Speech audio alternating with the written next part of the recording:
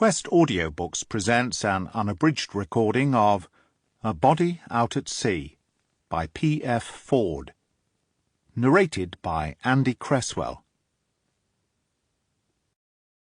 Chapter 1. Monday, the 4th of November, 2019, 0700. The jogger padded quietly through the small seaside town of Llangwelly and turned onto the coast road, which ran past the picturesque harbour. He had chosen the hooded tracksuit to make himself less recognisable, but now, as he felt the chill breeze off the sea, he was grateful for the warmth afforded by the unfamiliar outfit. As he passed the harbour, he slowed and gazed across at the familiar sight. It was deserted at this time of the morning, just as he had known it would be. He gazed longingly at the handful of pleasure cruisers, medium-sized yachts and powerboats. This was one of his favourite places, and his boat had once been his greatest pleasure. For a moment his resolve weakened, and he wished he could carry on as if nothing had happened, but he knew that was no longer possible. The die was cast now, and there could be no turning back. He knew the sun would be up in another 15 minutes, so he reluctantly turned his eyes back to the road ahead and continued jogging along with just the beach stretching between him and the widening estuary off to his right. 200 yards beyond the harbour was another car park on the left. At this point, the man crossed the road, followed the path that led through the barrier on the other side, and onto the beach. As he headed across the beach in the early morning light, off to his right, back by the harbour, he could just make out the tiny figure of a man and a dog heading his way. Yet again he had second thoughts, but his doubts quickly subsided, and he smiled to himself. Wasn't this exactly why he was wearing the unfamiliar hooded outfit? Yes, he might be seen, but at this distance he was just a tiny speck, and could be anyone. He carried on jogging across the sand until he was about 30 feet from the sea, where the beach sloped sharply down to the water. The tide had already turned, so he knew his clothes would stay dry and safe from being washed away if he left them here. He stopped, carefully removed his running shoes and tracksuit, slipped off his t-shirt, and placed the rolled towel on top of both. He had chosen the whitest towel he could find to ensure it would be easily visible. Satisfied everything was in order, he took one last look around, and then walked deliberately and steadily down the slope and into the water. Monday, the 4th of November, 2019, 09:30. PC Winter was Llangwelly Station's newest and youngest PC. Having completed all of his probationary training and passed with flying colours, he was enjoying his first day out in a patrol car on his own.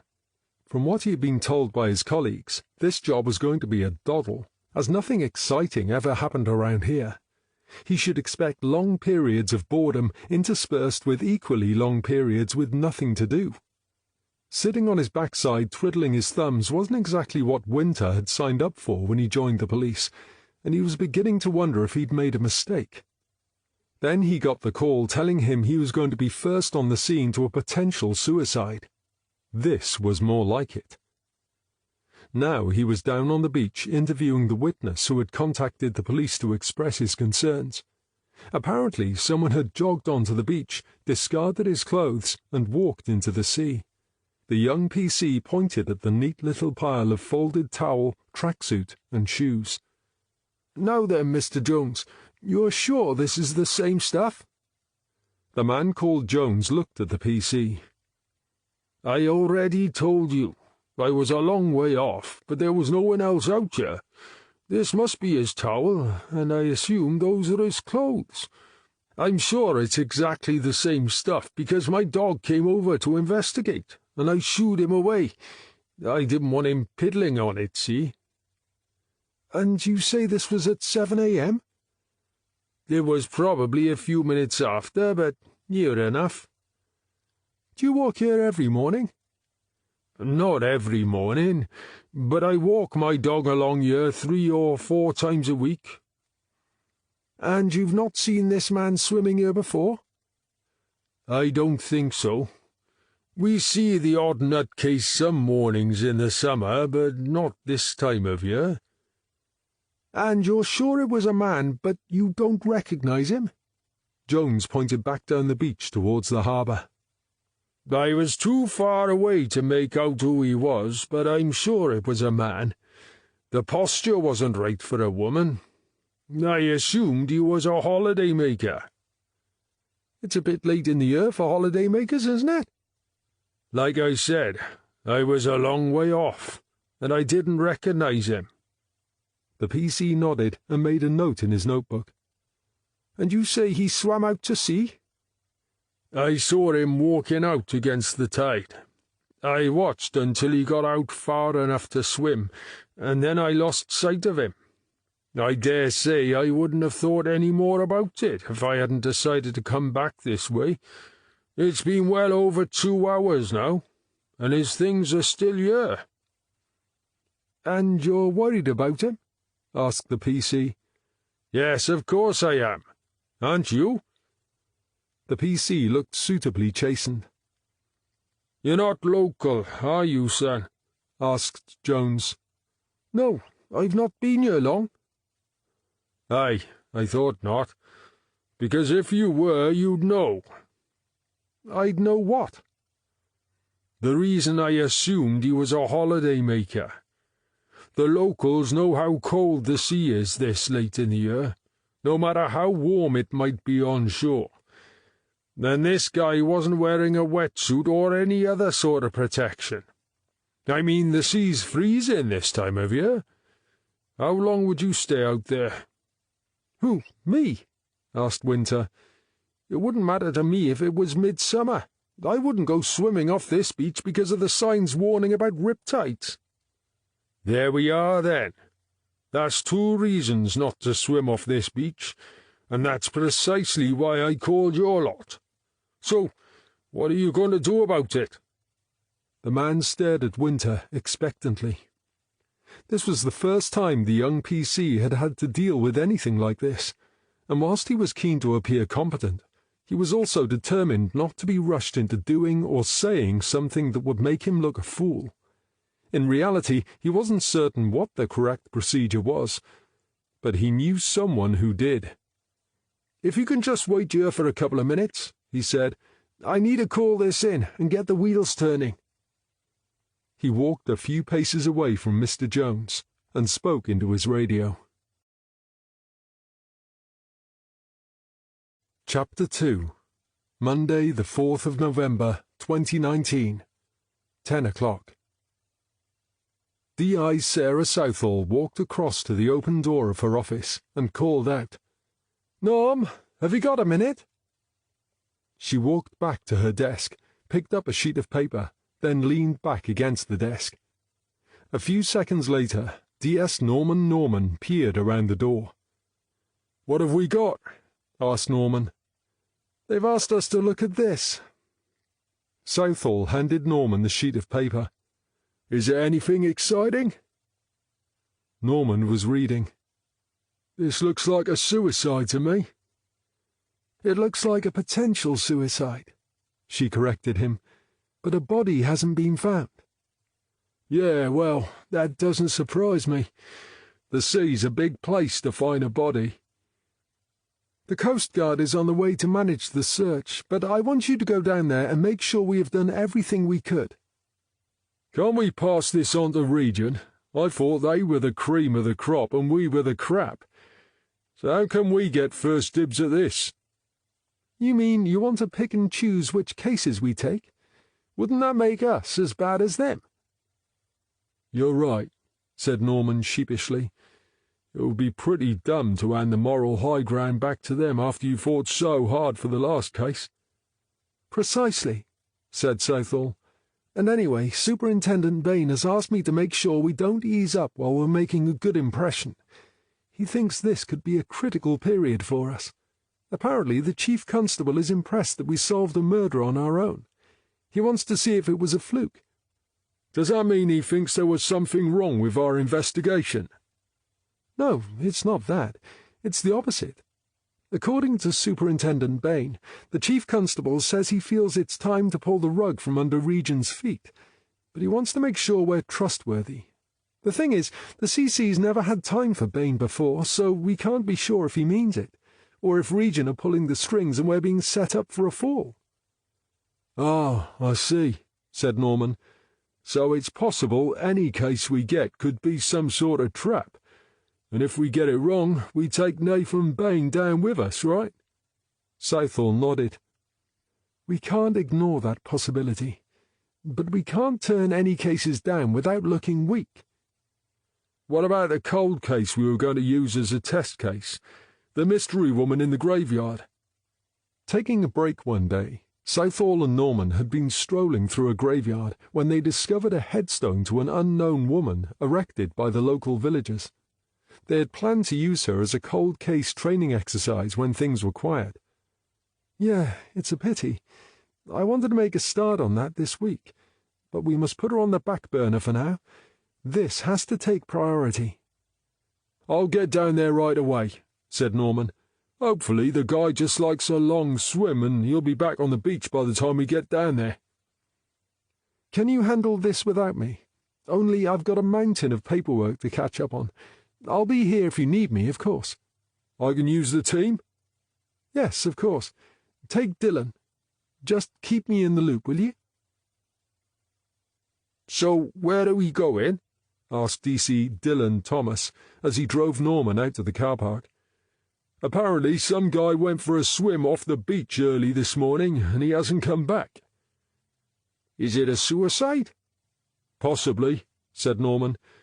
So I want you to drive us to the beach where he disappeared. He's been in the sea for over 3 hours. Don't you think it's a bit late to start looking for him now? Why do you say that? Because no one in their right mind goes swimming in the estuary at this time of year. Is that right? There are warning signs up on the beach about the current and the riptides. They're really treacherous, and the water's cold this time of year. Anyone who lives locally would know this, but then I suppose if he was a visitor, he wouldn't be the first one to ignore the signs and regret it. They had to call the lifeboat out to a guy who got carried away by the current back in July, and that was when the water was much calmer. Crap, said Norman. I was rather hoping we'd find him still swimming back and forth across the estuary. Very funny, Sarge, said Thomas. Unless this is a human dolphin we're talking about, I think this guy has no chance. You sound like you know about this stuff. Do you do a lot of swimming? I used to swim a lot when I was a kid, but not so much now. I can still do a few lengths if I need to, but I'm not so keen these days. I suppose I've grown out of it. I've never seen the attraction myself, said Norman. Any sport that involves holding your breath underwater and the possibility of drowning can't be a good idea, can it? Surely, if they meant us to swim, we'd have been born with gills and fins. Thomas grinned. I didn't think you were an athlete. Definitely not, agreed Norman. And just you remember that if we ever have to chase anyone. I didn't do running when I was younger, and I don't intend to start now. Does that mean I'm on my own if there's a fight? I'd never leave you in a fight on your own, said Norman. Just make sure you chase your opponent towards me before it starts, and we'll be fine. Thomas took a sideways look at Norman. He hadn't yet got the hang of his new sergeant's sense of humour, and he had no idea if he was being serious now. Can I ask you something? He said. Sure you can, said Norman. What do you think of Katrin? Morgan? She's pretty smart. I think she'll make an excellent detective. Like all of you, she just needs a chance to grow some confidence. I didn't mean that, said Thomas. Norman looked at Thomas. You didn't? No, I meant, what do you think of her? You know. Norman sighed. You mean, do I think she's good-looking? Is that what you're asking me? Yeah, exactly. How is that relevant? Thomas frowned. I'm not sure what you mean by relevant, he said. What she looks like doesn't determine her ability as a detective. Well, no, of course not. But I'm not talking about her ability as a detective. I'm talking about her as a woman. Oh, I see, said Norman. You want us to compare our colleagues, is that it? Well, let me tell you, if that's where you're going with this, you're asking the wrong guy. I don't mean it like that, said Thomas. The thing is, I asked her out, and she's not interested. I don't understand why. Seriously? Asked Norman. You're upset because she doesn't want to date you? I wondered if perhaps she was, well, you know. Norman sighed. Jesus, Dylan, this is going to take all day if you're going to talk in code. Just remember, I'm the old guy around here. That means you need to talk in complete sentences if you want me to understand. Perhaps she is, well, you know, but I'm afraid that's much too vague for me. You need to be more specific. Do you think maybe she prefers girls? Norman turned to stare at Thomas, then guffawed. I can't believe you just said that. Thomas reddened as he realized the folly of mentioning this to Norman. He thought there may be an escape route if only he could change the subject, but he was suddenly tongue-tied and couldn't think of anything to say. Then Norman was speaking again, and by the tone of his voice, Thomas knew it was too late. So you're telling me you mean you think you're such a great catch there can only be one reason she won't give in to your charms? Is that it? Thomas stared resolutely at the road ahead as Norman chortled gleefully at his discomfort. Geez, Dylan, if that's what you think, you need to do some serious growing up before it's too late. How many women have you actually been out with? Loads. Norman was still staring at Thomas, and now he sighed. Loads, he echoed. Do you know, I can't decide if you're trying to convince me or yourself. Well, okay, maybe not loads. Maybe that's a bit of an exaggeration. Norman rolled his eyes. No shit, he said. All right, so it's not loads. So how many is it? Just one or two, but the thing is, nobody has ever turned me down before. Really? What's that supposed to mean? Demanded Thomas. Getting turned down is no big deal. Yeah, sure, it's disappointing, but it's just part of the game, said Norman.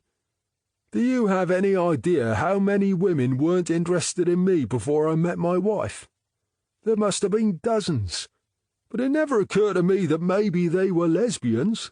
I just accepted they didn't want to go out with me. End of story. You think I'm wrong, then? Yes, I think you're wrong. In fact, I know you're wrong. Thomas's eyes widened. You do? You mean you haven't, have you? Norman gave Thomas his best pitying look. Oh, come on, Dylan. Do you seriously think an attractive young woman like Katrin Morgan is going to be interested in an old fart like me?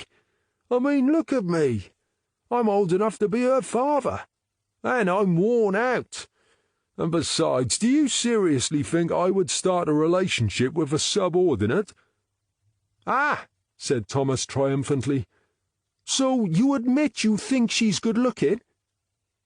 It's an undeniable fact, conceded Norman, but it changes nothing. I'm not interested in dating her, and she's not interested in dating me. I don't even know why we're having a conversation about this. In fact, we're going to stop talking about it right now.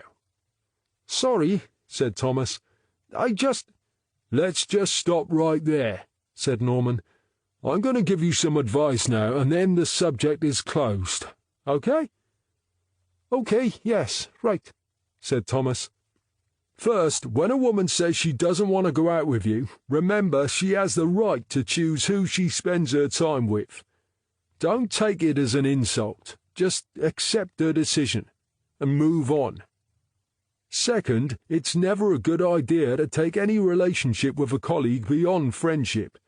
And third, I don't care if my colleagues are straight, gay, or come from Mars.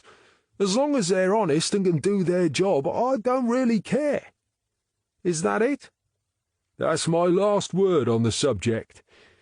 I'm going to put this conversation down to an error of judgment on your part, and from now on we're going to behave like adults. Is that okay with you? Thomas looked suitably chastened. Yeah, of course. I didn't mean to... Unless you want to ruin my morning and put me in a seriously crappy mood, I don't want to hear another peep out of you until we get to the beach. Got it? Ah, right, gotcha, said Thomas. They drove on in stony silence until they reached the car park opposite the beach. As Thomas parked the car, they could see a bitter north wind was carving ripples in the sand. Down towards the sea, the wind was gradually tearing away the police tape which had been used to cordon off an area of beach. A lone PC was doing his best to keep the tape in place and keep himself warm. "Come on then," said Norman. "Let's take a look." "You mean you want to go down there, in this wind?"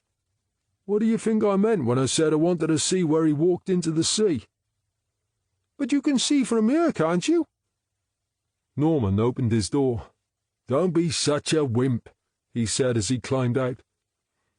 He walked around to the back of the car and popped open the boot, reached inside for the thick, padded coat inside, and slipped it on.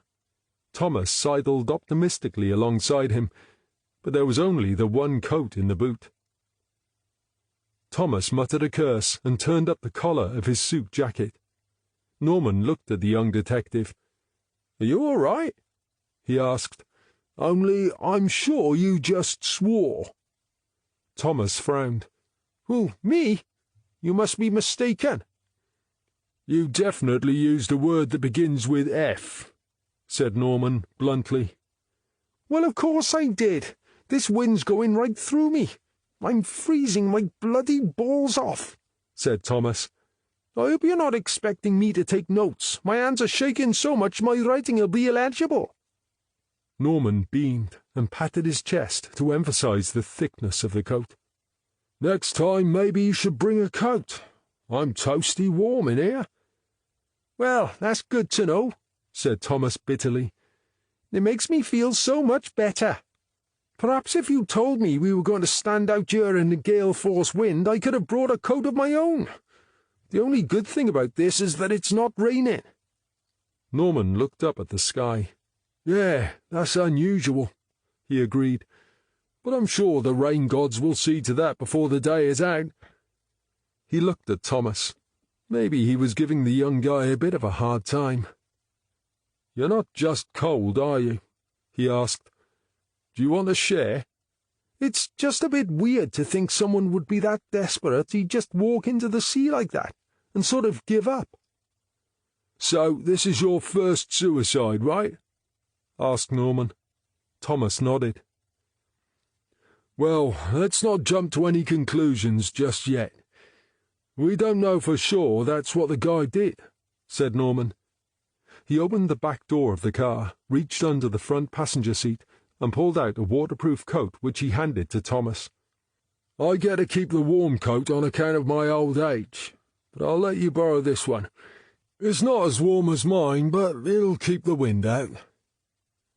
Gratefully, Thomas grabbed the coat and slipped it on. Norman was right. It did keep the wind out. "Right, come on," said Norman. "Let's see what PC Winter can tell us."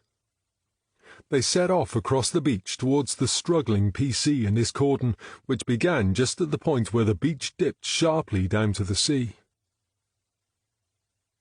They stopped at the cordon tape, and Norman spoke to the PC. "It's PC Winter, isn't it? Are you the guy who spoke to the witness?" "I did, yeah. He's going to the station to make a proper statement, but I've got it in my notebook." "Do you mind if my colleague has a look at your notes? It'll save us some time." The PC handed his notebook to Thomas. Norman pointed at the neat pile of clothes a few feet beyond the tape. "Shouldn't we bag them up?" My relief is bringing a bag with him." "Is there any form of ID in there?" "Not a thing that I could see," said Winter. "There's not even a label on anything to say where it came from." "That's odd," said Norman. "They've been cut out," said Winter. "That's even more odd," said Norman. He stared out at the sea. "So he just stripped off and walked straight into the sea?" "That's what the witness says happened," said P.C. Winter. "And you're sure it was a man?" Winter pointed at the pile of clothes. "I don't know many women with size 12 feet, he said, "and I reckon the clothes would fit someone about 6 feet tall." Norman nodded approvingly at the young P.C.'s statement. "And this was at 7 a.m. Jeez, I was eating my breakfast and thinking about driving into work then. What on earth was he thinking?" "Well, if it's a suicide, I suppose he wouldn't have been thinking straight," suggested Winter. "Yeah, I guess you're right there," agreed Norman. He looked at the young P.C. "Are you all right, son?" he asked. "Only you're looking a bit green around the gills." Winter looked puzzled. "You look like you might want to throw up," said Norman bluntly. "Oh, I see." "Is this your first one of these?" "It's just a bit weird. To think someone would be that desperate he'd just walk into the sea like that." Norman looked suspiciously at Thomas and then back at Winter. "Do you two use the same scriptwriter?" Winter frowned. "Sarge? This is the first suicide for both of you, and now you've both said almost exactly the same thing about it." Winter looked hopefully at Thomas, but he was reading the P.C.'s notes and scribbling some notes into his own notebook and missed the exchange.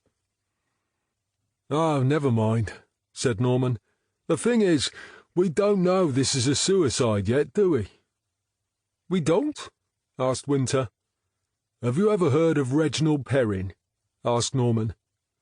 Winter looked totally confused. "Sorry?" "It was a TV series about a guy who faked his own suicide by walking into the sea and leaving his clothes on the shore." "You're saying you think this man has faked his suicide?" "I have no idea," said Norman. "I'm just saying things aren't necessarily what they seem." Winter didn't look convinced. "But why would you even think that?" he asked. "If you were about to drown yourself, do you think you'd bother about folding your clothes and making a neat pile? Or do you think you'd just throw them anywhere?" "Maybe he was one of those people who was compulsively neat, and he just couldn't help himself." "OK, so how about this?" said Norman. "If you wanted to drown yourself, would you strip off or go in fully clothed? I know little about swimming, but I'm pretty sure wet clothes are heavy and clingy and make it harder, don't they?" "Yes, they do," agreed Winter. "But I still don't understand why you think he would fake his own suicide." "As I said, I have no idea," said Norman, "and I'm not saying that happened. I'm just suggesting it's a possibility we have to consider. Isn't that why we investigate? So we can determine what actually happened rather than guess." "Well, yes, I suppose it is." "At the moment, we know a couple of facts. Now, we can speculate based on those facts, but we haven't actually investigated anything, so we can't say what happened one way or the other, can we? For all we know, aliens have abducted the guy, but then again, that's speculation. It's not—" "All right, Sarge, I think I've got your point," said Winter.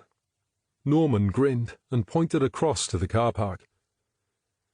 "It looks like your relief has arrived. Write up your report and get a cup of tea.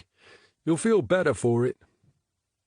They watched as Winter made his way slowly back across the beach, exchanged a few words with his relief, and then continued on his way. Norman grinned at Thomas. "Is that your balls I can hear rattling?" "At the moment it's just my teeth chattering, but I'm sure it's only a matter of time." Norman laughed. "Come on, let's get back to the car before you freeze." They turned and headed back across the beach. "I vaguely remember that TV series you were talking about," said Thomas. "It was on about 10 years ago, wasn't it? I didn't get it." "I'm not talking about the remake," said Norman. "The original was hilarious. At least the first series was. Don't you worry people will think you're mental, comparing an old TV series to a crime scene?" "I'm too long in the tooth to care what people think. And anyway, I was just trying to lighten things up a bit." "You don't really think this is a fake, do you?" "I'm trying to keep an open mind," said Norman. "But I'll tell you one thing. If I intended to fake my suicide, I can think of better ways of doing it. I'd certainly make sure there was no chance I might die while I did it." "So you don't think it's a fake?" There again, I wonder why he made such a big deal of folding his clothes into a pile. And why place a brilliant white towel on top? Maybe he wanted someone to find it. But why? Come to think of it, why bring a towel at all? I mean, he won't be needing to dry himself, will he? "You make it sound so elaborate it's like some sort of conspiracy," said Thomas. "Yeah, you're probably right," said Norman. "It's probably best to ignore my flight of fancy and focus on the facts." They were back in the car now. "What else do we know so far?" asked Norman. "Not much more than you said before. A man came down to the beach, took off his shoes and tracksuit, then walked into the sea." "How did he get here?" "The witness said he jogged across the beach, and according to Winter's notes there was no car parked in the car park opposite. So maybe he jogged all the way out here." "Or maybe he left his car somewhere else." "What if he didn't bring a car?" suggested Thomas. "Why not?" "Perhaps he wanted to make it harder for anyone to identify him. I mean, it's easy for us to find out who owns a car, isn't it?" Norman looked at Thomas with renewed respect. "That's good thinking," he said. "Now, if only you could do that a bit more often and cut out all the stupid schoolboy shit, there just might be a slim chance we'll be able to make a decent detective of you." Thomas smiled at what he perceived to be a compliment, but his joy was short-lived. "So what are we going to do now?" he asked. "You are going to walk to every car park within 400 meters of the beach and make a note of the registration number of every car you find. And then when we get back, I want you to contact every owner to find out what time they arrived and why their car was here." "Oh, Jesus, really?" "Yes, really," said Norman. "I know it's dull and it's boring, but there you go. A lot of our work is. If you want constant excitement, I hear they're looking for a new James Bond." "What are you going to do?" asked Thomas. In the distance they could hear a Coast Guard helicopter approaching. Norman pointed to the rapidly growing dot in the sky. "I'm going to speak to those guys. They're the experts on tides and currents, and they're the ones who are going to run the search." "Do you think they'll find a body?" said Thomas. "Searching the sea isn't my speciality," said Norman, "but I would imagine the odds are against them any time they have to find someone at sea. The words needle and haystack sound as though they fit the bill." Chapter 3. Tuesday, the 5th of November, 2019, 08:30. The digger driver swore quietly and leaned over to the window as the builder marched over to speak to him. "You need to be careful now, Jim," said the builder. "Just take a few small nibbles." "You know I've been driving these things for 20 years, don't you?" said the driver. The builder smiled patiently. "Yes, mate, I know all that, but this is my site and my client. I don't want you damaging the corner of the house, that's all. We're already running behind schedule on this job, and I want no more delays, all right?" "I've dug footings in more awkward places than this." "I'm sure you have, but remember what I told you before we started. This guy's a developer from London, and he thinks we can't do the job. If it wasn't for his wife, we wouldn't be here. So I don't want to let her down, and I want to prove a point to him. If we make a good impression, who knows? There could be loads more work to follow. I know you think I'm overcautious, but humour me, eh?" Jim nodded, sighed, and sat back in his seat. OK, if it meant more work, he would do whatever it took. He gave the builder a reluctant thumbs up. The builder and his mate observed from the side as Jim gently eased the arm of the machine forward and took a tiny nibble of soil to extend the trench towards the house. The builder grinned at him and gave a return thumbs up of his own. Jim couldn't see what the fuss was about. There was a couple of feet between where the digger bucket was and the house, but if they wanted him to go carefully, then he would. Suddenly, the builder was waving at him to stop. In the digger, Jim was reaching the end of his tether. "What's up now, for God's sake?" He swung the digger arm up and away from the trench, parked it firmly on the ground, switched off the engine, and flung the cab door open. "I can't work like this," he muttered as he jumped down and stomped across to the builder. "This is bloody ridiculous," he stormed. "We'll never finish digging these footings if you keep stopping me." The builder looked around as he approached. His face seemed several shades paler. "I don't think we'll be finishing any time soon," he said quietly. "What? Why?" Jim had reached the builder now, who pointed down into the trench. Jim's eyes followed the finger to where a grubby human skull grinned up at him. "Oh my God," he muttered. Norman had made it his habit to join Southall in her office first thing every morning to make sure they are both up to date with progress on whatever case they were working. "How are we getting on with the suicide case?" asked Southall. "I spoke to the Coast Guard earlier," said Norman. "There was no sign of a body in any of the places they would have expected it to turn up on day one, and they say it's unlikely anyone would have survived overnight. They're going to continue searching again today until dusk, but by that time the currents could have taken a body miles away, and the chances of finding it will be as good as zero." "They know best," said Southall.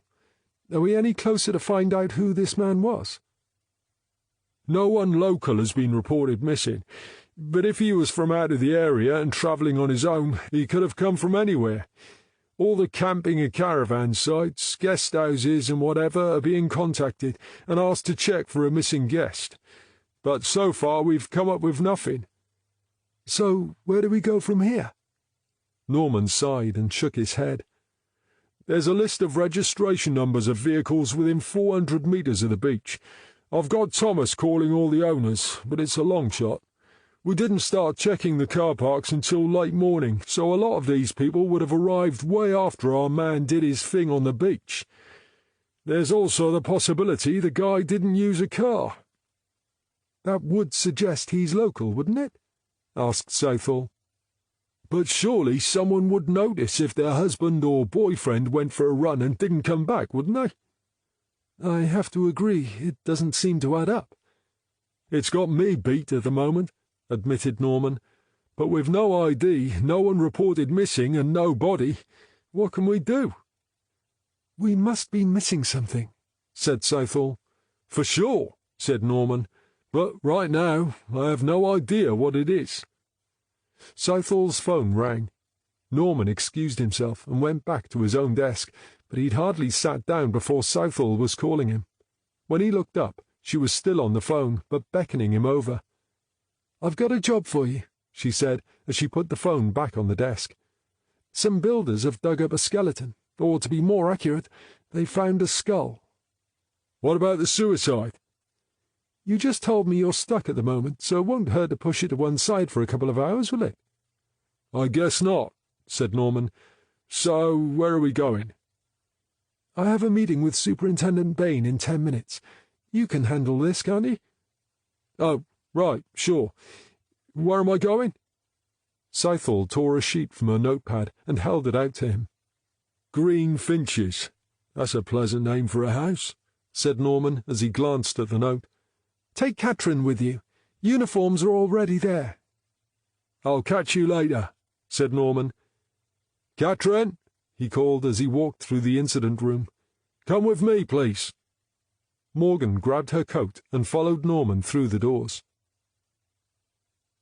The house called Green Finches was one of about a dozen sparsely spread along a track up in the hills about 3 miles out of Llangwelly. A solitary police car was parked outside the house, and they could see a lone PC waiting at the front of the house, shifting nervously from foot to foot. "Is that it?" said Norman as they climbed from the car. "One PC to look after a potential crime scene? Geez, they sure know how to ration the troops in this neck of the woods." "We could always call in support from Region," said Morgan. "We will do no such thing," said Norman indignantly. "I was joking," said Morgan hastily. "That would hurt my pride too, you know." "I'm glad to hear it," said Norman. "Our aim is to prove we're every bit as good as them. If we have to do it on a shoestring, so be it. That'll just prove we're even better." They had reached the nervous-looking PC now, and Norman recognized him from the day before. "It's this way," said the PC, pointing away to his left, "round the back of the house where the builders have just started digging the footings." "It's PC Winter, isn't it?" asked Norman as he fell in step with the younger man. "Yes, that's right," said Winter. "I hope interrupting my coffee breaks won't become a habit." "I'm sorry, it's just bad timing, I guess," said Winter guiltily. Norman patted his shoulder. "It's okay," he said. "There's no need to apologize. I was joking." "Oh, right, I see." "Is this another first for you?" asked Norman. "Yes, it is. When I came here I was told Llangwelly was a nice quiet place to learn the job. Nothing ever happens, they said. This is only my second day out on my own, and I've already had a suicide, and now some builders have dug up a skull." "And this is the quiet season," said Norman. "You wait until March when the first tourists arrive." "Is it bad?" "Terrible," said Norman. "People go missing all the time. Bodies wash up on the beach every day." The young PC's eyes had widened at this news. "Take no notice of him, Winter," said Morgan. "He's just winding you up. He's only been here a few weeks himself. He has no idea what it's really like." Winter took a sideways look at Norman, who grinned back at him and winked. Now they were at the back of the house. A digger was parked a few yards from the house, alongside the trench it had been excavating. Winter pointed to the part of the trench nearest the house. "It's over here." Winter led them towards the trench, but stopped a couple of feet short. Norman and Morgan carefully approached the trench and peered over the edge. A grimy skull grinned up at them. "Well, whoever it is looks happy we found him," said Norman. He looked round at Winter. "Who found it?" "The builders. I said you'd want to speak to them. They're waiting in the garage having a cup of tea." Norman looked at Morgan. "Catherine, can you speak to them? I can't imagine they can tell us much, but you know the drill." As Morgan headed off to the garage, Norman turned his attention back to the trench. "I think we can safely say he or she is dead, don't you, Winter? No need to drag the doctor out for this one." Winter said nothing, and when Norman turned he looked disapproving. "What?" asked Norman. "You think I shouldn't make light of it?" "It seems disrespectful," said Winter. "Well, yes, I suppose it is," said Norman. "But trust me, it's black humour that helps people like us cope with this crap every day. It might not seem right, but the alternative is to let our emotions get the better of us, and then we all end up sad and depressed. How long do you think any of us would last if we let that happen every time? You should have been told about this when you were training." "I was, but it's a bit different when you're actually faced with the real thing." "I guess that's true," agreed Norman. "But look at it this way. Whoever this person was, they've been dead for years, right? So what's going to be more help to them now? Me crying my eyes out, or me keeping my spirits up so I can work out what happened to them and how they ended buried here like this?" "I hadn't thought of it like that." "That's how you have to think of it," so you'd better get used to it," said Norman. "The thing is, this is no normal burial, is it?" "Of course not." "So what does that tell you?" "I'm not sure what you're getting at." "If this person had died in normal circumstances, their death would have been reported, and they would have been buried in a grave, or perhaps cremated, right?" "You mean you think this is a suspicious death?" Norman nodded. "I think it's fair to say there's a high degree of probability, don't you?" "Well, yes, I suppose there must be." "Which means it's vital you record everything that's happened since you got here this morning. Can you do that for me?" "Yes, I think so." "Good man," said Norman. "Do you know if anyone's called forensics and the pathologist?" "My sergeant said he'd handle everything and I should just secure the scene and wait until you got here." They could just make out the sounds of vehicle doors sliding open and being slammed closed coming from the front of the house. "That sounds like they've arrived," said Norman. "I've never understood why they have to slam their doors closed." "Maybe it's some sort of acoustic calling card," suggested Winter. "Now that's an interesting theory," said Norman. "Do I need to hang around?" "Just do what your sergeant said and keep an eye on the front of the house for now," said Norman. "I can't imagine anyone is going to turn up uninvited, but you never know." Winter made his way back to the front of the house, passing the Socko team going in the opposite direction. The pathologist was leading the way, and his face broke into a broad grin when he saw Norman. "Geez," said Norman. "Wait a minute. Don't I know you?" "It was a while back," said the pathologist. "Hang on," said Norman. "I never forget a face. It'll come to me in a minute. Bill Bridger, right?" "How are you, Norm?" asked Bridger, extending a hand. "I didn't expect to see you working for the police again." "Yeah, well, it took a while," said Norman as they shook hands. "But they finally realized what they were missing." "What have you got for us?" Norman pointed at the trench. "Your corpse awaits," he said. "Or, to be more precise, there's a skull and what looks like a few bones waiting for you."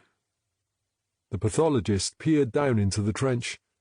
"There's barely room for me to work," he said. "We're going to have to make this hole a lot bigger before we can start excavating." Norman sighed. "Really? How long is that going to take?" Bridger shrugged. "How long is a piece of string?" "How about by the end of the day? PM tomorrow morning?" Bridger looked at the sky. "It looks like rain, so I can't promise, but we'll do our best." "Let me know later, yeah?" "Sure." As Norman headed towards the garage, he could hear the pathologist cajoling his team. "Right, come on, guys, you heard the man. Let's get a tent up over this trench before it rains, and get plenty of photographs of the site before we start digging." Morgan was just leaving the garage as Norman reached it. "Do you have their statements?" he asked her. "There's not much to tell," she said. "They were digging the footings and they uncovered a skull. As soon as they realized what it was, they stopped. That's it, really. They have no background they can offer." "Ah, well, I didn't expect much," said Norman. "There's no reason they should know anything about it." "They're all a bit shaken." "Yeah, well, that figures. It's not every day you dig a trench and suddenly find a skull grinning up at you." "What's next?" asked Morgan. "Is there anyone in the house?" "The owner, Mrs. Harris." "I take it she's aware of the situation?" Morgan nodded. "Apparently she asked the builders why they'd stopped work. It was her idea to sit them in the garage with a cup of tea." "Right then, we'd better speak to Mrs. Harris and see if she can shed any light on the subject." Lydia Harris was a small, neatly dressed 60-something. She wore little makeup, and her hair was a further tribute to her lack of vanity, being a mixture of various shades of grey. She had never felt the need to change its natural colour, and wore it so long that it was halfway down her back. Norman's own hair was becoming increasingly sprinkled with grey, and its unruliness was a tribute to his own lack of vanity. He felt a vague affinity with Lydia Harris, and decided almost straight away that he liked her. When she offered a choice of tea or coffee and a plate of chocolate biscuits, she won him over totally. However calm she may have been when the builders had broken the news they had discovered a body, shock was now beginning to set in, and she was making a determined effort not to fall apart. Experience told Norman it may be best to let her talk while he steered the conversation in the correct direction. So far they had established that she and her husband had purchased the house less than 2 years ago. Norman would be the first to admit pathology wasn't his field of expertise, but he had seen enough corpses to know the one in the trench had been there since long before the Harrises even knew the house existed. "This is such terrible news," Lydia was saying.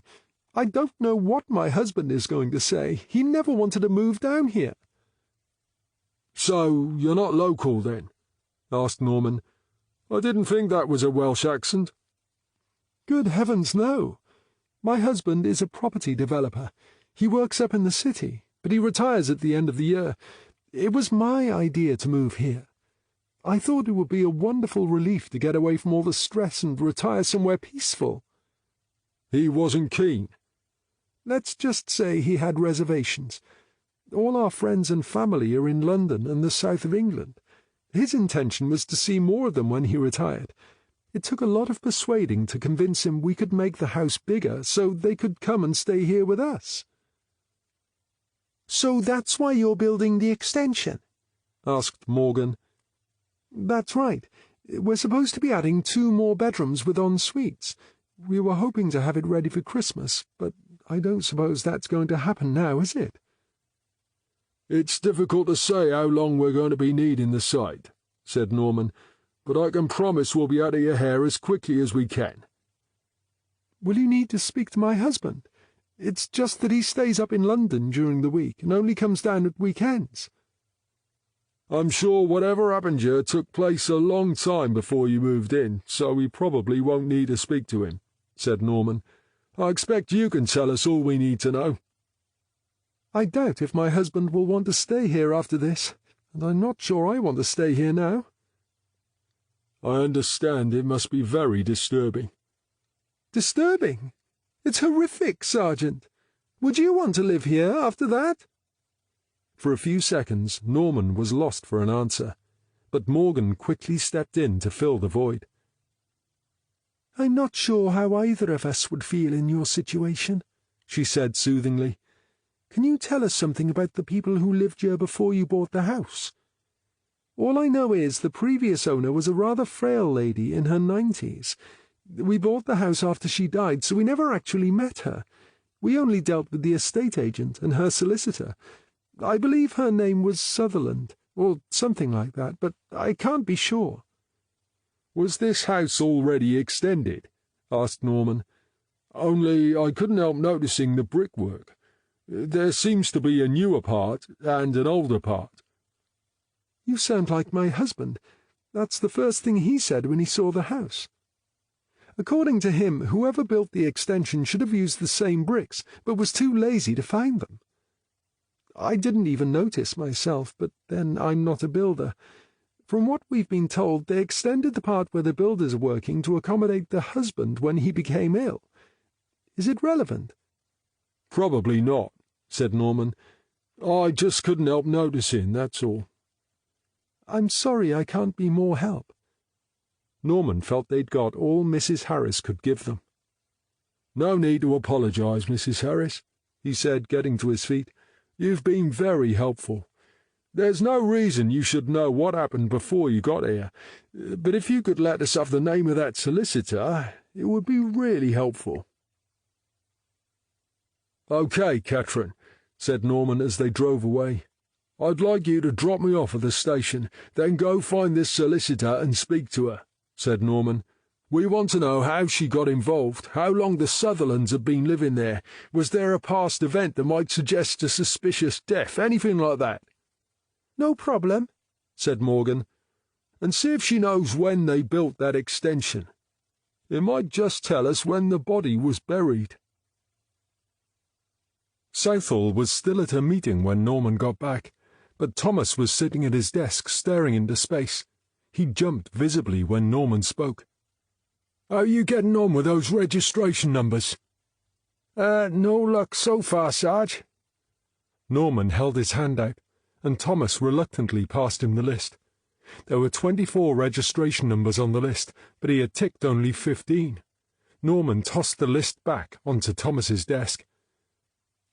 "Maybe you'd get this done a lot sooner if you stopped daydreaming about what you're not going to get and focus on the job." Thomas blushed a furious shade of red. "I wasn't—" "I told you yesterday we might be able to ignore the schoolboy shit and make a decent detective of you. But here we are a day later, and you seem to have forgotten my advice." Thomas licked his lips.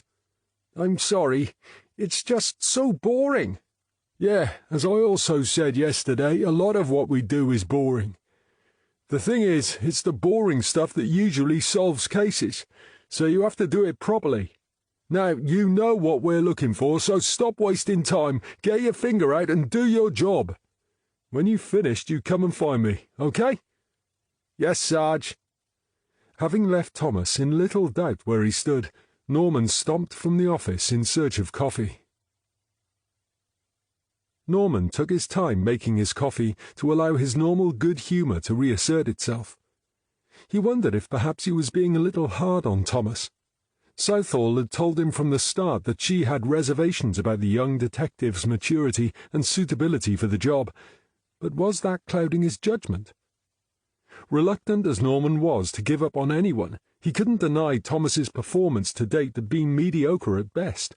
It's true he had worked diligently to find the scene of a crime in their last case, but all too often he was away with the fairies, and his obvious preoccupation with Catherine Morgan was a concern. "You look like you're on another planet, Norm." Unnoticed, Southall had come in to make herself a coffee. "Huh?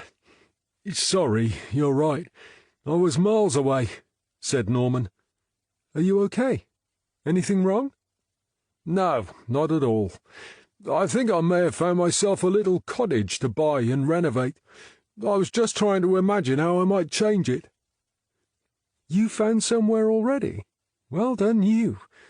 I've hardly started looking." "I was lucky.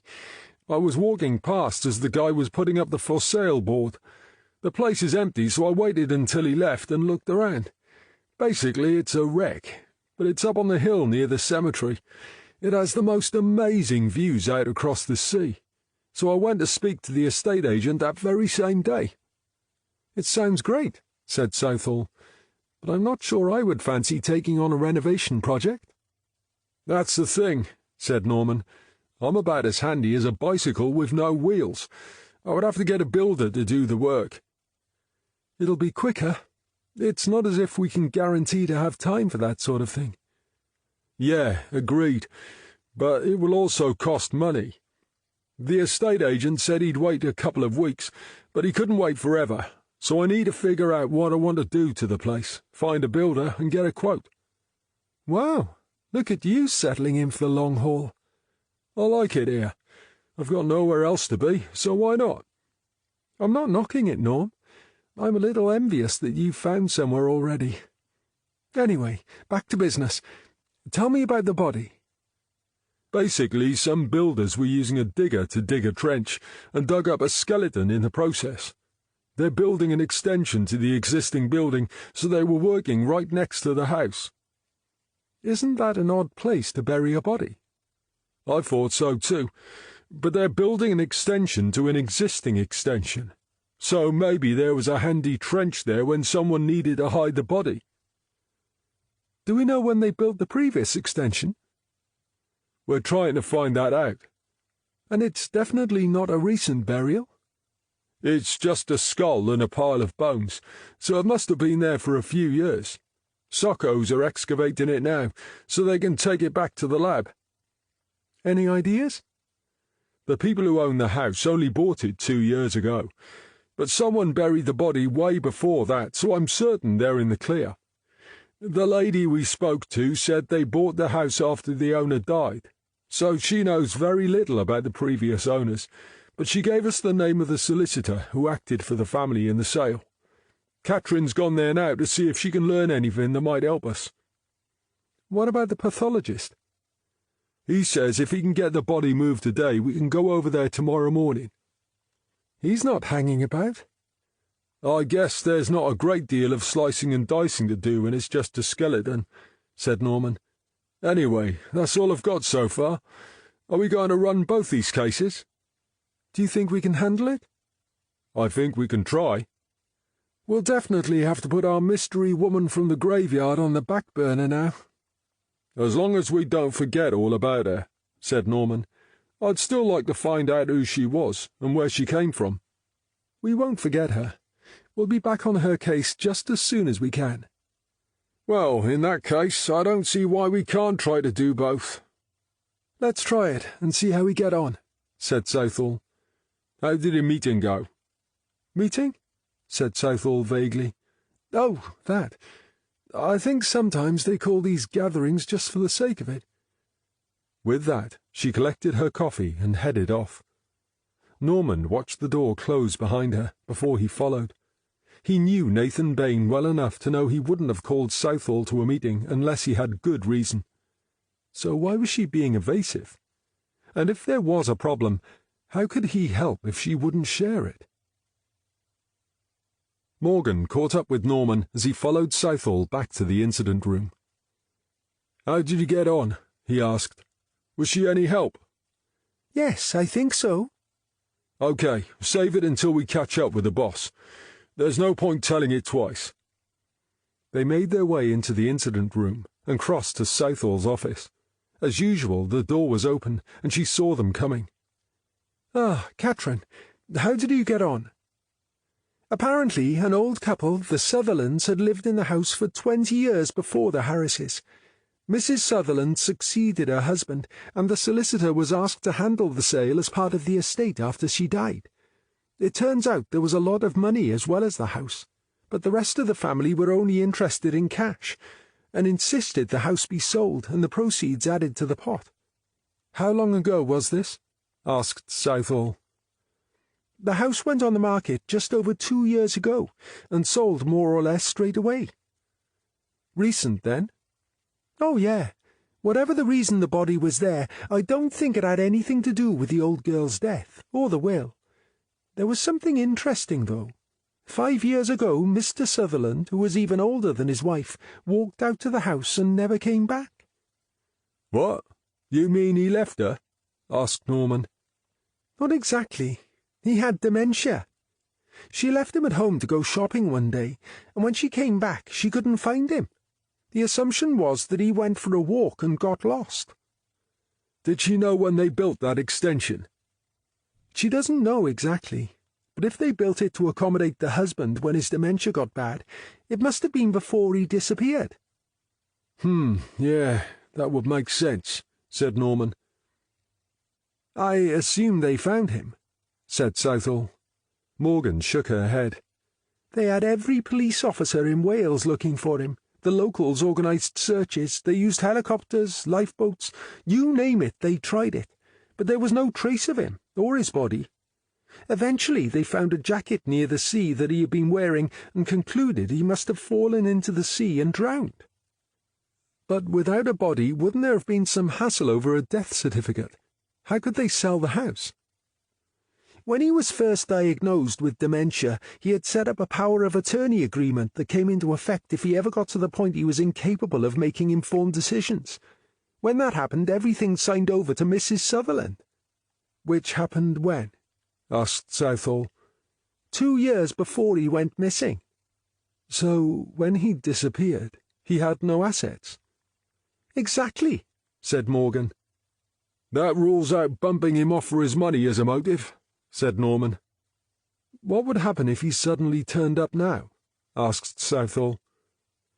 "Apparently there's a trust fund set aside in the event he should return, but if he doesn't come back within 7 years, it gets shared among the family." It sounds like they thought of everything, said Southall suspiciously. Geez, if the builders have found him now, how ironic is that? Said Norman. The entire country searched, and he was right under their noses the whole time. Does this mean we have a murder on our hands? Asked Morgan. Even if he died of natural causes, there's nothing natural about his burial, is there? But why would anyone bump off an old guy with dementia who has no assets? Asked Norman. Maybe the wife couldn't look after him any more, suggested Norman.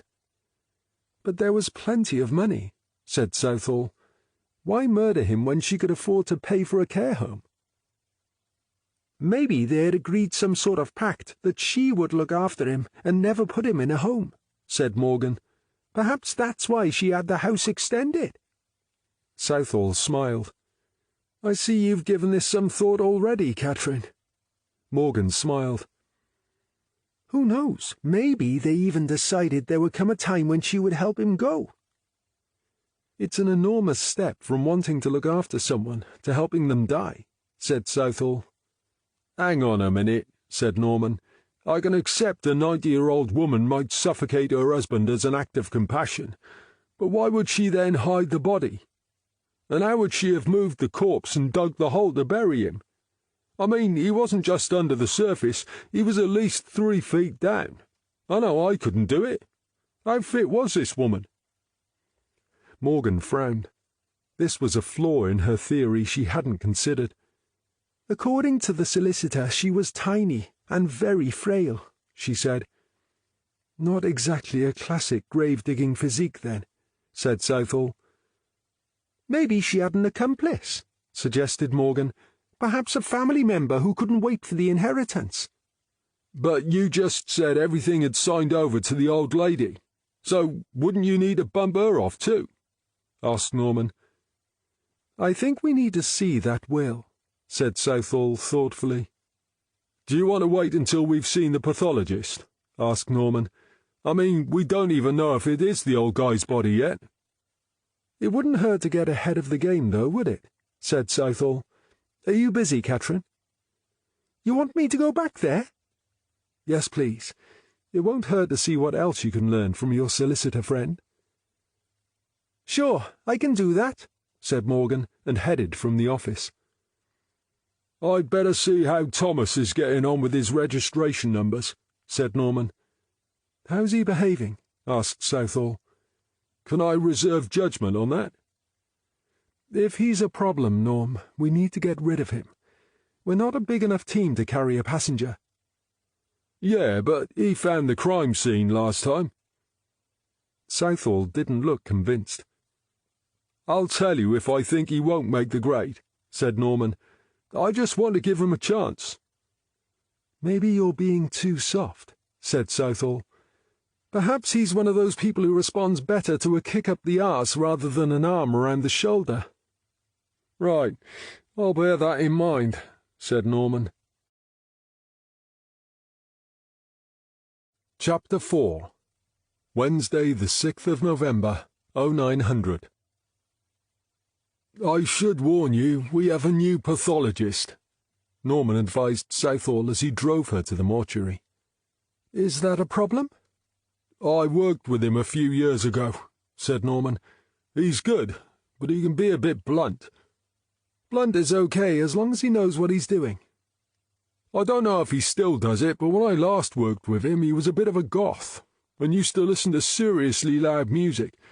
Oh, and he looks unusually pale, and I mean real ghostly white sort of pale. I can deal with odd habits if he's good at his job. I bet he's been working all night on our skeleton. Why would he do that? Because I requested the post-mortem for this morning, said Norman. And the reason I did that is because I know he doesn't sleep much. If he doesn't sleep at night and he's as pale as you say, are you sure he's a goth and not a vampire?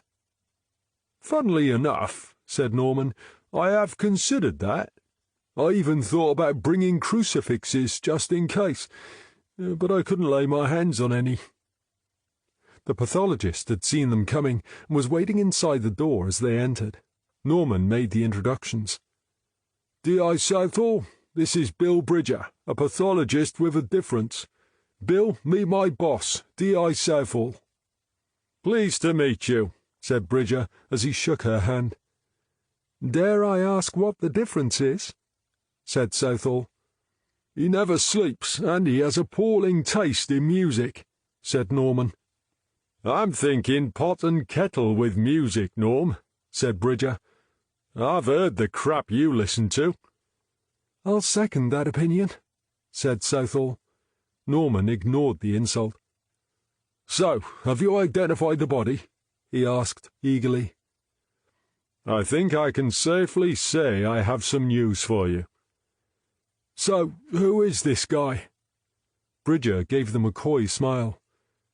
"Why don't you come on through?" he said.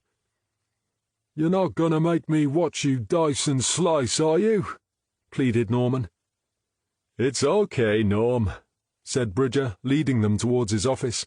"This corpse had been underground long enough for the worms to make sure there wasn't much gory stuff left. Anyway, I've finished that part of the process, so I won't make you revisit your breakfast. But I have got 1 or 2 surprises for you." He led them to a stainless steel table, where a dismantled skeleton had been carefully laid out, piece by piece. "Surprises? What sort of surprises?" said Southall. Bridger turned and leaned back against the table as he spoke. "I understand why you assumed this body was buried 5 years ago, given the missing person investigation of the time, but the body is in worse condition than I would have expected after 5 years underground." "Don't tell me this body is older," said Southall. Bridger grinned.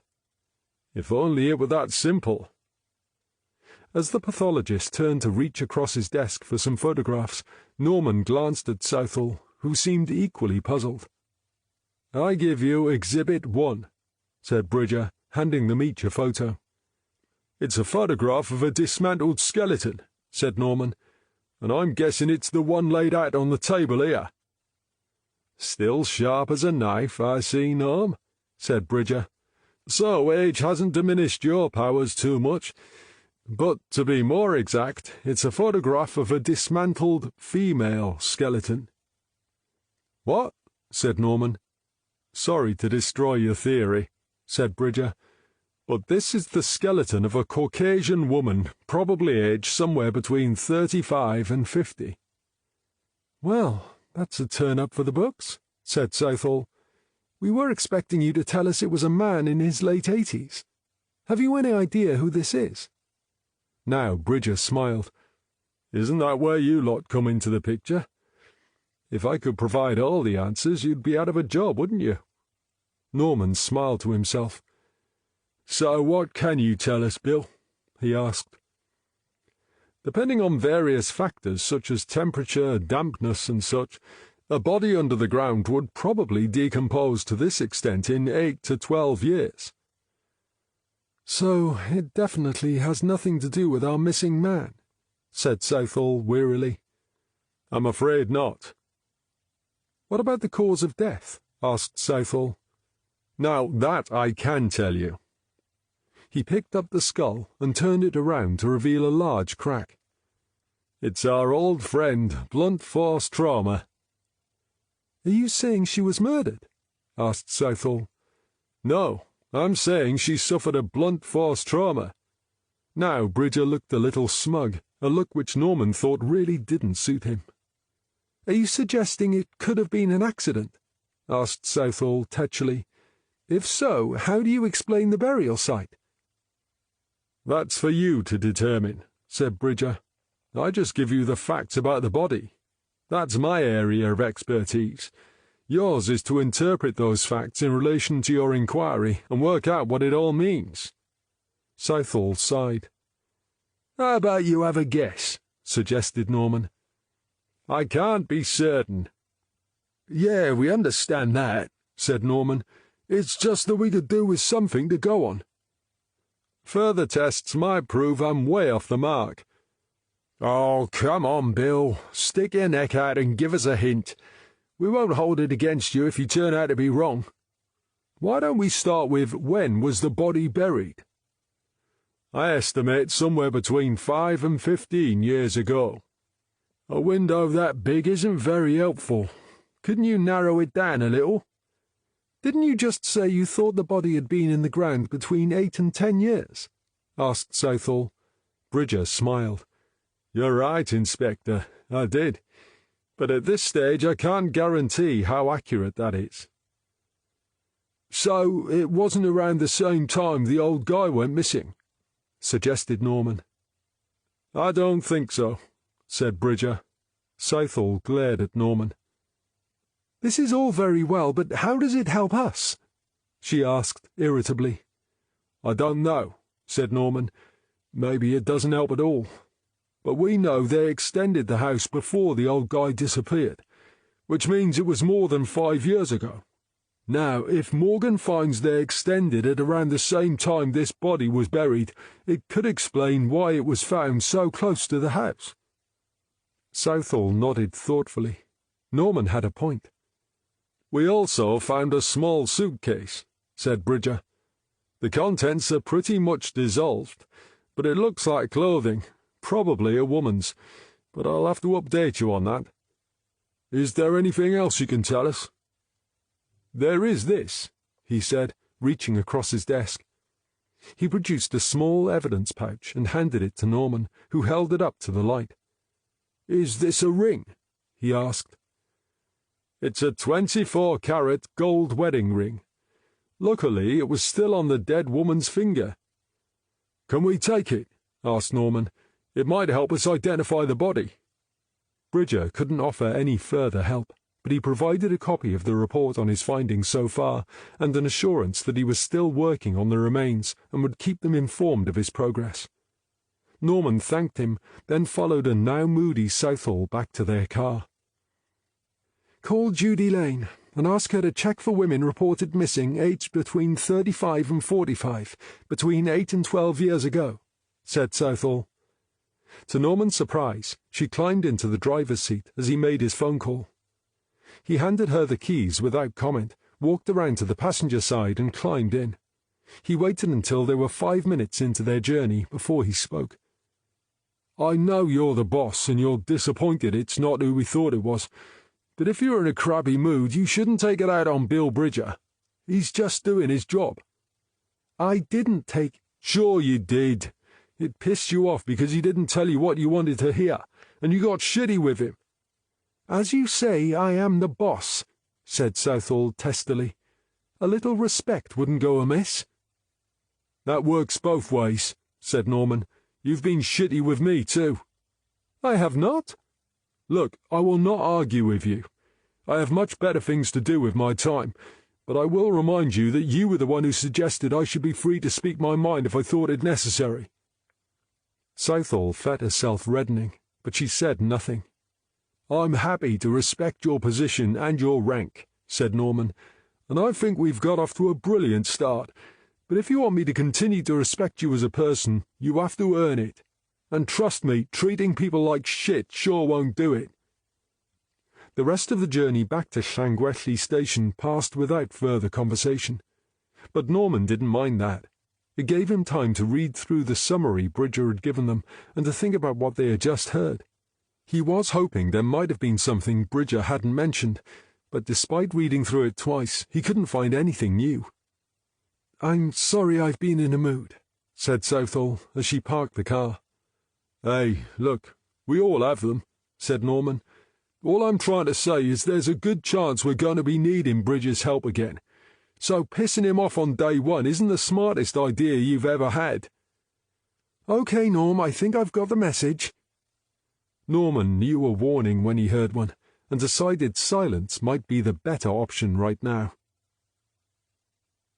"I think I may have found a match for your skeleton among the missing persons," Lane told Norman and Southall when they got back. "You have?" asked Southall. "How did you do that so quickly?"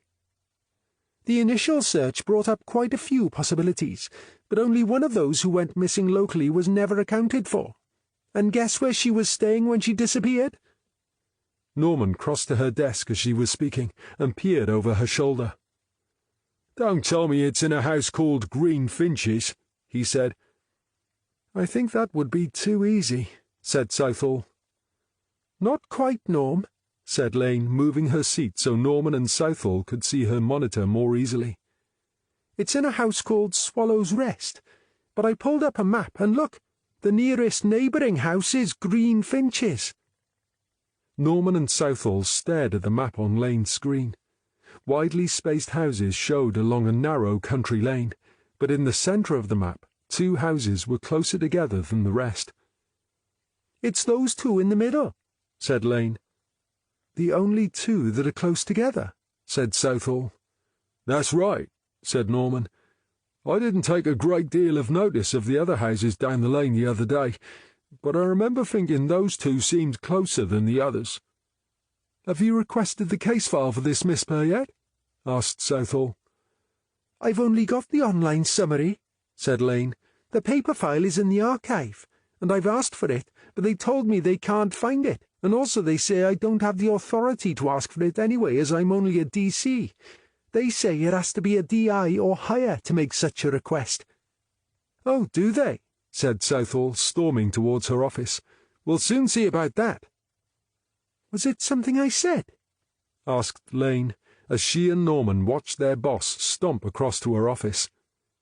It's not you, said Norman ruefully. I get the feeling someone's been rattling her cage. Region? Asked Lane.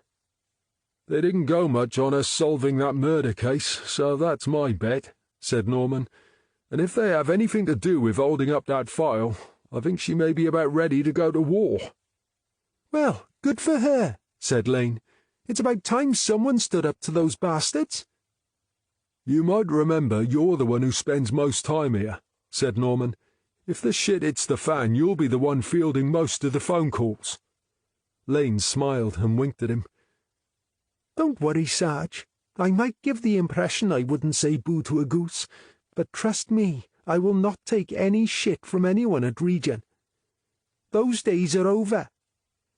Southall was on her way back within minutes. That was quick, said Norman.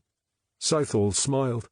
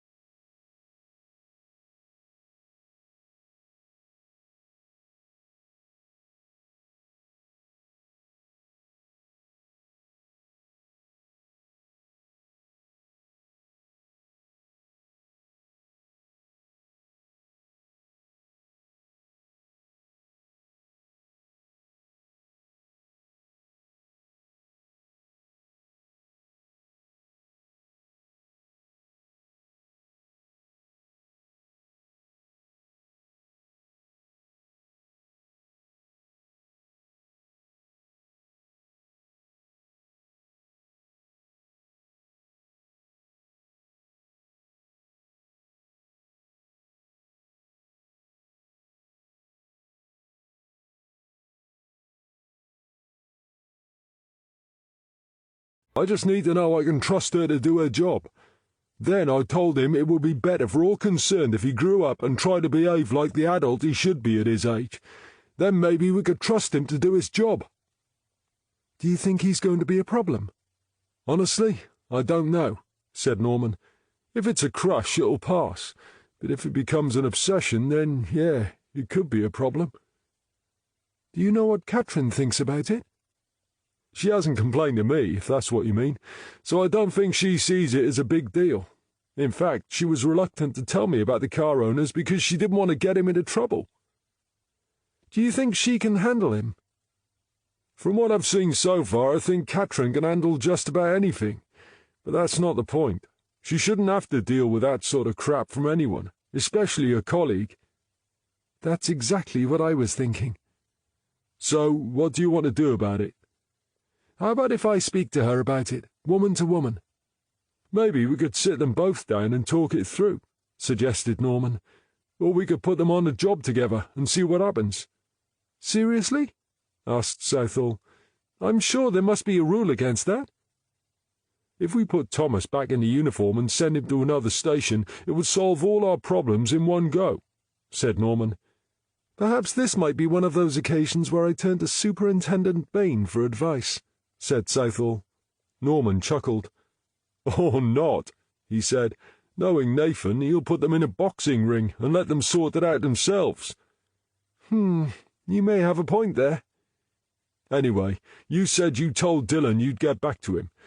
So why don't we sleep on it tonight, and maybe one of us will have a good idea come the morning," said Norman, his face breaking into a grin. "And if that doesn't work, you can always ask for advice from some soft-headed wonk from HR. Southall smiled. "I don't think that will be necessary." "I thought you'd say that," said Norman. "Now, on a more serious note, I noticed that one of the car owners on the list who hadn't been contacted was Muriel Ainsworth." "That's odd, isn't it?" "Apparently her car was in the harbour car park on Monday morning."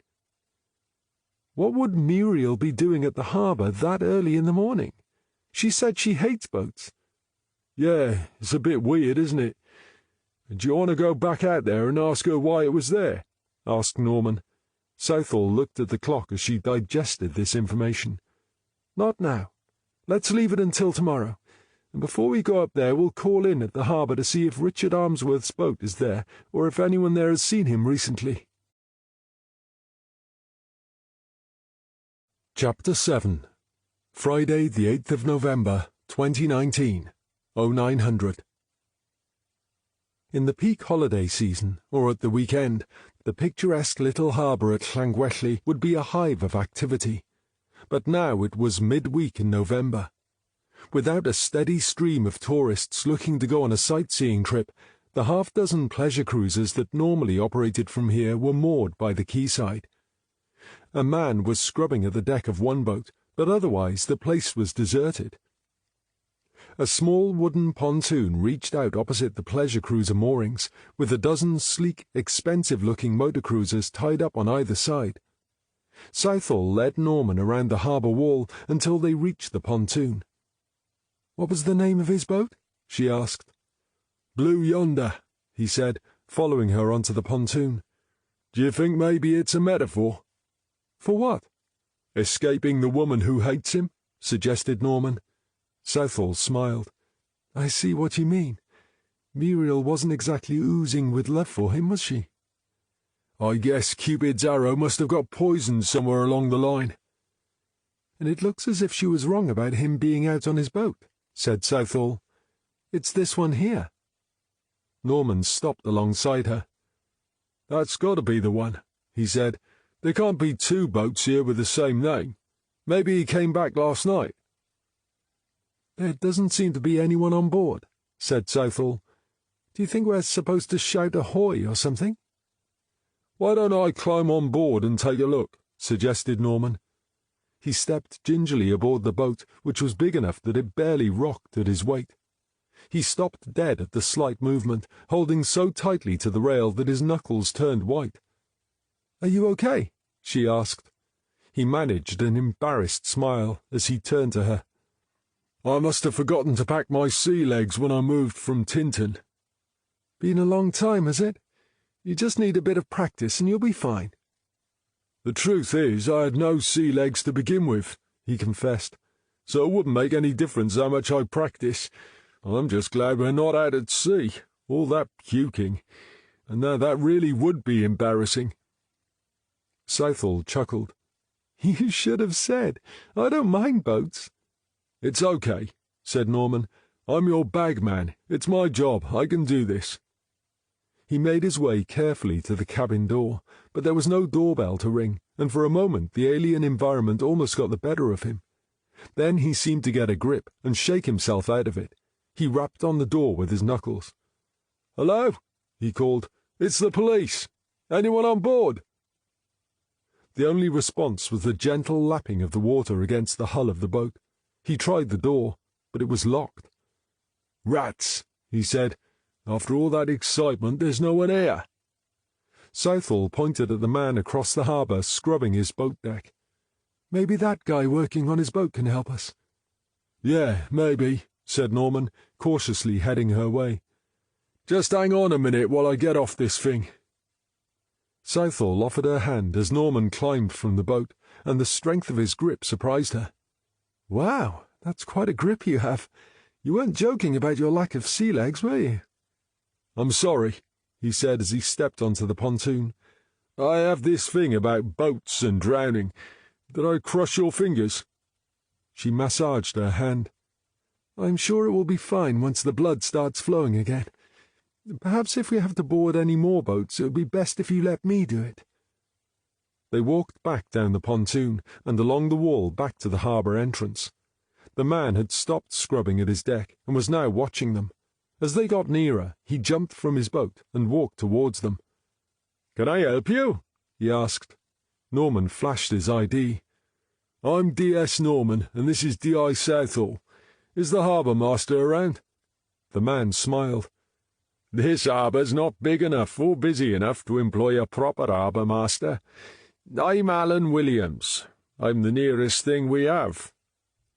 "Oh, right," said Norman. "We're looking for a guy called Richard Ainsworth. Do you know him?" "Yes, I know Richard." Norman pulled his phone from his pocket and showed the photograph. "Is this him?" "He's got a bit more grey hair now, but yes, that's him.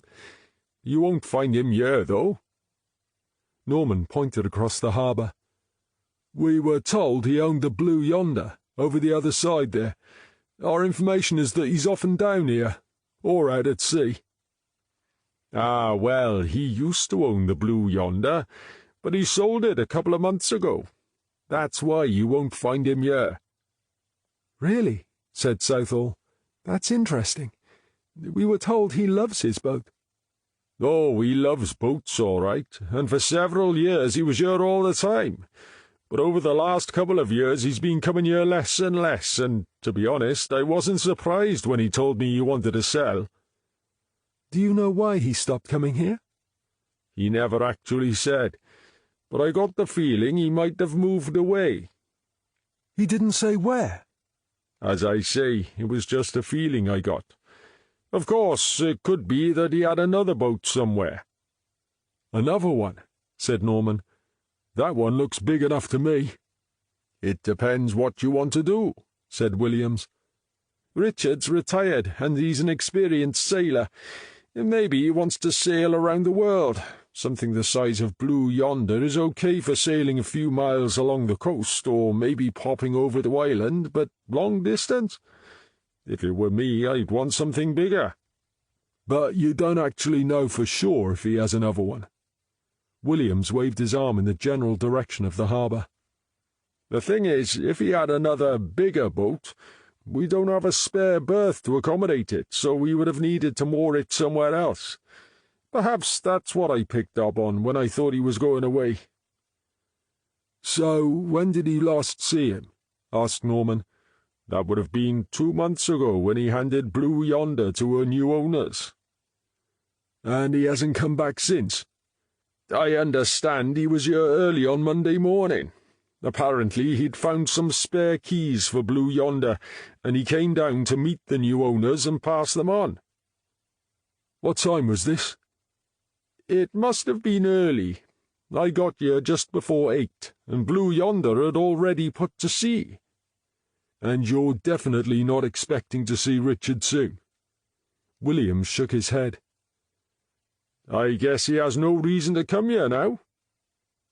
Norman sighed. "If Richard bought a bigger boat, where's the nearest place with a big enough harbour?" asked Southall. "That would probably be Aberdanver. I know he often used to go there because he used to talk about it. It's one of the few places that's still home to a handful of fishing boats. As a result, they have access to fresh fish every day, and some of the best fish restaurants around. Richard liked fine food, so it was the perfect place for him to visit." "Do you think he really has got a bigger boat?" "He's the sort of man who has the sea in his blood, so I wouldn't be surprised. And the last time I saw him, he was driving a nice Porsche, so he can't be hard up. I'm pretty sure he could afford to upgrade." "He's a wealthy man, then?" asked Norman. "Any idea where he made his money?" "He's retired now, but I think he used to own some sort of business. To tell the truth, he didn't really talk about stuff like that. We mostly spoke about boats and the weather." "One more thing," said Southall. "How far is Aberdanver from here?" "By boat or by car?" Southall couldn't stop a brief smile escaping as she caught the look of horror on Norman's face. "I think my sergeant might prefer to go by car." "There's no might prefer about it," said Norman. "He would definitely prefer to go by car." "Not a big fan of boats, then?" asked Williams with a smile of his own. "Cars don't sink," said Norman. For a moment Williams looked as if he was going to argue the point, but decided against it. "It'll take you about 2 hours to get there, maybe 3 if there's a lot of agriculture on the roads." Norman frowned. "Tractors and trailers," explained Williams. "Ah, right, I see what you mean. Is that likely to be a problem?" "It depends on your luck. The road's narrow and winding. If it's busy and you get stuck behind something wide and slow, it can take ages to get past." "Right," said Norman. "I forget it takes twice as long to get anywhere here. I'm still getting used to this rural thing." "Trust me, it'll be worth the journey just for the food," said Williams. "If we go there, we'll make sure we stop for lunch," said Southall. "Thanks for your help, Mr. Williams." "I'm not sure I've actually been much help, have I?" "Oh, I don't know," said Southall. "At least now we know where we can get an excellent lunch." Norman pulled a business card from his pocket. "If you think of anything—" "Don't you worry, of course I will," said Williams, taking the card. "Where did you get that photograph?" asked Southall as they walked back to the car. "When I was looking for Muriel's pills, I found a stack of framed photos face down in a drawer. Being nosy, I turned one over. I guessed it must be Richard, and my gut said I should take a photo just in case we needed one. I know what you're going to say, and I'll delete—" "Actually, I wasn't going to tell you to delete it. I was going to say well done. It was sharp thinking." "You're not annoyed?" "It's not as if we're going to use it in court to prove the guy's a serial killer, is it? We're just using it to confirm his identity." Norman unlocked his car, and she slid into her seat. "So let's think about this," she said, as Norman slipped into the driver's seat. "Remember yesterday you said Muriel's car was down in the harbour car park on Monday morning? What if she wasn't the person who drove it down here? We now know Richard was down here, and we know his car has a puncture and it's parked outside Muriel's house." "You mean you think she was lying when she said he left her 2 years ago?" "I'm just saying it's a bit of a coincidence his car was at her house and hers was down here." "But if they are still in contact, how come she thinks he's out on his boat, which she believes he moors at Llangwelly? And yet he doesn't even own the boat as of a couple of months ago." "I don't know. it just doesn't add up for me," said Southall. "Maybe she's just telling us the first thing that comes into her head to confuse us." "Now, that's a possibility we can't ignore," said Southall. "How much do you think this boat is worth?" As you have probably realized by now, boats aren't my specialist subject, but I'm guessing something as pretty and sleek as Blue Yonder would cost near $250,000. "That's the sort of figure I had in mind," agreed Southall. "So, how much would he have to spend to buy something bigger and better?" Norman shook his head. "I hate to think. I would guess it's an obscene amount of money." "And where's that money coming from?" "I have no idea," said Norman. "William said he thinks he had a business. The background checks we're doing will tell us if that's right, but if he could afford a boat like Blue Yonder, he's obviously not short of cash. The Porsche would back that up, and that house of theirs isn't exactly a hovel, is it? For all we know, he could be a millionaire." "Which would mean he could lose an enormous slice of money in a divorce settlement," conceded Southall. "Which could explain him liquidizing his assets into cash, which he can hide," agreed Norman. "So then we come to the other thing about this. Alan Williams said Richard was here early on Monday morning. Now, Muriel claims she hasn't seen Richard and has no idea where he's living. Yet it's looking possible he used her car to get here on Monday because his car had a puncture. That suggests he could well have been at her house on Sunday night, doesn't it?" "In that case, why doesn't she know he sold his boat?" "It must be that he doesn't want her to know what the boat's worth. It's the only reason that makes sense." "Yeah, you could be right," agreed Norman. "But if they dislike each other that much, why would they even stay in touch? And don't forget, she seems to be only vaguely aware of what day it is. At first she said he left on Monday, but then she changed her mind and said she meant Monday 2 years ago. If she's spaced out all the time, which Monday did she really mean?" Southall shrugged. "It would tie up a couple of loose ends if she meant this Monday just gone," said Norman. "It would explain why her car was down by the harbour." "It would explain a bit more than that," said Norman. "Don't forget, we haven't identified our suicide yet." "Seriously?" said Southall. "You think Richard could be the suicide?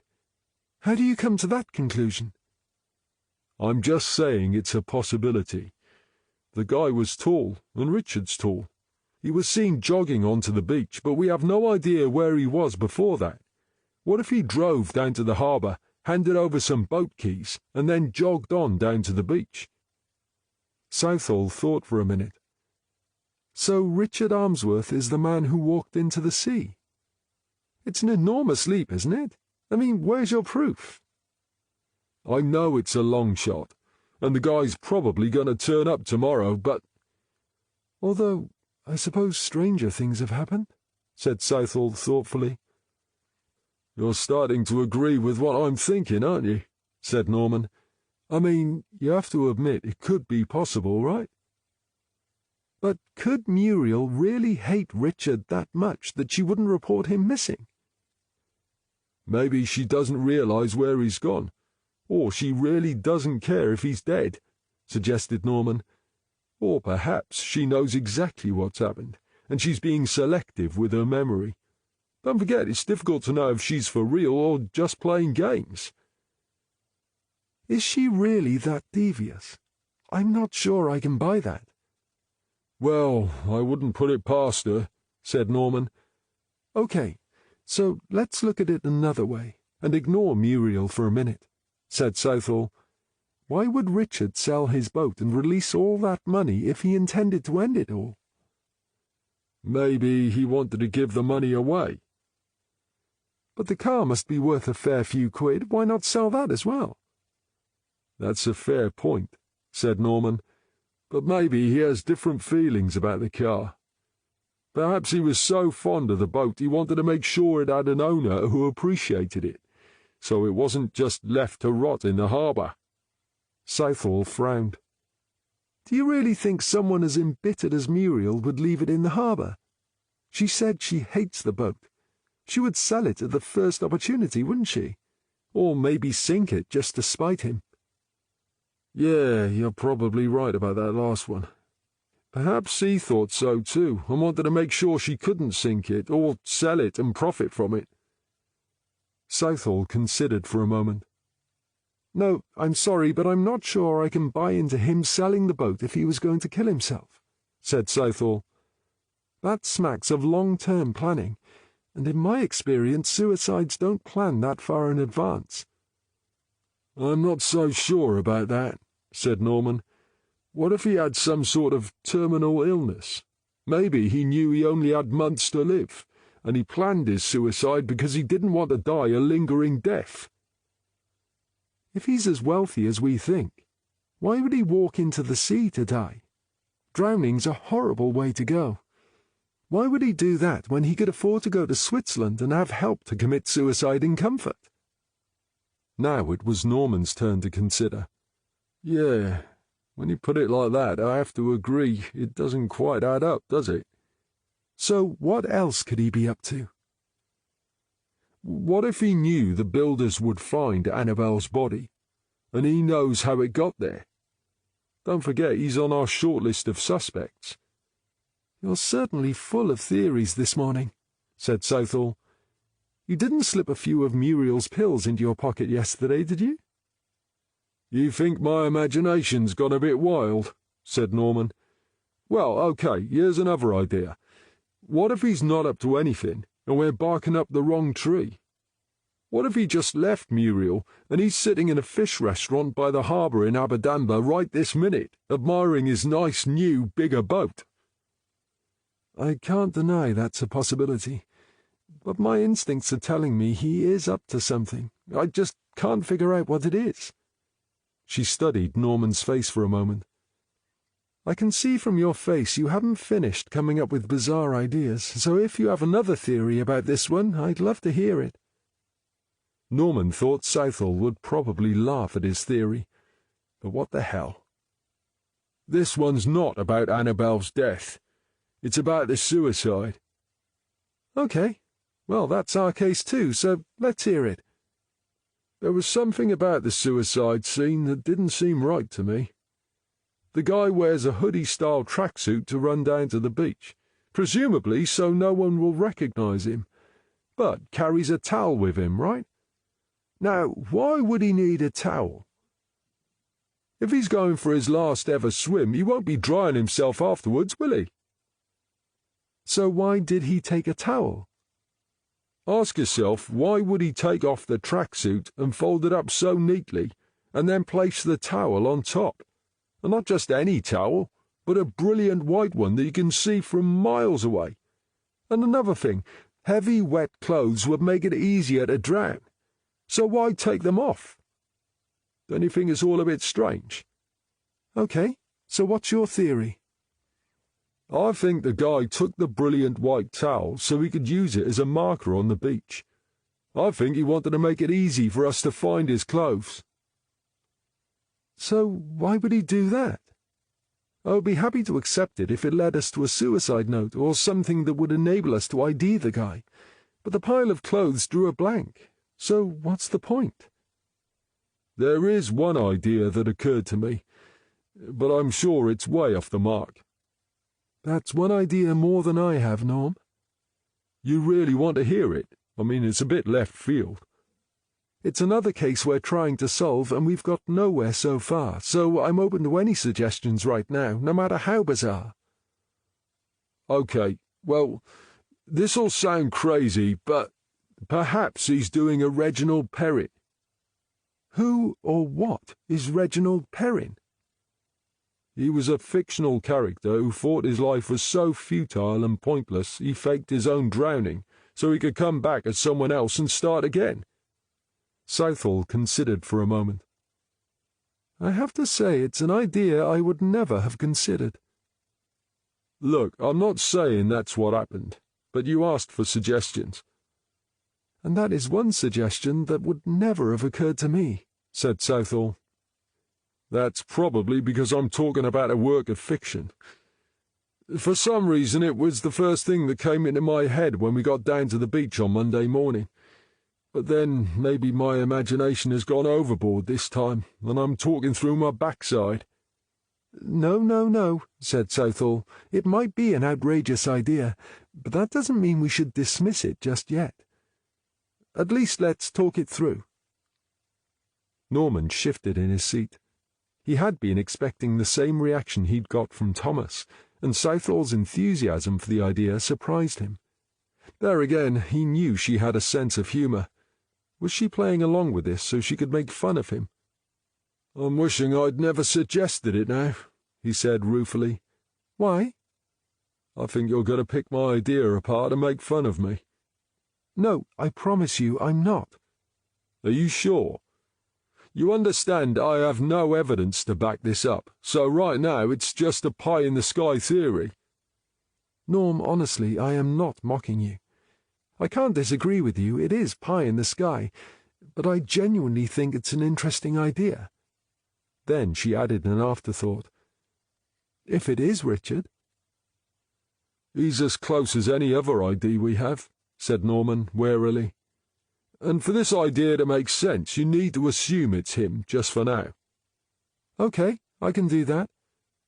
Norman's face told her he was unconvinced, but she carried on regardless. "So your theory is that Richard thinks his life is futile and pointless, and he wants to start over, is that right?" "Look, you've met Muriel. I'm just suggesting that it's possible he'd had enough of her, and if that was the case, maybe he wanted to start over." "But she says he left her 2 years ago." "Or maybe on Monday, depending on what planet she's on." Southall smiled. "I'm not saying you're wrong, Norm. It's just the way I see it, Richard's life is anything but futile. I mean, I get the bit about his marriage to Muriel not working out, but if you were retired, loved your boat, and spent nearly all your spare time on it, would you regard it as a pointless existence? I would think it must be heaven to a boat lover." "So there you go, then," said Norman. "That's my theory shot to pieces." "Now, don't be like that. I'm just trying to see it from another point of view. Now it's your turn." Norman wasn't sure he wanted to play this game, but she was insistent. "Okay," he said. "I get what you mean about seeing it from a boat lover's point of view, but perhaps spending all day on his boat, on his own, wasn't really what Richard wanted. What if what he really wanted was someone to share his boat? What if he had married Muriel hoping their life together would be happy ever after, but it didn't work out that way?" "You mean you think he had visions of the two of them sailing off into the sunset? That would never happen if she hated boats, would it?" "Maybe she didn't hate boats until he got one and started spending all his time on it. Or perhaps it was his dream, but he never thought to share it with her before they married, and so he didn't know she hated boats, and didn't find out until it was too late. Who knows, perhaps that's where it all turned sour for him and Muriel, and the reason he loves his boat so much is that it's his escape from her. Like I said before, maybe he called it Blue Yonder for a reason." "And you think that's why he wants to start again?" "Why not? Maybe it's not so much that his life is futile or pointless, but that it's disappointing, or even depressing. His marriage is over, so he won't stick around for that, will he? And don't forget, Alan Williams said Richard had sold Blue Yonder because he was upgrading." "He said he thought Richard might be upgrading. He didn't know for sure." "Yes, but you said it sounds like long-term planning. So what if it is, but we're wrong about the why? What if he wasn't planning a suicide, but was planning to start a new life, and the suicide was just a front? Perhaps the whole thing has been a couple of years in the making. William said Richard often went to Aberdamba, so what if he already had the big boat moored there, and perhaps even another house there, ready and waiting for him to move into?" Norman could see Southall liked this part of his idea. "Or maybe he doesn't have a house but intends to live on the big boat," she suggested thoughtfully. "Perhaps you're right about him wanting to share his passion for boats, and he's found another woman who shares his dream and does want to sail off into the sunset with him." "Exactly. If you were a boat lover, could there be a better way to start your life again? Asked Norman. Who knows? Maybe they've already set sail. I hope not, said Southall. It'll make it bloody hard for us to find him, especially if he left days ago. They both considered the possibility offered by Norman's theory. Then he added another thought. Anyway, he said, even if my theory turns out to be a non-starter and he hasn't committed suicide, you can't deny it's all a bit of a coincidence. First, Annabel disappears at around the time Richard was supposed to marry her mother. Then, 10 years later, he disappears and Annabel's body turns up. Yes, but how would he have known the builders were going to unearth her body on that Monday? He might not have known it would happen on Monday, but if he knew where the body was and when the builders were going to start, then he would have known they would unearth it as soon as they started digging the footings.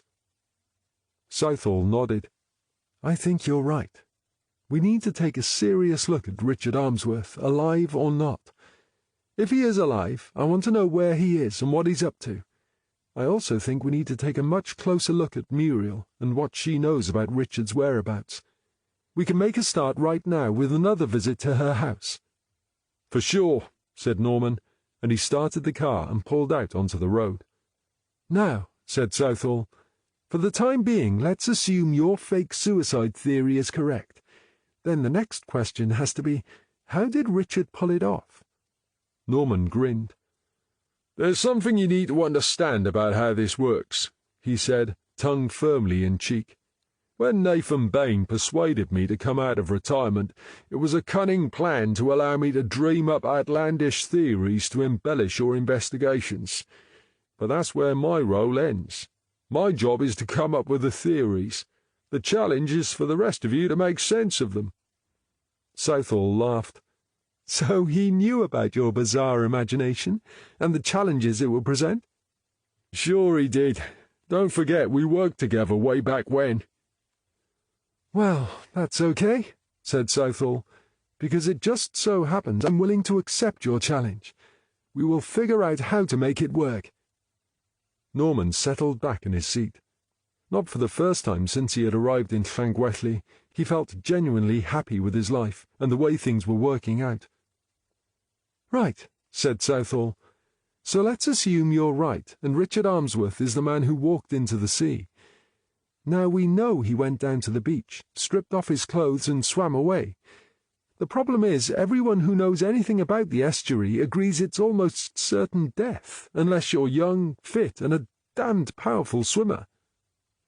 That's what they all say, agreed Norman.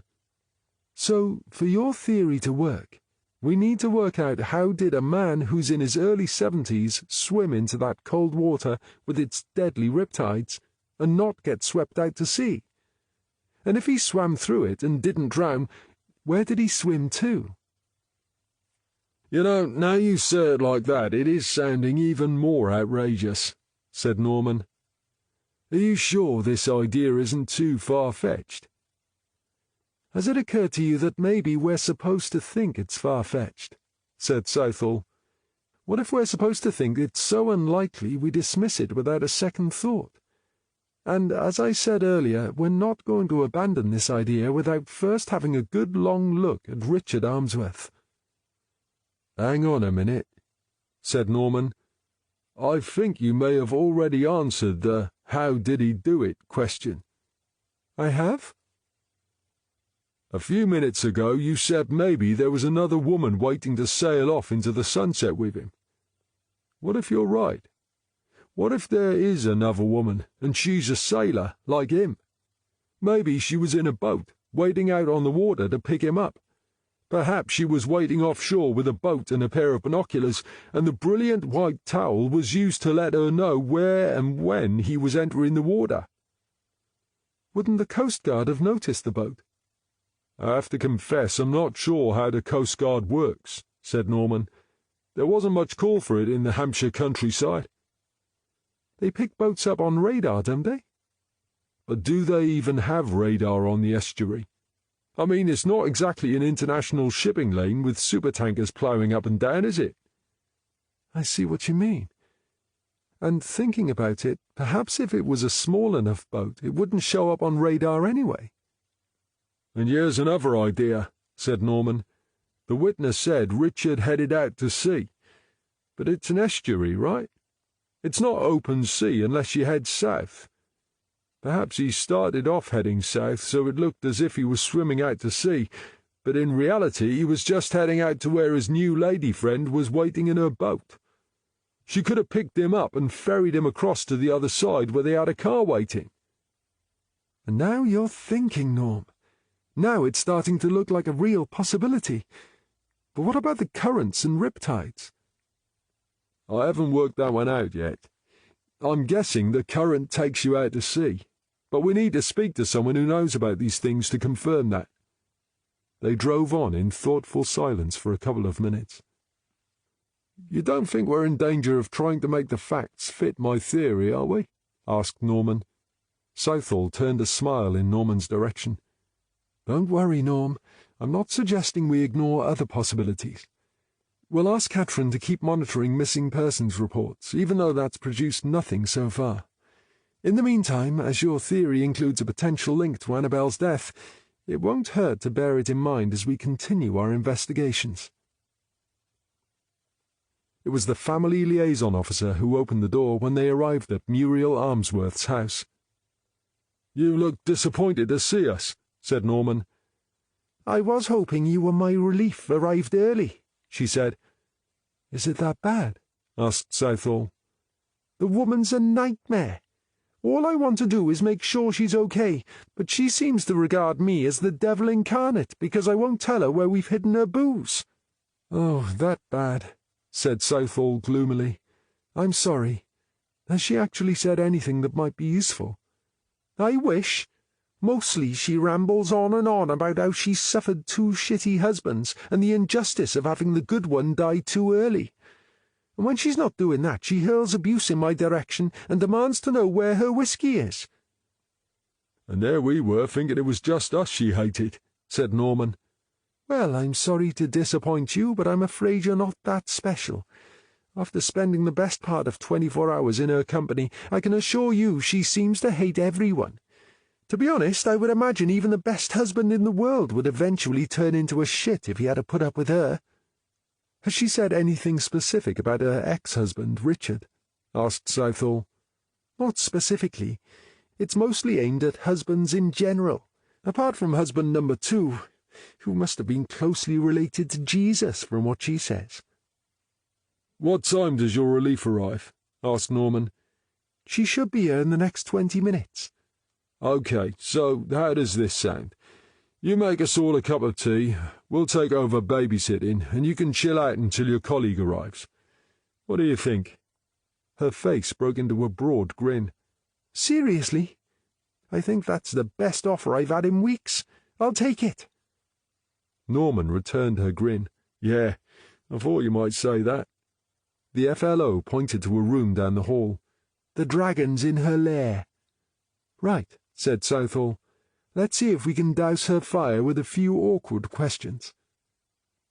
Muriel greeted them with even more venom than before when they walked into her lounge, but Southall was in a determined mood, and Muriel's outburst left her unmoved. Is Richard back yet? Asked Southall. Who? Your husband, Richard. You told us he was out on his boat. Has he come back yet? Did I say that? My memory isn't what it was, you know. It's all a bit hazy. According to the doctor, your memory is fine, said Norman. The only problem with your memory is the amount of booze and pills you were taking, which is why we've been monitoring you. The doctor? What does he know? You can't agree with anything he says. Southall let out a long, deliberate sigh. OK, Mrs. Ainsworth, she said. Let's start with something we can agree on. You don't like us, am I right? Muriel's eyes narrowed, but she said nothing. Of course I'm right, continued Southall. Now, I don't know why you think you need to be so disagreeable when we're just trying to do our jobs, but there you go. I suppose that's your choice. Now Muriel's eyes were blazing. Well, what do you expect? Do you think I want strangers turning up on my doorstep telling me you found my daughter's body after all this time? And then, as if that's not bad enough, you plant some useless girl in my house telling me what to do. Why would I like that?" "That useless girl, as you call her, is doing her best to look out for you in what we understand is a hard time for you." "She has no right to tell me what I can or can't drink." "As I already mentioned, she's doing her best to look after you, and that means one of her responsibilities is to stop you messing with your head, or even worse, killing yourself, by drinking on top of the drugs the doctor has prescribed." "I don't need anyone telling me what to do. You don't understand." "If anyone needs to understand anything around here, Muriel, it's you," snapped Southall. "Do you think we want to be babysitting a bitter, twisted individual like you?" Muriel's mouth dropped open, and Southall's tone took aback even Norman, but there was no stopping her. "We don't deliver news you don't want to hear because we think it'll be fun," she continued. "We do it because it's our job. So whether or not you wanted to hear it, it was our duty to come and inform you we thought the body found buried next door could be that of your daughter. And then, when we knew for sure it was her, we had to come back again and inform you of the fact. It's not a straightforward job to do, and it's made 100 times harder when someone as mean-spirited as you think it's okay to treat us like dirt." Southall stared at Muriel, defying her to argue. But Muriel stared resolutely over Southall's head and refused to make eye contact. "Right, that's the pleasantries over with," said Southall. "Now, D.S. Norman is going to ask you some questions, and you are going to provide answers. But this time you are going to answer without the vagueness and without the vitriol. Do you think you can do that?" "Questions? What questions?" Southall nodded to Norman. "When did you last see your husband, Richard?" he asked. "I have no idea." Southall sighed again. "I'm sorry, Muriel, but that's just not a good enough answer," she said. "You must do a lot better than that if you want us to go away." She nodded to Norman again. "You told us your husband keeps his boat down at Llangwelly Harbour," he said, "but the guy who runs the harbour told us Richard sold the boat a couple of months ago, and he hasn't seen him since."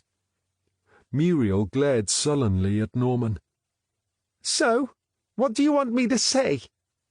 "Telling us the truth would be helpful," said Norman. "Did you know he'd sold the boat?" "He didn't tell me, but I'm not surprised." "You're not surprised?" echoed Norman. "That means you knew, right?" "I didn't know for sure. It was just a feeling I had." "Just a feeling," said Norman thoughtfully. "But you must have had a reason for feeling that way, so what was it?" "What's this got to do with my daughter's body being found next door?" demanded Muriel. "We don't know that it has anything to do with it," said Norman, "but if you answer the questions it might just help us decide. Now, what made you think Richard may have sold his boat? Was it something he said?" "Ha! That would be something. He hasn't spoken to me in months." "But he was here last weekend, wasn't he?" Muriel shifted awkwardly in her seat, but said nothing. "Were you still living together?" "Of course not." "So why was he here on Sunday?" "We weren't living together. He stays occasionally. When he does, we are in the same house, but it's not the same thing as living together." "Why weren't you speaking?" "You'd have to ask him that." "I don't buy that, Muriel," said Norman. "Something must have happened. People don't stop talking for no reason." "He did. He bought that damned boat and spent more time out on it than he spent here. And when he was here, he never spoke." "Is he still living here?" She shook her head. "He went out one morning and never came back." "Didn't that concern you?" "Are you kidding? I was glad to see the back of him." "You told us he'd left on a Monday. Is that correct?" "I think so." "Can you remember which Monday? I mean, how long ago was this? This week? Months ago? Years ago?" "It was 2 years ago." "Did you report him missing?" Why on earth would I do that? It was his choice. No one asked him to go. What about this last Monday? What about it? Didn't you wonder about his car? Didn't it seem odd that he left it behind and didn't come back for it? I wasn't going to repair the damned puncture. I'm not his servant. So he didn't take your car and leave his for you? Take my car? Let me explain, said Norman. You see, on Monday morning a man walked down onto the beach, undressed, and left his clothes in a neat little pile. Then walked out into the sea and hasn't been seen since. What's that got to do with anything?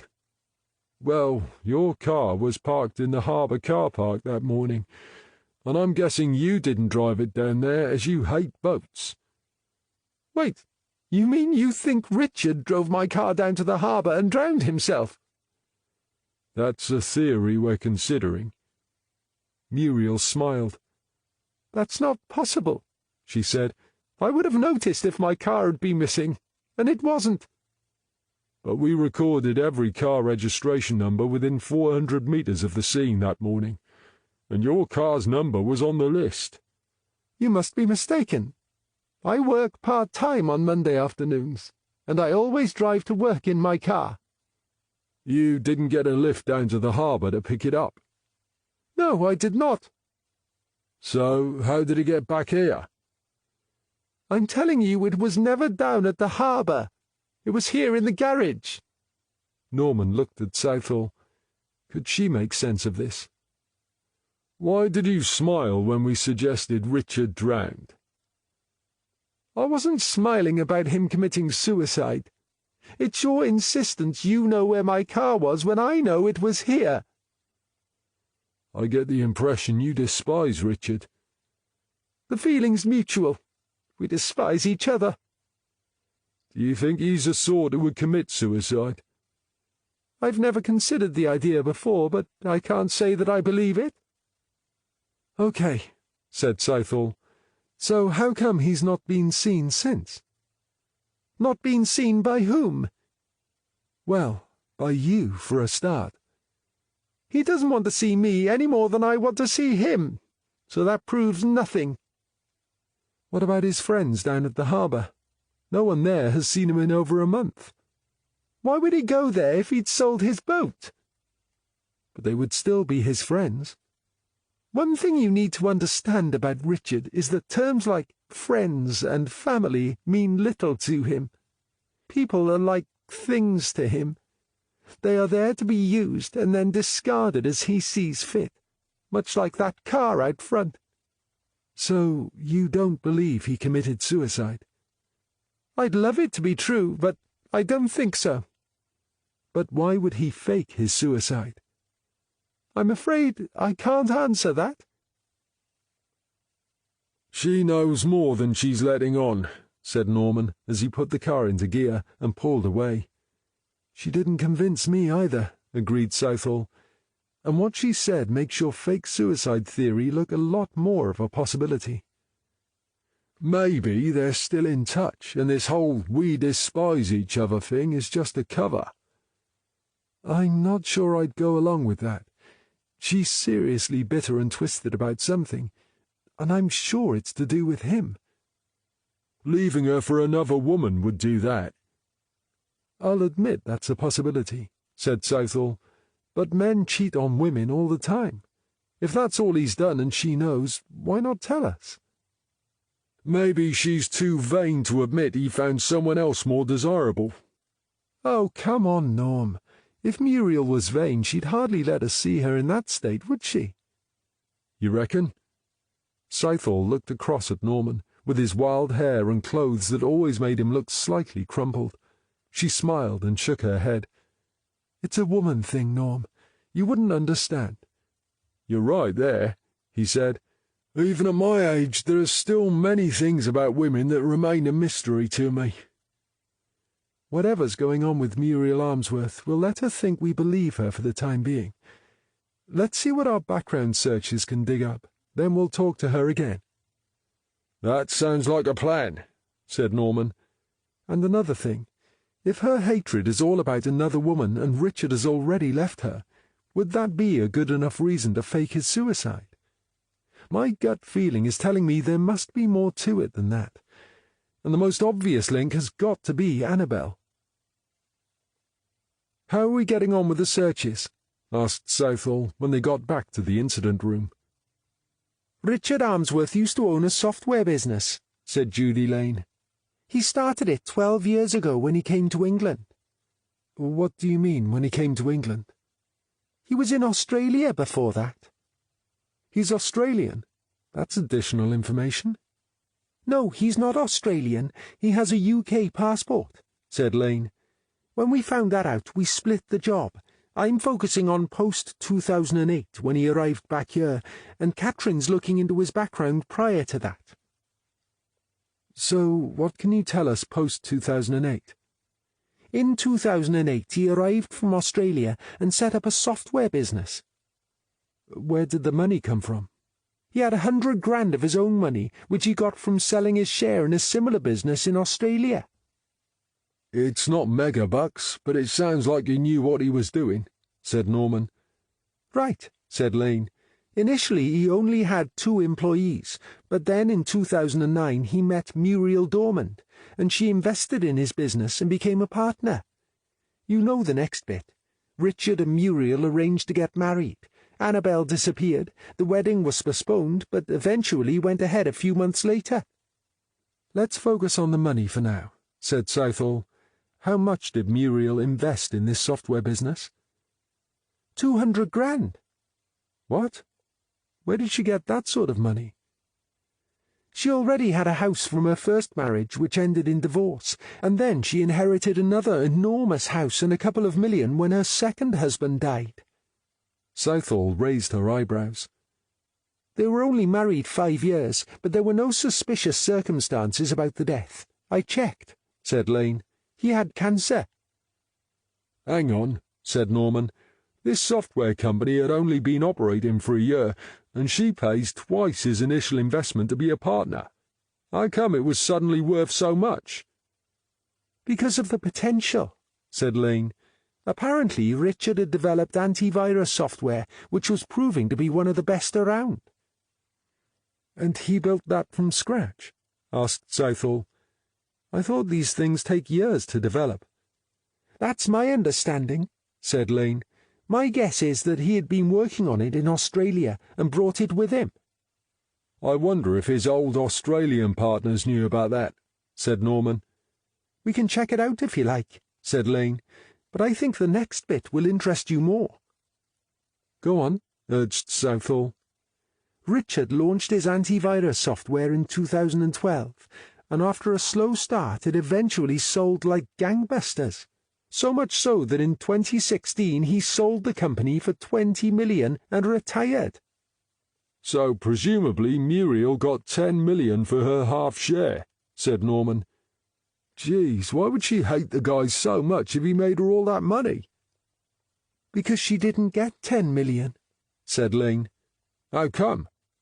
"In 2014, Richard paid back Muriel's 200,000.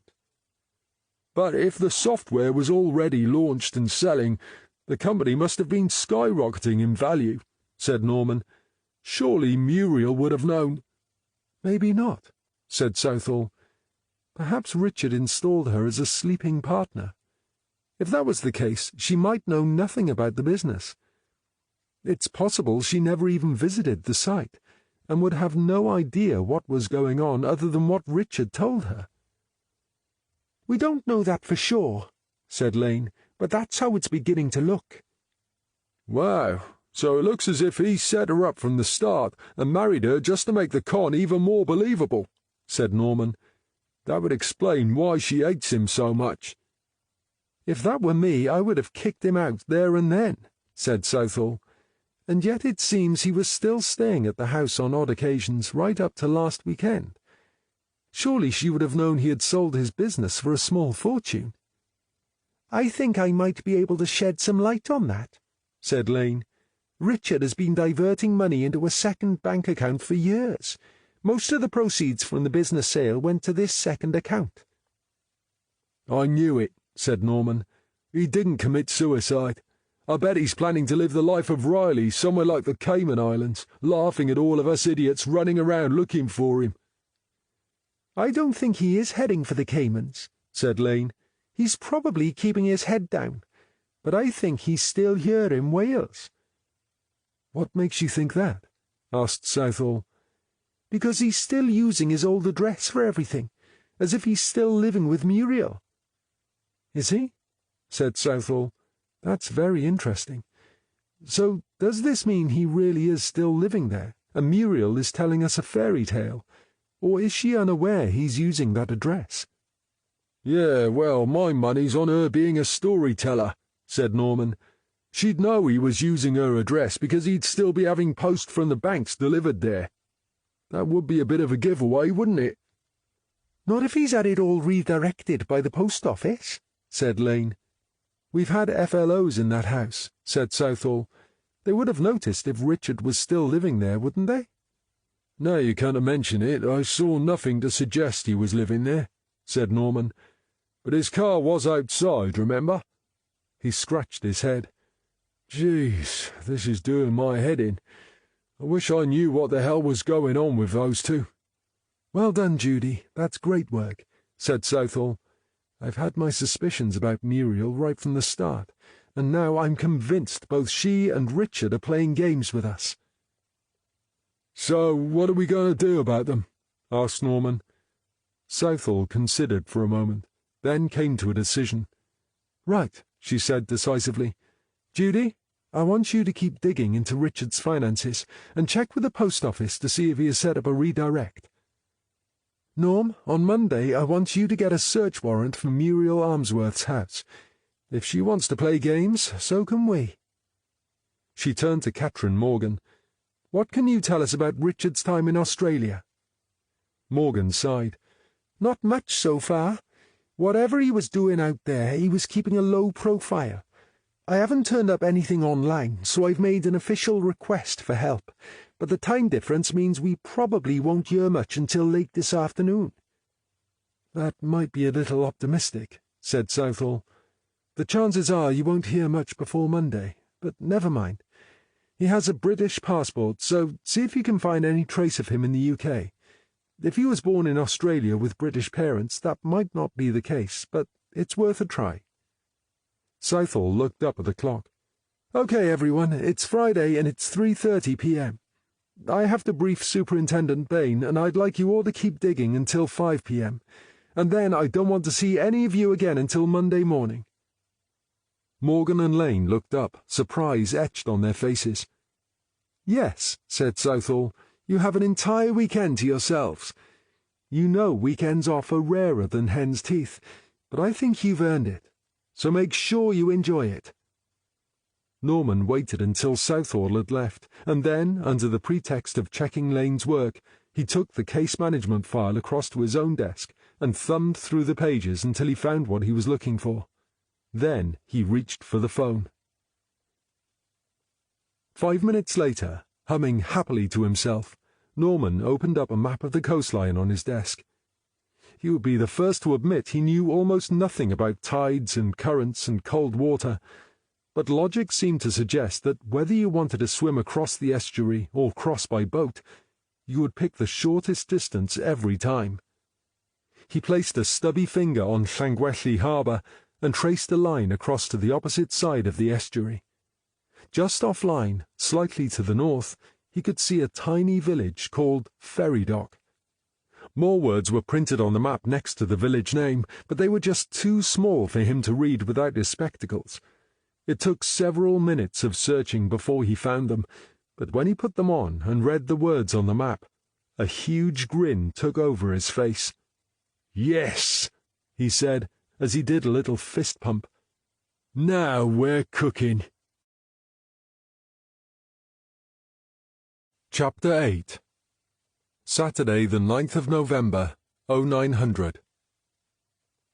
Despite the short notice, the builder Norman had contacted on Friday afternoon had agreed to meet him next morning at the old cottage he was hoping to buy. It was drizzling as Norman climbed into his car. During the week he used an unmarked police car, but as he had the weekend off, he was using his own car. He hadn't used the car for days, and as he fired up the engine, he said a silent prayer that it would actually start. To his surprise, it did. First time. As the car rumbled into life, he looked up at the sky and acknowledged the fact that the weather was actually better than he had expected. He had only been living here for a few short weeks, but already he was realizing the one thing he could rely on with the local weather was its unreliability. It hadn't been too wet so far this week, but today was his day off, and he was meeting a builder on site, and so despite the forecast of a sunny day, it was raining.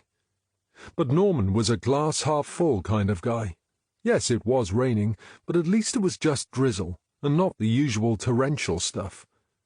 And anyway, it was going to take more than a little rain to stop him pursuing his dream of owning that cottage.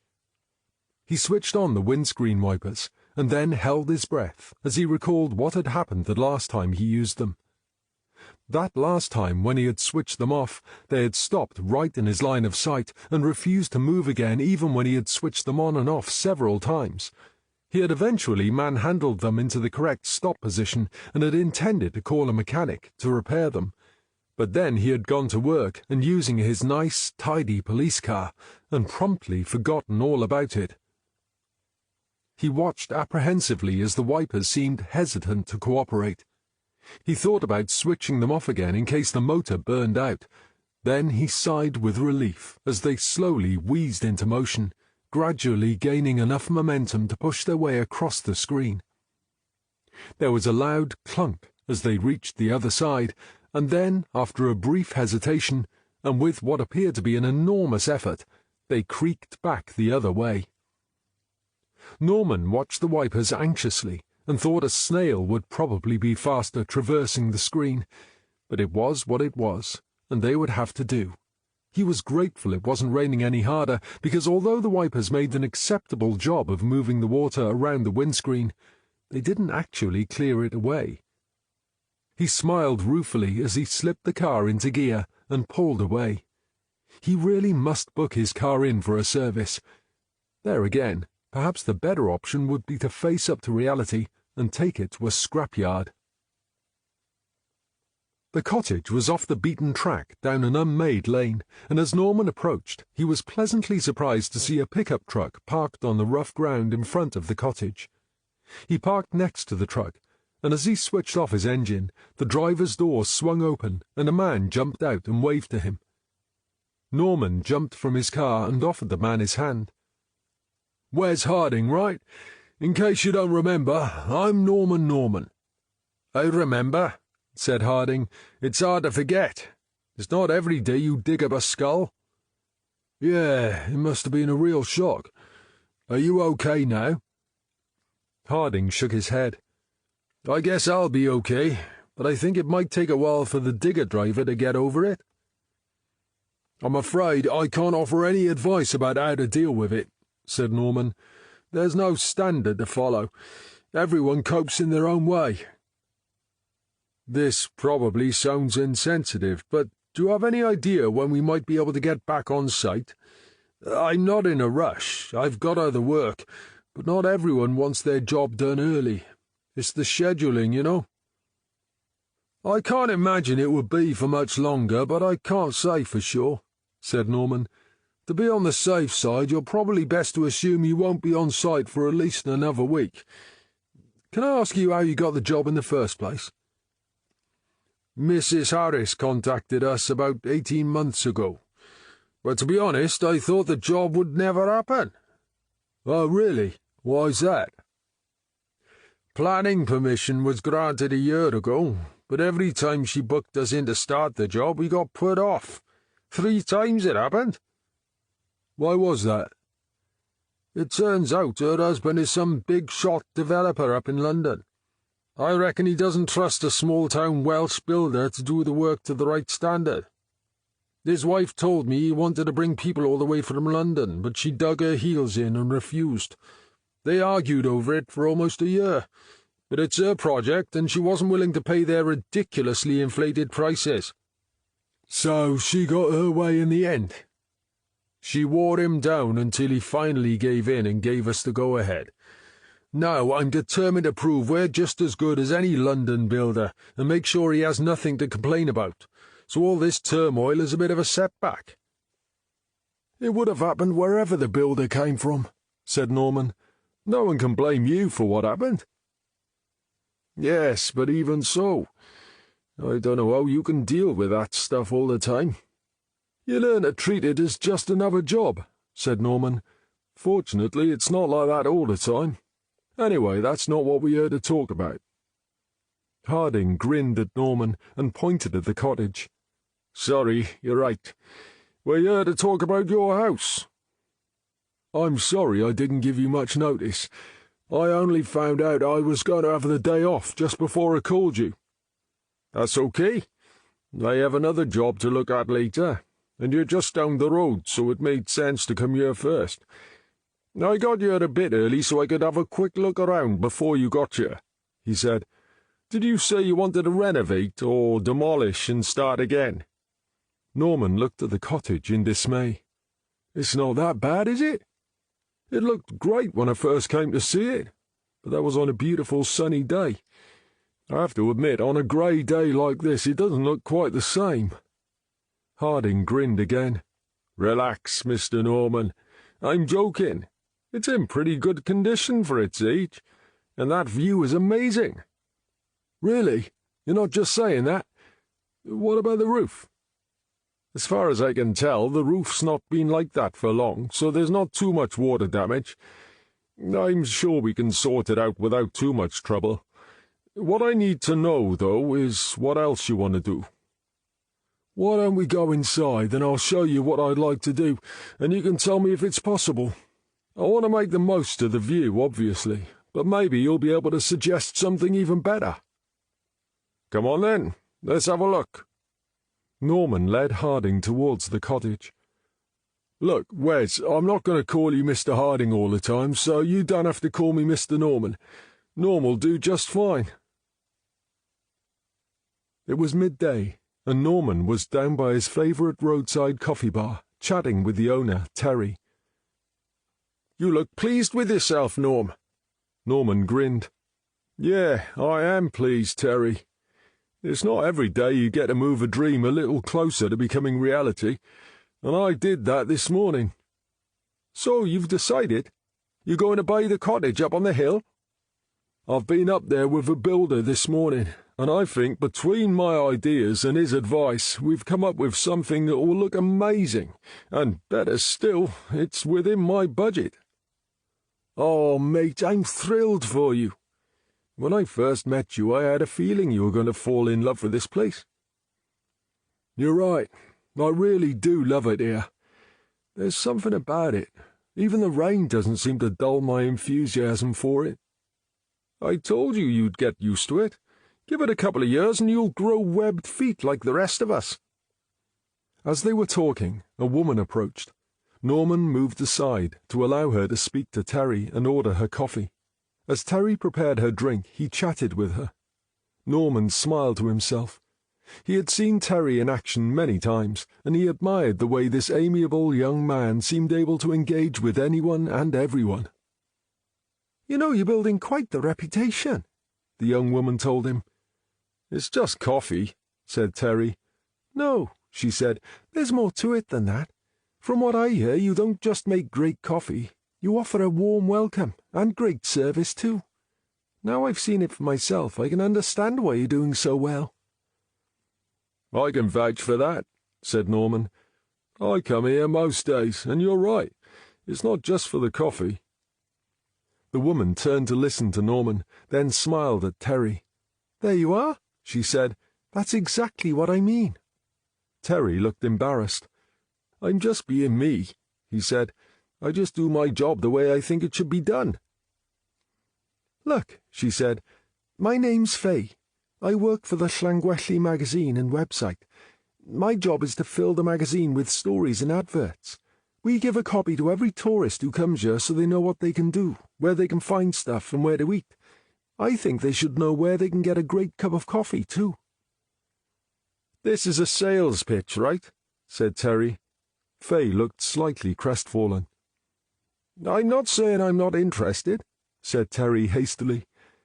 "You can't run a business without advertising, can you? I just need to know how much."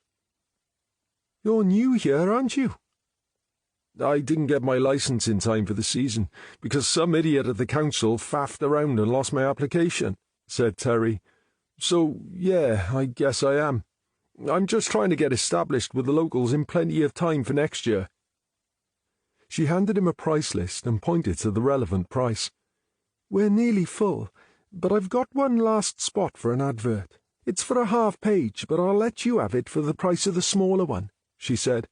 "And as I like you, I'll throw in a little editorial piece about you too. How does that sound?" "What do you mean, a little editorial piece?" "Just a short piece about you, and how you come to be offering your new service. It'll be like a human interest story." Terry turned to Norman. "Do you think that sounds cool, Norm?" "It sounds like a good deal to me," said Norman. "And I think she's right. Every tourist needs to know you're here." "Okay, Faye, we have a deal," said Terry. She produced the paperwork and quickly filled out the form for Terry to sign.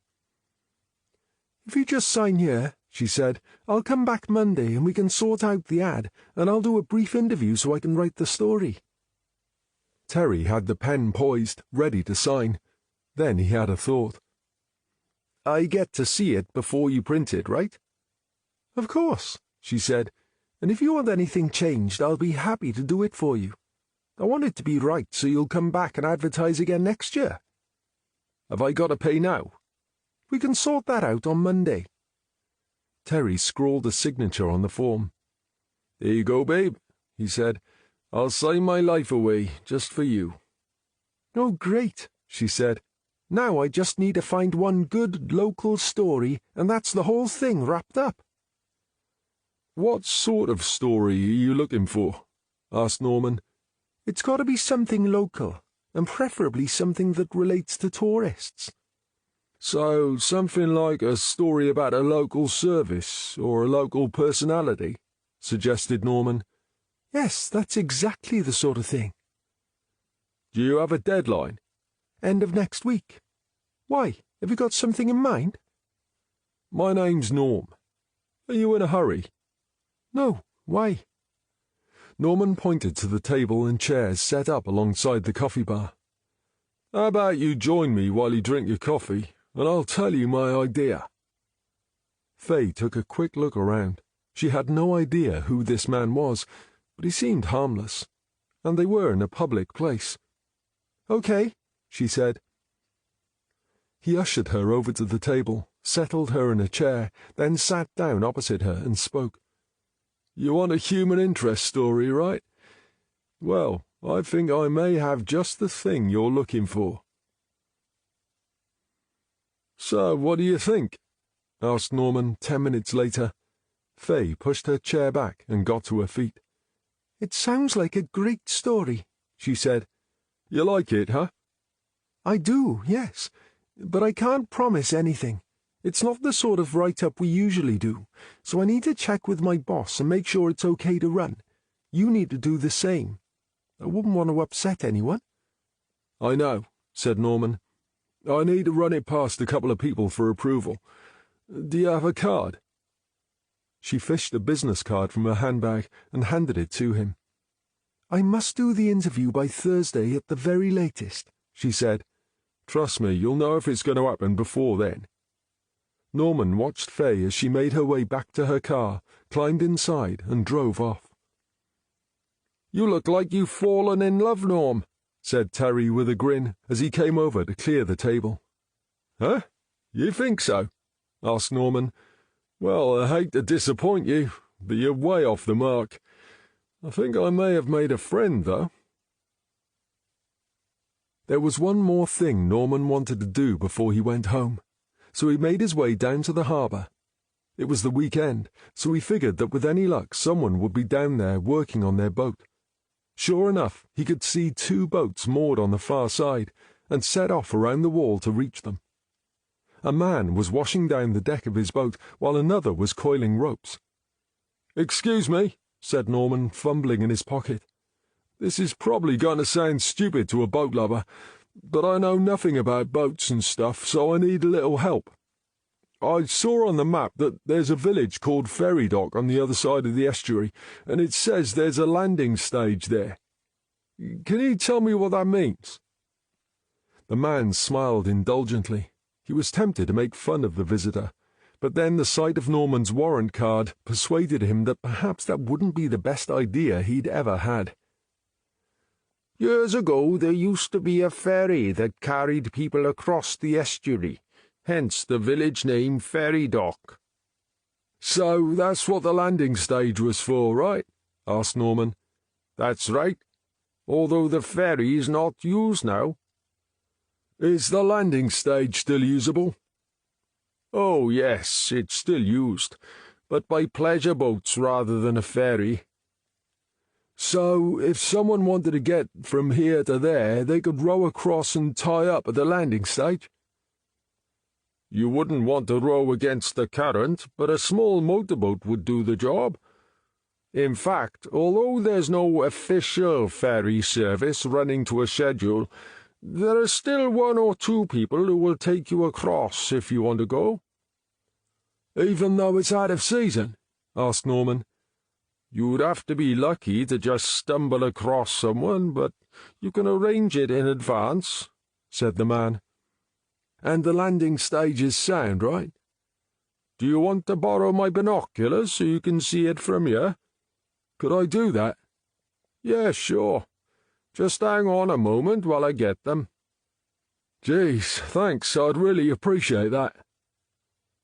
"Thank you," said Norman 5 minutes later as he handed the binoculars back to the man. "I really appreciate your help." "No problem," said the man. "Happy to help." Norman sauntered happily back along the harbour wall, took one last look across the estuary, and headed for home. All things considered, he thought it had been a splendid day. Chapter 9. Monday, the 11th of November, 07:30. "A little update to our case," said Norman at the morning briefing. "When I was talking to my builder on Saturday, he told me something that didn't register at first, but it's been festering at the back of my mind ever since, and now I'm wondering if maybe it might be of interest." "Is this another one of your outrageous theories?" asked Southall. "I'm not putting it forward as a theory. I'm just saying it's a fact that might be of interest." "Well, go on then," urged Southall. "Don't keep us in suspense."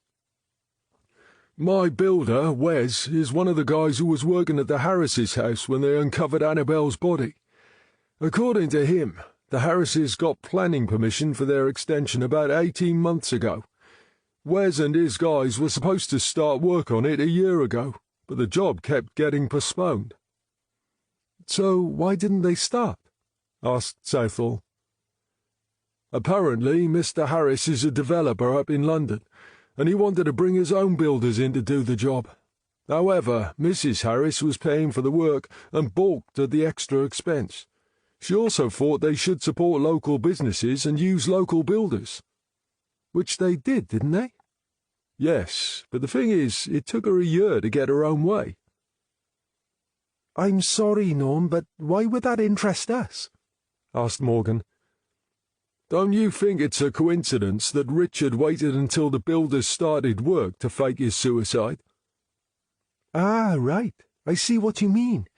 So you're suggesting he knew they would uncover the body, and that's why he got out of town?" "If he knew the body was there, it would be a powerful motive for disappearing." "But why would he kill Annabelle? You'd only just met her." Norman held his hands up. "I have no idea why he'd kill her. Maybe he didn't. Perhaps it's a real, genuine, bona fide coincidence." "But you don't believe it is," said Southall. "I'll admit to being a tad sceptical about coincidences. It's a line of questioning I'd like to put to him when we find him." "I think it's time we stepped up our search for him," said Southall. "I wasn't in any great hurry before, but I think we have good cause for a bit more urgency." Yeah, I reckon this elevates him to the top of our potential murder suspect list. Get on to the police at Aberdamber and send them a photograph of Richard Ainsworth. Tell them he's a person of interest and we'd like to find him, but we don't want him arrested. We just want to know if he's been seen there. And get in touch with whoever runs the harbour and find out if they've had any new boats mooring there over the last couple of years. It had been pouring since the early hours, so Southall had decided everyone should spend the morning on further research rather than paddling through the enormous puddles that seemed to form everywhere. There had been no dissenting voices when she had made the announcement, and Norman, Lane, and Morgan had been bent over their computers and telephones ever since. Thomas should have been back at his desk this morning, but he was conspicuous by his absence. Lane had called him at least half a dozen times, but his mobile phone was going straight to voicemail. A patrol car had also called at his flat, but had reported back that there was no answer, and no sign of life. It was now 10:30, and Norman was worrying about the young detective. It's true Thomas could be immature, and his work was erratic, but his record showed he hadn't missed a day in over a year, so this was completely out of character. Okay, let's take a tea break for 20 minutes, suggested Norman. I've spent so long staring at this monitor, my head's beginning to ache. Morgan was the first one to reach the kitchen, so she filled the kettle and switched it on. "Jeez, look at this rain," she said to no one in particular, as she gazed through the window and waited for the kettle to boil. Do you know, it was raining so hard at 4 a.m. it was like I had a team of tap dancers on the roof of my chalet, said Norman. "And there I was thinking it was old age that made you look so tired," said Morgan. Funnily enough, I find getting old easy enough to cope with, said Norman. It's dealing with cheeky junior detectives that wears me out. Southall had joined them to drink her cup of tea. Any word from Dillon yet? Asked Norman. "No, nothing," she said. "I've asked for uniforms to knock again whenever they pass his door, but they're certain he's not there. I've also asked for tech to ping his phone, but they can't locate it." I guess there's not much more we can do at the moment, then, said Norman. "I'm afraid not. He's not officially missing, but I'm not waiting 24 hours. If we've heard nothing by the end of the day, we'll start searching." Norman nodded. "Yeah, that sounds like a plan," he said. "Anyway, back to our murder," said Southall. "What have you learned about Richard Ainsworth's time in Australia, Catherine?" "It seems he arrived there in 1989 and worked as a teacher for 5 years, and then left to start the software business with a couple of other guys."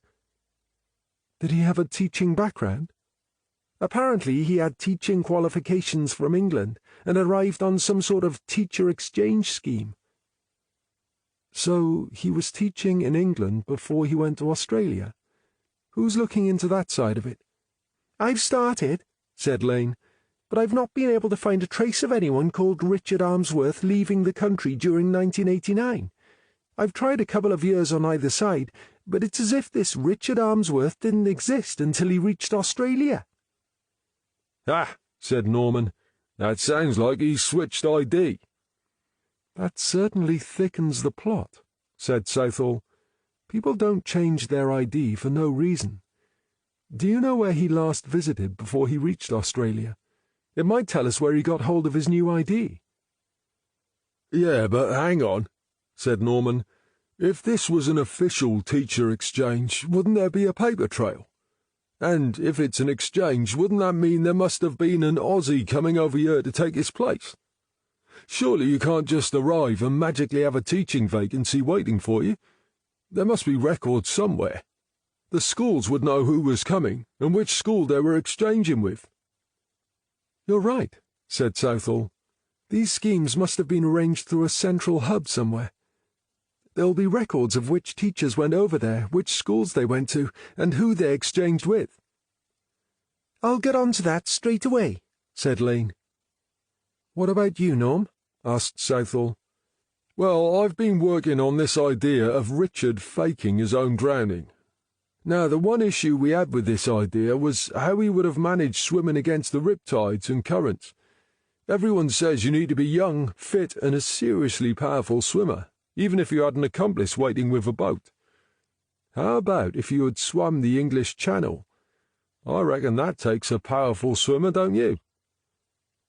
He swam the Channel? When did he do that? 8 years ago, at the age of 64.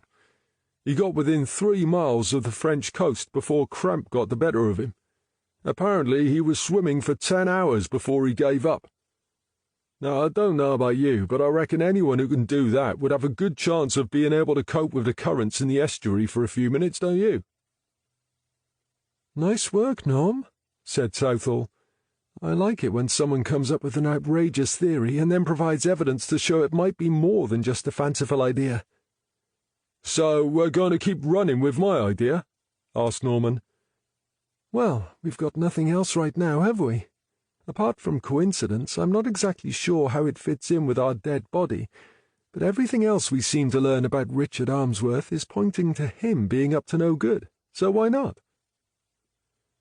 I've also been looking into Annabel's past, added Norman, and there's something there that makes me a little suspicious too. Go on, urged Southall. It seems she took a year out of school when she was around 15 or 16 years old. That's not a good time to miss school, said Morgan. That's important exams time. That's exactly what I thought, said Norman. Do you know why she took a year out? Asked Southall. Not for sure. So far, all I know is that it was for medical reasons. Medical reasons could cover a whole host of things, said Southall. Yeah, said Norman, and I was pretty sure that when I found the reason, it would prove innocent. I was even undecided whether I should bother looking any further. But then I discovered she didn't return to the same school. Now that really is interesting, agreed Southall. But it wasn't the case that they had moved house, was it? That's the first thing I thought of, said Norman, so I checked. But there was definitely no change of address. That got alarm bells ringing in my head straight away, and my instincts are telling me we need to find out why she changed school. But that was over 20 years before she disappeared, said Morgan. How could it apply to her death? I have no idea, said Norman. Perhaps it has no bearing whatever, and I'm wasting my time, but we'll never know if we don't check it out, will we? Follow every lead and see where it takes us, right? Said Morgan. Exactly, said Norman. It's often the most unlikely little detail that solves a case. OK, so what's the best way to check it out? Asked Morgan. Medical records? If we can find them, that should tell us what was wrong with her, but not necessarily why she changed school, said Norman. Right, agreed Morgan. So we could go to the school or the local education authority and go back through their old records. Running up and down the UK looking for information is all very well, said Southall, but you'll probably need a warrant to get that sort of information released, and I'm not convinced we have good enough grounds at the moment. Your brilliant minds have missed a much simpler way that doesn't require permission through the courts. You mean we could ask Muriel? Said Lane. Thank you, Judy. I'm glad someone is in tune with my thinking this morning. Norman's shoulders sagged. Yeah, you're right. We could ask Muriel, he said gloomily. But we all know that's almost certain to be a complete waste of time, and we'll end up needing the warrants anyway. I thought you were the optimist around here, said Southall. I try to be, he said. But where Muriel's concerned, I think it pays to take a more pragmatic approach. When I'm dealing with someone like her, I'm very much the realist. Southall smiled. I'm sure she'll be fine. And anyway, she's much closer than a school in England. You could also ask her what she knows about Richard's swimming exploits. Me? Spluttered Norman. But she hates me. I thought we'd agreed she hates everyone. Well, yeah, we did. There you are, then. It won't matter who goes. But she likes Catherine. So take her with you. She turned to Morgan, who was enjoying watching Southall dismantle Norman's argument so easily. "Catherine, you don't mind going with Norm, do you?" "No, boss. I'm happy to hold his hand if it helps." "Nah, just a minute," said Norman, turning to Morgan. "I don't need anyone to hold my hand. I was dealing with people like Muriel before you were born." Southall grinned. "You are so easy to wind up, Norm," she said. "He bites every time, doesn't he?" agreed Morgan. "Look, I came here to show you people how to do this job, not so you could pick on me every time you feel like it," he protested. "You're sure about that, are you?" asked Lane. "Geez, don't you start," he said. "We girls have to stick together," said Lane. "We can't let you men think you rule the roost." "Me rule the roost," repeated Norman. "In this place with you three? You have to be kidding." Mustering as much fake indignation as he could, Norman tossed his head back and flanked from the room. "Do you think he minds us ganging up on him?" asked Lane. "He loves it," said Morgan. "He knows we don't mean it. And haven't you noticed how he always plays along? I mean, look at that fake indignation and the dramatic exit he just made." "You're right," said Southall. "He likes to come across as this happy-go-lucky guy without a care in the world, but he's no different to anyone else. Deep down he needs to feel wanted. He loves being part of a team, and I think he likes to see himself as a bit of a father figure." "I wonder what sort of mood Muriel's going to be in today," said Norman, as Morgan pulled out of the car park. "Crabby as hell, I expect. That seems to be her default setting." "Are you sure you're in the right frame of mind to ask her questions?" asked Morgan. "Oh, I'm not asking her anything," said Norman. "That's why you're coming along. She likes you. She'll talk to you." "Yes, but—" "Hey, look, don't feel bad about this, Catherine. You didn't think I was going to take all that crap from you guys earlier and not plan to get my own back, did you?" "What? You mean—" "That's right. It's payback time, which means you're leading the interview with Muriel." Morgan watched Norman from the corner of her eye as he sat back with a smug smile on his face. She couldn't help but smile herself. Before Norman and Southall, they had treated her as a dog's body with zero responsibility. Now things couldn't be more different. Working with Norman was fun, yet they seemed to get more work done. She felt she was learning all the time, and her new bosses allowed her to have responsibilities. Norman said this was payback for earlier, but she knew there was more to it than that. None of her previous bosses would have trusted her to lead this interview. "Okay," she said. "I can handle this, but can we just run through the questions you want me to ask before we get there?" Norman smiled. "For sure," he said, producing a notebook and pencil. "I'll write a list, but you tell me what questions we should ask, and I'll just add anything I think you missed." When they arrived at Muriel's house, the family liaison officer was nowhere to be seen. Norman was annoyed to think they had left Muriel unattended, and he fully expected to find she was drunk and incoherent yet again. But to his surprise, she appeared to be sober. As if to confirm the fact, she point-blank refused to acknowledge Norman, but was happy to welcome Catherine Morgan like an old friend. When asked about the FLO, she told Morgan she had sent the "stupid young woman" away and didn't need anyone to hold her hand. When Morgan asked if they could come inside and ask Muriel a few questions, it was clear Morgan was welcome to come inside and ask questions, but Norman wasn't. However, Morgan had been around long enough to realize Muriel could easily deny anything she said if they conducted the interview without a third party taking notes, and she insisted Norman be allowed into the house. At first, Muriel refused, but when Morgan suggested the alternative was that she accompany them down to the police station, she quickly relented, but only on condition Norman didn't speak. He felt this was an offer he could happily accept. "That's fine. I'll just take notes," he agreed cheerfully.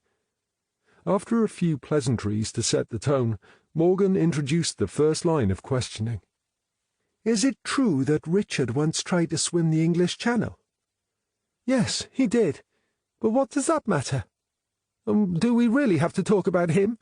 Asked Muriel. Maybe it doesn't matter, said Morgan. It's just that we heard about it and we wondered if it was true.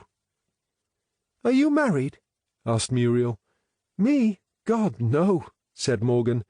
I'm not ready for anything like that yet. Besides, I've got my career. Marriage would get in the way. You want to keep it that way, said Muriel. If you take my advice, you'll avoid men. They just use you and then discard you when it suits them. She looked daggers at Norman. They're all the same. Shits, every one of them. Norman shifted in his seat, as if to dodge the unseen daggers, but said nothing. I'm sure they can't all be bad, said Morgan. I thought you told me your second husband was a good man. Yes, but he went and died, left me on my own. I'm sure he didn't die so he could leave you, Muriel, said Morgan. Given the choice, I'm sure he would still be here. Norman thought the guy would surely have grown tired of Muriel's constant complaining and left by now anyway, but he kept his opinion to himself. If he hadn't died, then that other bastard would never have come into my life, said Muriel. Which other bastard is that? Richard? Yes, Richard. That scheming rat. He conned me out of millions, you know. Morgan exchanged a look with Norman. So Muriel did know about that. How did he do that, Muriel? He borrowed money to invest in his business, and then paid me back with no interest. He told me the business was in trouble, and he wanted to make sure I got my money back in case it went to the wall. That seems reasonable. Reasonable? Without my investment, he would have got nowhere, but when he paid me back, the bloody company was doubling in value every month. A year later, he sold it for millions, but he told me he'd had to sell because he was going bust. I got zero return, and he got millions. But if you knew all this, why didn't you do something? Because I didn't find out until after the event, and it was too late by then, snapped Muriel. She glared at Norman again. And where are those millions now? She asked him. Gone on some stupid bloody boat, I expect. Now do you understand why I hate the conning bastard? The last two words were spat out in such a vehement crescendo that Norman half expected to see fire spewing from her mouth, but she just seemed to sink back into her chair as if it had drained away all her energy. In the deafening silence that followed, he wondered if she would now ask them to leave. But Morgan had other ideas. "Tell me about Annabelle," she asked, quietly. "She was beautiful," said Muriel, "both to look at and as a person." "Was she a good scholar?" "Oh, yes, she went to university and got a good degree. Then she married that damned Canadian, and I didn't see her for years. Having a man in her life didn't do her any good either." "What happened in Canada?"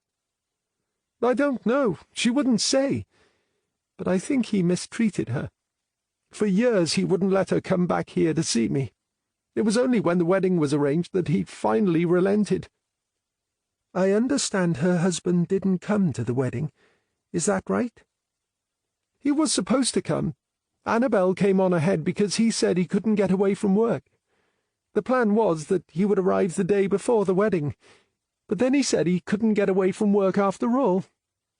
If you ask me, I don't think he ever had any intention of coming." "Why did Annabelle marry him if he was such a wicked man?" "She was besotted with him. To be fair, he was perfectly charming right up until they got married and moved to Canada, but then everything seemed to change." "Was he her first boyfriend? Girls are often smitten with their first love. I know I was. I would have married him if he had asked me." "No, he wasn't the first. I told you she was beautiful. She had many admirers." "So she would have been popular at school, then?" Muriel's eyes narrowed. "What's that supposed to mean?" "It's not supposed to mean anything in particular. It's just that if she was as good-looking as you say, I would imagine all the boys would have taken a shine to her." "She was a popular teenager. That's for sure, agreed Muriel. It's a shame about the year she missed then, said Morgan. Muriel licked her lips. She glared challengingly at Norman, but he resisted the urge to comment and stared impassively back at her. So she turned back to Morgan. What did you say? Annabel missed a year at school, didn't she?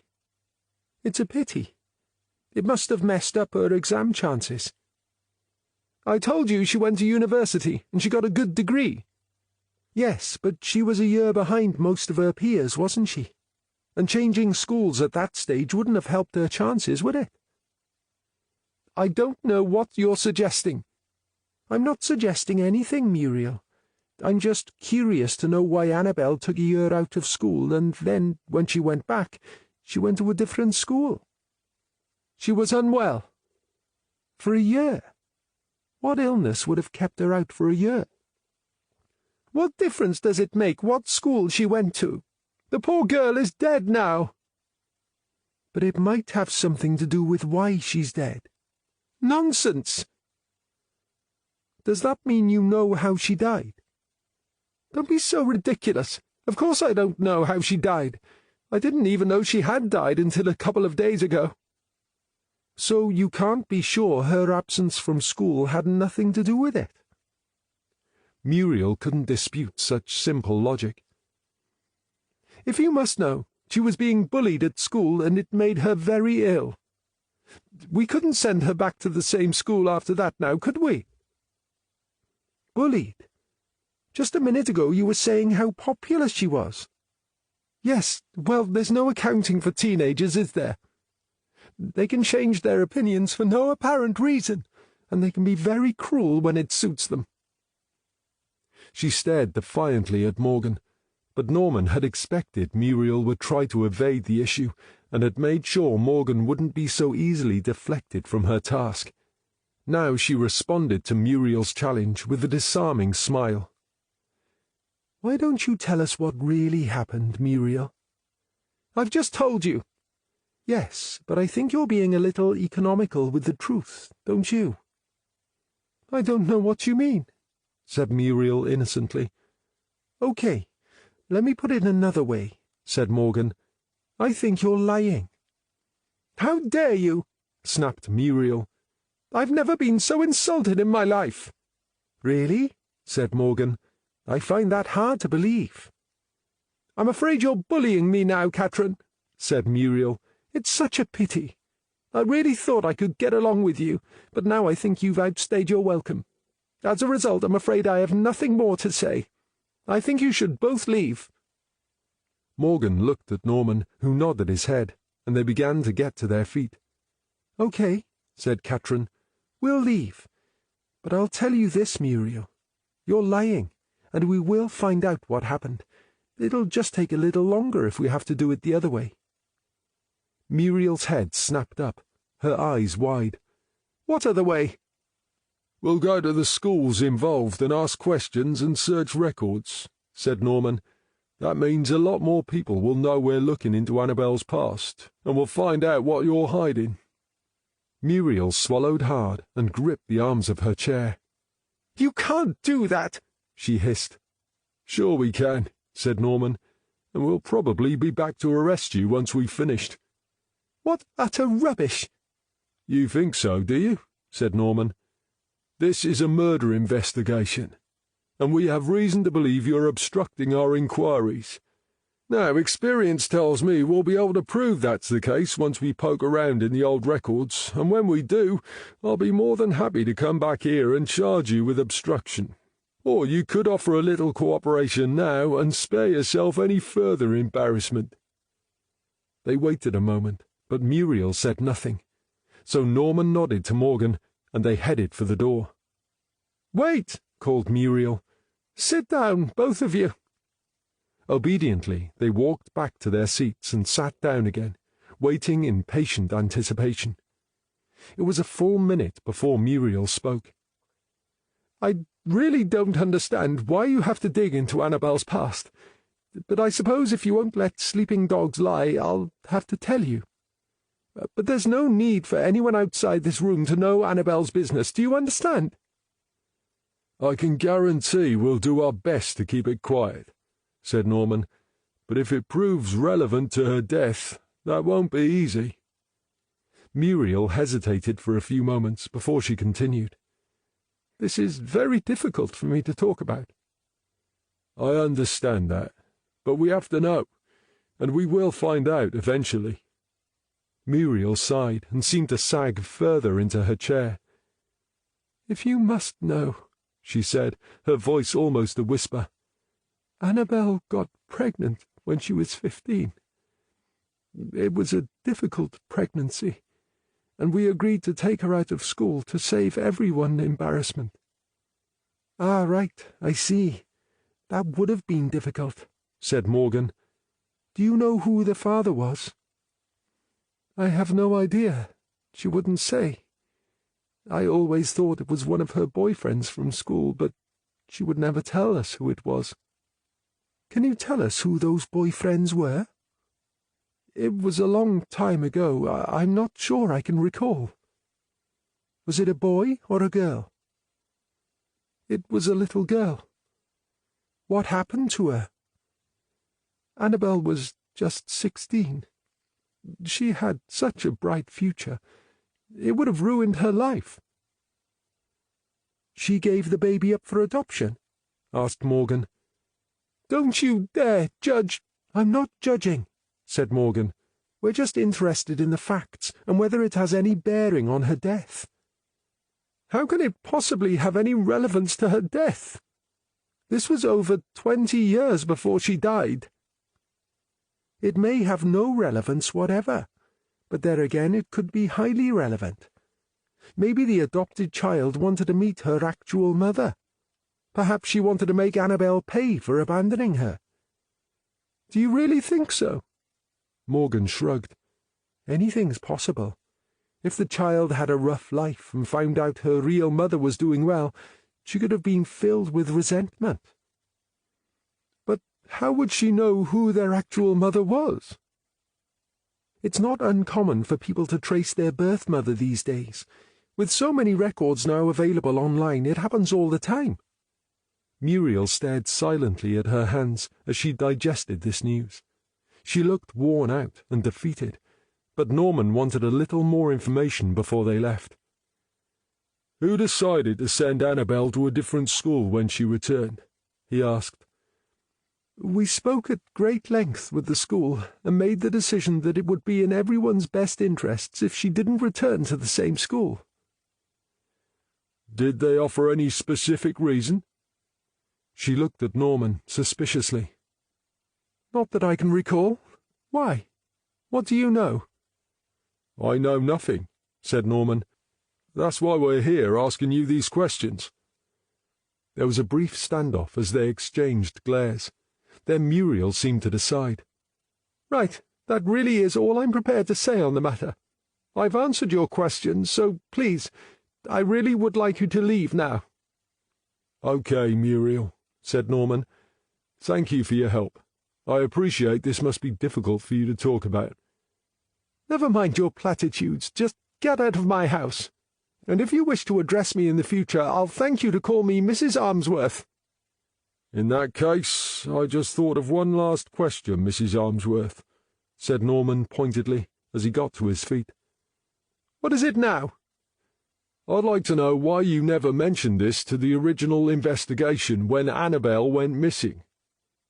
"I didn't see that it was relevant then, and I don't see how it's relevant now. Why ruin Annabel's reputation for no good reason?" "Are you sure it's Annabel's reputation you're worried about?" "How dare you!" hissed Muriel. "Just get out of my house." "I think you touched a nerve there," said Morgan as they climbed into the car. "Note that as an example of how not to behave," said Norman. "But you were right." "Yeah, maybe I was. But it was a cheap shot, wasn't it? You'd already drawn far more from her than she wanted to say, and then I kick her when she's down. I'm not proud of myself. At my age, I should know better." You have to admit she's a bitter old bag, isn't she? She certainly has it in for you. "But it's not that simple, is it?" said Norman. I mean, think about it. If you had been divorced, lost a good husband to cancer, lost your daughter, and then found the third man you had married was another letdown, wouldn't you be a little bitter?" Morgan considered for a moment as she started the car. "Okay, I see what you mean. But that doesn't give her the right to speak to you the way she does. You're just doing your job and trying to find out what happened." "The trick is not to take it personally. She doesn't see me as Norm. She sees me as some anonymous guy who keeps turning up and making her relive a past she'd rather forget." "Wow, you almost sound as if you feel sorry for her." "It's not that I feel sorry for her, but I can empathise," said Norman. "It's a fact of life that we all have the odd crappy thing happen to us, like divorce and death of loved ones. But Muriel's had a whole series of them." "You can't avoid death. It's inevitable," said Morgan. "For instance, I don't want my parents to die, but I know they will one day, and I know I'll be heartbroken when it happens. But that doesn't give me the right to treat people like shit when it happens." "Yes, you accept the inevitability of their death, but you also have this expectation about how long they'll live. We're told we can expect people to live into their 80s or 90s, so we assume that includes our loved ones, right?" "Yeah, I guess that's right." "Okay, so say you're 30 and you've married the love of your life. It's unspoken, but yes, you know that person will die one day. But at 30, you believe you'll be with that person for another 50 years, right? Then you have a kid, and you know you'll never have to bury them because you're going to die first. Why? Because that's how it's supposed to work. It's the law of nature. Are you with me so far?" "Absolutely." "Okay, so everything's hunky-dory, and then your partner gets some illness and dies at 40. How are you going to feel?" "Cheated." "Exactly," said Norman. "Life has just crapped all over you. This wasn't supposed to happen for another 40 years. Then, a few years later, your kid is murdered. How can that be right? They're supposed to be burying you. How do you think you'd feel now?" Morgan thought for a moment. "You know, I never really thought about it before, but now you say it like that, I see what you mean." Just one of those things would be enough to destroy many a happy life, and make someone feel cheated.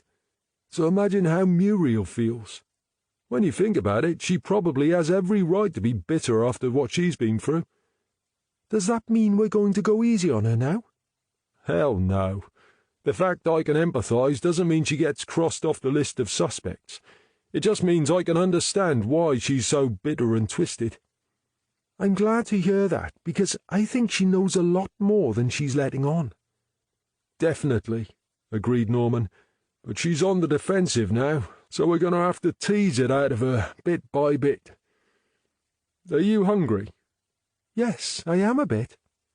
"Me too," said Norman. "Let's stop on the way back, and you can buy the sandwiches." "I can buy the sandwiches? How does that work?" "It's your turn." "Since when?" Norman smiled. "Who's got the rank around here?" "Oh, right, I see. You're ordering me to buy lunch. I don't think that's actually how rank is supposed to work." Norman grinned and winked at her. "This way works fine for me." Chapter 10. Monday, the 11th of November, 1400. "So, Annabelle had a baby when she was 16, but she never revealed who the father was," said Southall when they reported back. "That's what Muriel says," said Norman. "What about the baby?" "It was a little girl. They gave her up for adoption." "We need to find—" "I'm working on it now," called Lane from her desk.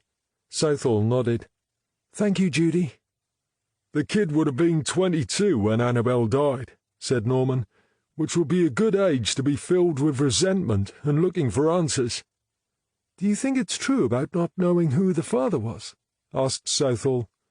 "We're sure she knows a lot more than she's telling us," said Morgan, "but I wouldn't be surprised if that bit is true. I don't think I would have told my parents who the father was if it had happened to me. 16 years old or not, my dad would have killed him." We can't be sure he was 16, said Norman. You're assuming it was a classmate, but it could have been anyone. What if it was a relative? It wouldn't be the first time a close relative or a family friend had seduced a kid and then persuaded them to keep quiet. If we could find the daughter, we could get a DNA sample, suggested Morgan. That's all very well, said Southall, but with no idea who the father is, who are we going to test it against? Maybe we can narrow it down to just a few men, suggested Morgan. I don't know, said Southall. I'm not sure we have the resources to search for prospective fathers when we don't even know if this has any relevance to the murder. Let's find the daughter first and see if she's been looking for her parents.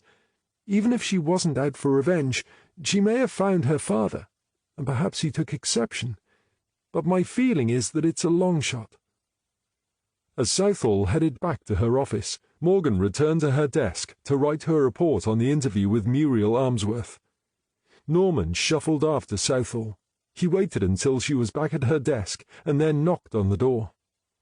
"Come in, Norm. You know you don't have to knock when the door's open." Norman stepped into her office and closed the door behind him.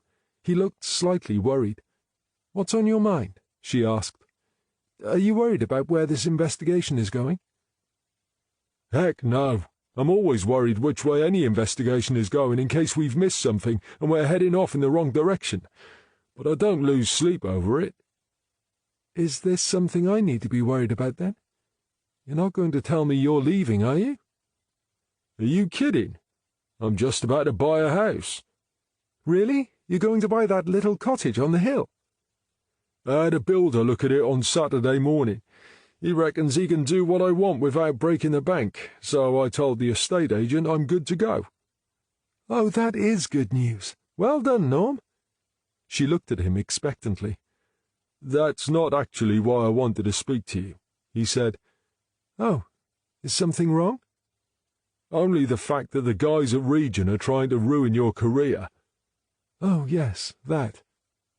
I hope you don't mind, but I met someone on Saturday who might be able to turn the tables on them. I'm not sure I understand.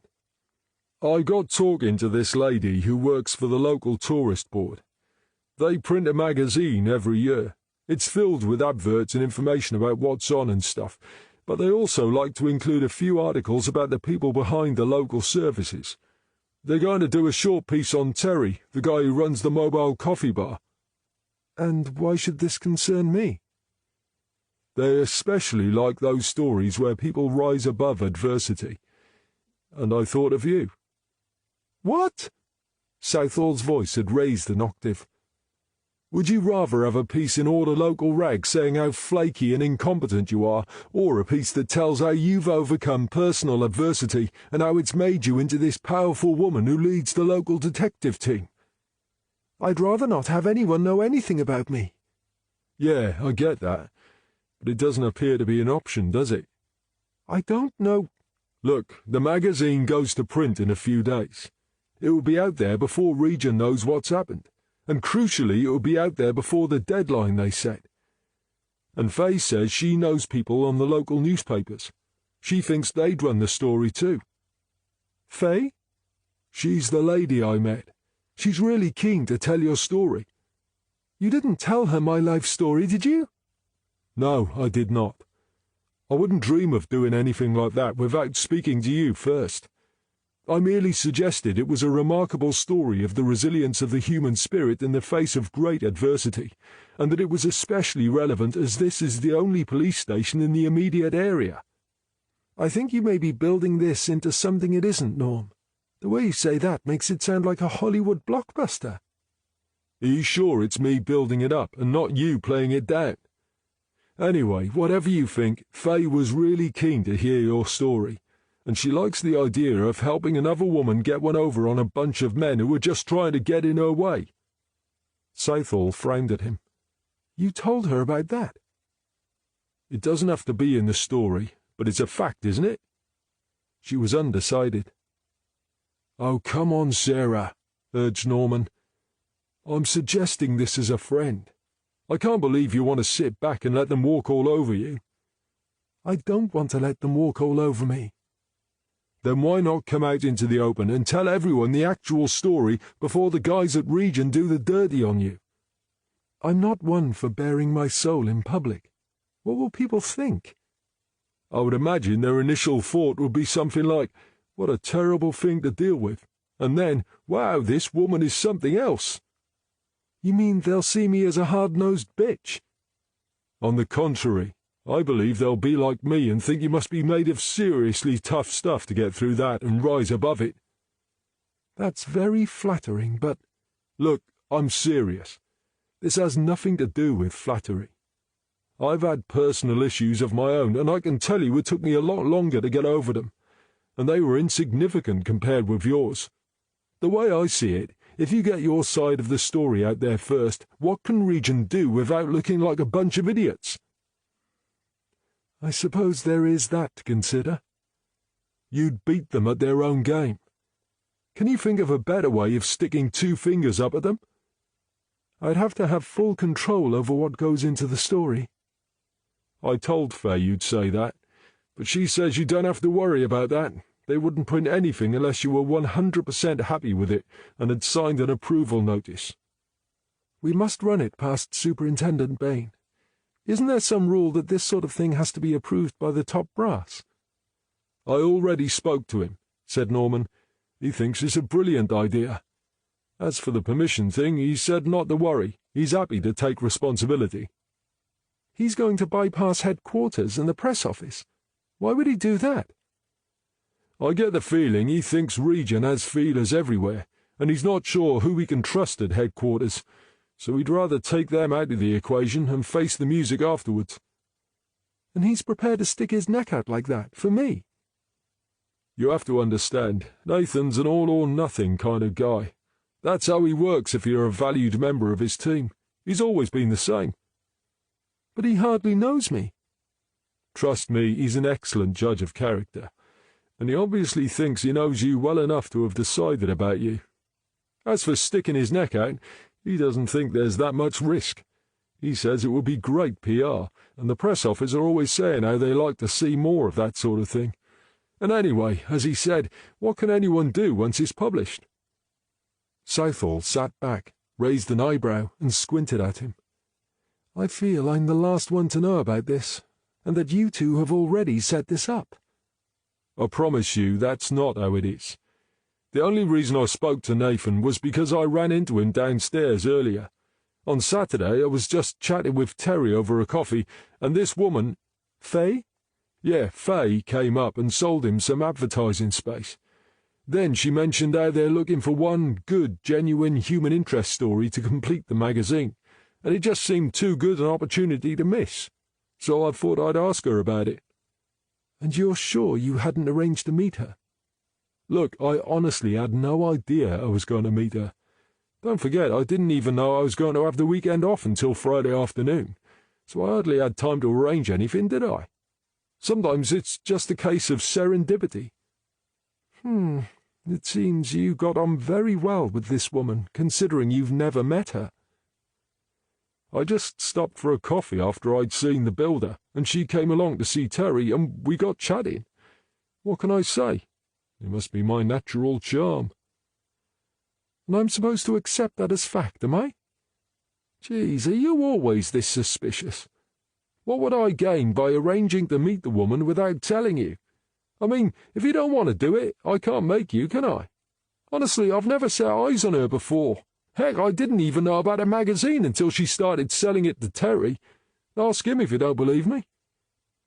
She pursed her lips and stared at him. At least think about it, he said, but don't take too long. They're holding the page for you, but only until Thursday. She sat up straight. Thursday? That's not long. It's already Monday afternoon. Norman aimed a lopsided grin at her as he fished Faye's business card from his pocket and placed it on the desk in front of her. And they must do the interview by Wednesday afternoon at the latest, so that will need to be arranged. Geez, it looks like you'll have to decide by close of play today. You and Nathan Bain are as bad as those assholes at Region. Norman winced. Ouch, that's below the belt. And anyway, you know it's not true. We're your friends, and we have your best interests at heart. You could never accuse any of the guys at Region of that." She picked up the business card and studied it for a moment, then placed it carefully in front of her. A brief smile tugged gently at the corners of her mouth. Norman grinned. "You're going to do it, aren't you?" "I'm thinking about it, but I must speak to Superintendent Bain first." "What? You don't trust me?" "It's not about trusting you, it's about clarity for me. If I'm going to bypass the chief constable and the press office, I just want to make sure my boss is going to have my back. Then if it all goes pear-shaped, I'll know it was my fault and not yours." "I suppose that's fair enough," said Norman. "You have to admit it's not a bad idea, is it?" She smiled a wry smile. "Don't you have any work to do?" "Sure I have." "Then clear off and do it, will you? I have some phone calls to make." "Yes, boss," said Norman happily. "I'll leave you to it." As Norman emerged from Southall's office, Lane raised her hand. "I think I've found something that might interest you." "What have you got?" asked Norman as he changed direction and walked over to her desk. "It's not so much what I've got as what I can't find that's interesting." Norman sighed. "Jeez, is there anyone in this building who doesn't speak in riddles? What do you mean what you can't find is interesting?" "I've been looking into Richard Ainsworth's finances. Over the last few years he's transferred most of his money to another bank account, and until 2 years ago he was making monthly rental payments for a house in Carmarthen." "So he's been living there?" "The lease is in the name of someone called Lucinda Jackman." "Oh, wow. That'll be the sailor woman," said Norman. He turned to Southall's office and waved frantically to attract her attention. Lane frowned. "Sorry?" "It's a theory about how he faked his suicide." Lane looked even more puzzled. "It doesn't matter for now. I'll explain later," said Norman as Southall joined them. "What's the matter?" asked Southall. "I think we may have found Richard Ainsworth's sailor woman. Did he buy a boat, Judy?" Lane nodded. 18 months ago. Looking at some bills he's paid, he must have spent a fortune having it refitted and refurbished."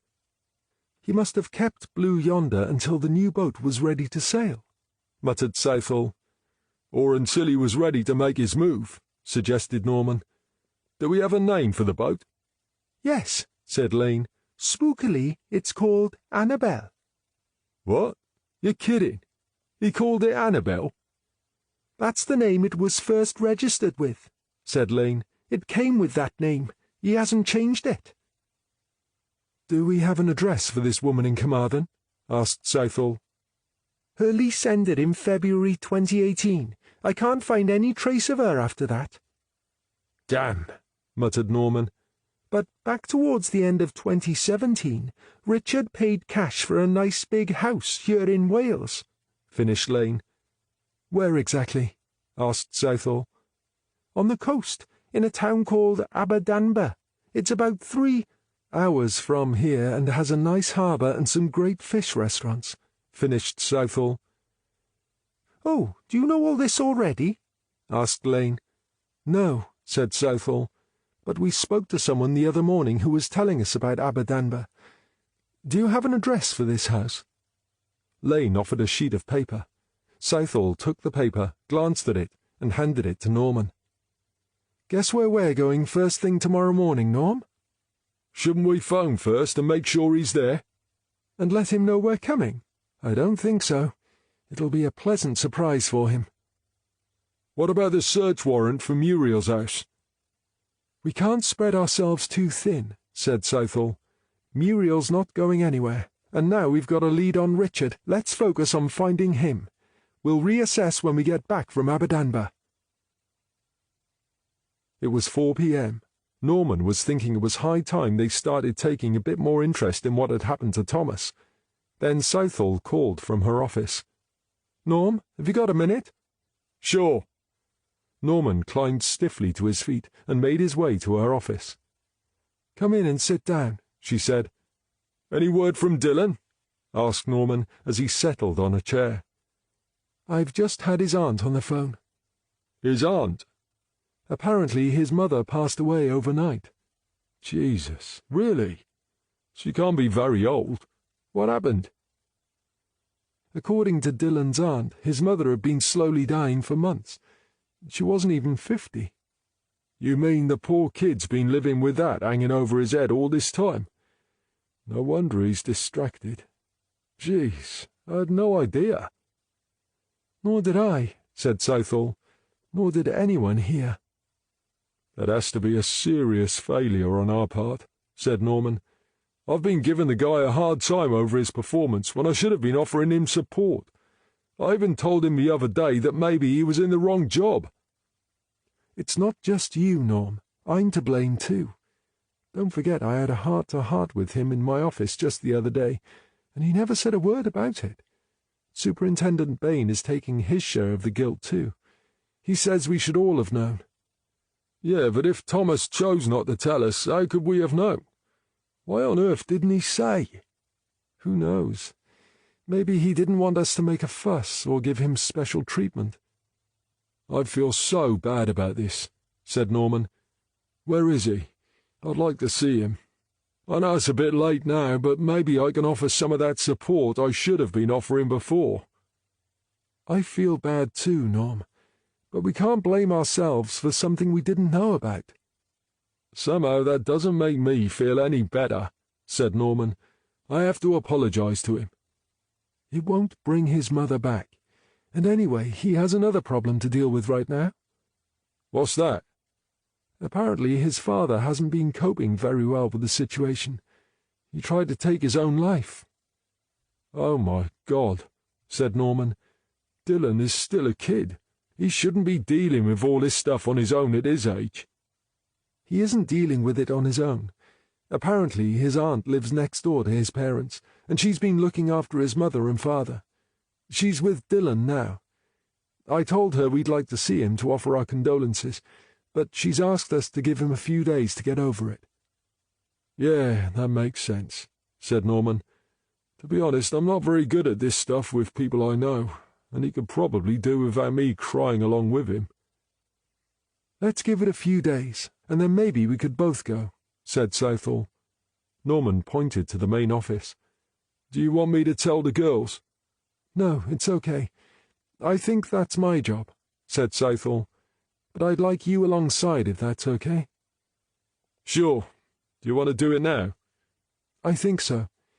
It's going to be obvious from your face that something's not right. Norman followed Southall and stood alongside her as she broke the sad news to Lane and Morgan.